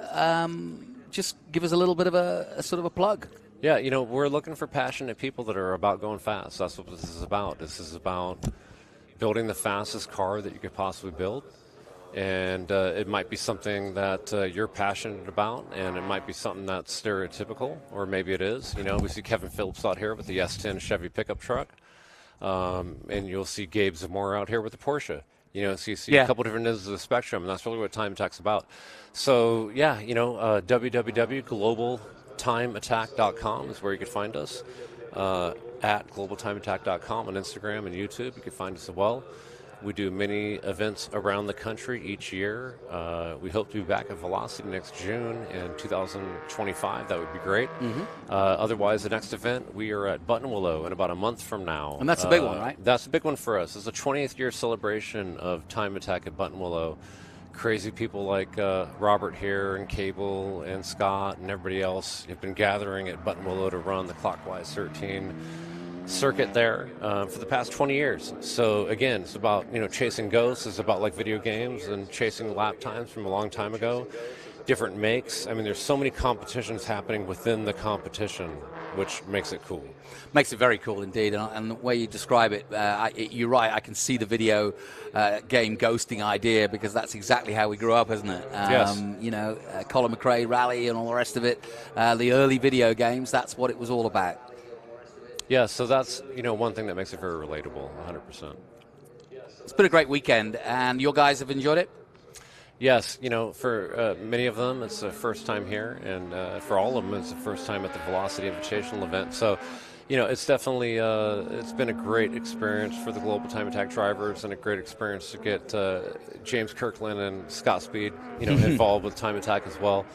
Overall, great situation. We love it. And it was awesome to see the Subaru team have a goal and be able to actually get out there and reach it. Could you ever see a time where you could take it back to its ancestral home of Japan and put on a show?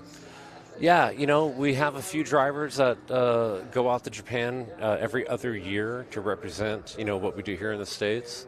And a couple of them have fared very well, guys like Ferris Kurtumi and Will Young. It's very special. I personally have never been there. I hope to get there soon. Yes, I know. I want to get the scuba circuit and work with Attack, who is the big organization out there right now that has been carrying on the tradition of Time Attack. Yeah, I think that's a must list for you on your bucket list now. Yes. He's obviously taken a wide line and not bothering to keep to the line and let the other car through. And that's all part of it too. Just giving himself a little bit of space for a faster car coming by on a flyer.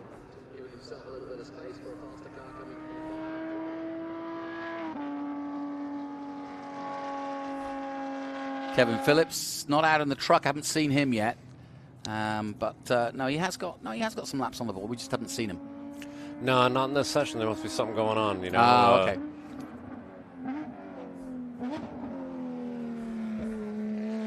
again, like I talked about before, his truck is a great, representation of building an a unlimited time attack build. And even to get that truck to run 150s here is a feat. Very cool. So he's been tweaking on it and has had some issues with it, and I know he wanted to be out there in this session, so there must be something holding him up. Yeah, and I'm guessing for the real enthusiasts, the work is really the 3 months leading up to, or the 2 months, whatever. However much prep you put into it, that's really where the work takes place, right? It really does. This is just the icing on the cake. It's the icing on the cake, yeah, and exactly. It puts a lot of pressure on everybody, in order to, you hope all that work that you put in comes to fruition and you're able to perform on the track. So, I know he was super stoked to be here and to be able to run this track. It wasn't his first time. I think it was his first time in the truck. Mm-hmm. Yeah. Well, it's been a great weekend to celebrate the 5th running of the Velocity Invitational. Time Attack now very much making its name felt here. It's been great to have the likes of Polestar and obviously some of the Hypercars that have been here. Sotheby's have been here. Great to have the Grand Prix Originals as well, putting their merchandise out. Thank you for coming, and everybody who's taken part from Ford and Bronco. And obviously the great display of E-Type Jags and D-Type and C-Type Jags for celebrating their history this year as well. Great to have NASCAR as well, an historic NASCAR, full field of great cars and historic cars.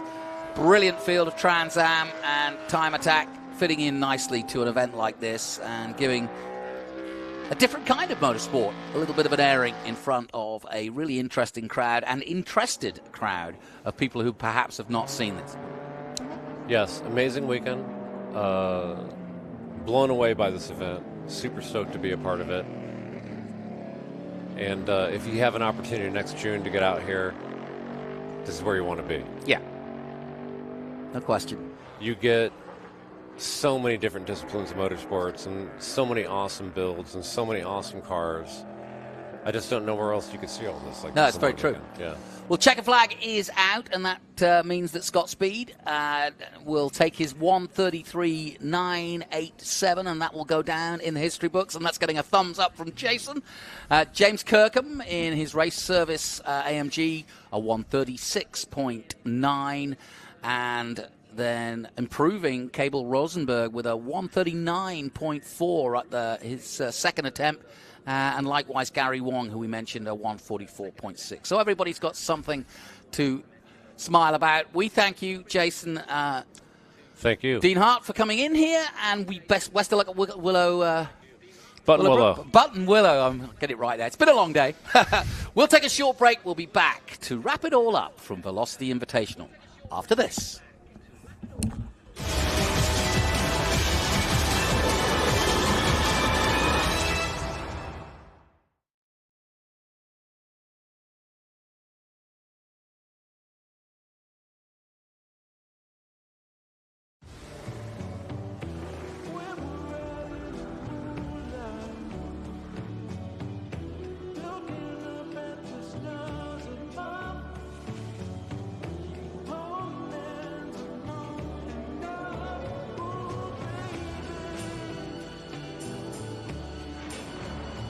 Racetrack to road, Mobil 1 Motor Oils make whatever you drive more beautifully.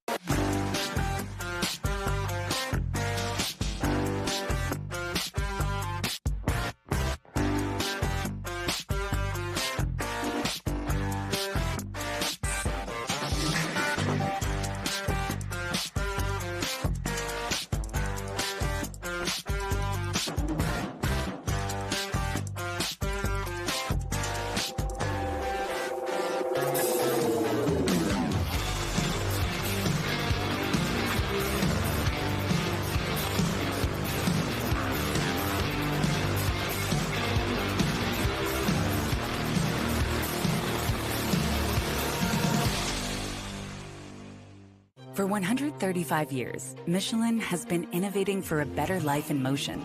From earth movers to Airbuses, race cars to rovers, we were even one of the first to consider sustainability in the design of our tires. And now our legacy as pioneers continues in the next revolution, with EV-ready tires designed for performance so you don't have to think about tires at all. You can just enjoy the endless wonders they unlock.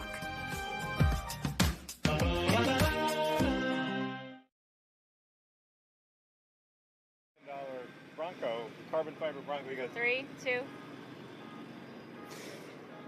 Well, how about this then? We are wrapping things up here at Sonoma, and what a fitting end to what has been a great weekend as the man that founded the whole thing, Jeff O'Neill, joins us fresh from the car. Jeff, you've just been running in that last session. This has been a great weekend, hasn't it? Johnny's got a mic for you there. What a weekend. We've had a blast. We've just loved the whole event. You know, everybody that worked here, creating these teams, creating these showpieces. I mean, cars from around the world. It really has been amazing. And Johnny, you were just commentating Jeff's group there, the last of the groups to go out. How did he do? He did great, and he came right from the back because we weren't sure. And the drivers, it was kind of like Jeopardy. It was kind of like the Sting. Who's going to be driving the Pinelli car? You know, and all of them were worried that Kanaan would get back in again and trounce the place. Instead, Jeffrey got in, and he also channeled his inner Kanaan because he went all the way from the back, all the way up to, what was it, 4th or 3rd? Third. There you go. He got a podium. But I tell you what, the spirit of this event has finally found itself in the hands of this man because he's been throwing racing drivers in different cars, offering his own cars that he owns to racing drivers who want a thrill, including Roman. Do you tell me the stories? Yeah, you know, Roman Grosjean was just hanging around. I said, hey, here's a $700,000 carbon fiber Bronco. Let's drive it. And he said, okay. So away he went. Then he almost lost it in turn 11, but I figured it's okay, you know. $700,000, I mean, it's probably pocket change for him. And you're making Kanaan's dreams come true each and every year. But that's been the whole thing. It's like a jazz festival where we take it in whatever direction we want it, but the one direction it's been is fun. Having these drivers from around the world, I mean, obviously Tony Kanaan, Indianapolis 500 winner, Romain Grosjean, F1, then to Indy, and then the two young drivers, Nolan Siegel and Christian Lundgaard. Having these guys here was absolutely spectacular. You know, we have the new drivers of the future. We've got the older drivers that are still running hard, and just had a ball. And Taylor, I'll jump in here because you caught up with Jenson Button as well earlier today. I absolutely did. And like he said, the new drivers, the old drivers, that's really what I experienced today. And what about all of them is the similar, is they're all competitors. I said, is this a time for you to relax? We're in Sonoma, have a little wine, enjoy these beautiful cars. He said, absolutely not. When we're here in a car, we're here to race. We're here to go full out. So that's what I experienced today, is some full out action. Yeah, you did as well because you caught up with Travis Pastrana and Scott Speed. Those boys went all out, didn't they? Absolutely. I mean, I can never get enough of Travis on the track. The energy that he brings to everything that he jumps behind is absolutely palpable. So what a treat to have both of those guys out here on the track. It's been fantastic. And just before we wrap things up, Jeff, the big announcement, obviously this time next year in 2025, we'll have already done the Velocity because we're doing it in June. We will. We've moved it to June, a little bit earlier date in the year. We cannot wait for that weekend. Johnny, closing word from you, sir. I think Scott Speed summed it up, which was that Travis Pastrana epitomized the drivers of the 50s and 60s. He is not the risk taker that those great gentlemen were, but we celebrate them all, don't we? Yeah, we do celebrate them all. Absolutely. Taylor, final word from you, closing thought or standout moment. Standout moment, women in motorsports. We're finally opening it up and trying to break down those barriers to really open it up to all ages and all genders. So what a treat it was to be a woman myself, really enjoying this Velocity weekend here. Well, everyone, thanks so much for your company. I've had a blast, and thanks to you for watching wherever you are. For me, it's just been the people, and it's been the stories, and it's been the atmosphere at Sonoma. But I think, sadly, everyone, we have to say goodbye. So for wherever you're watching us in the world right now for 2024 at the Velocity Invitational until June of 2025, see ya. Bye-bye for now.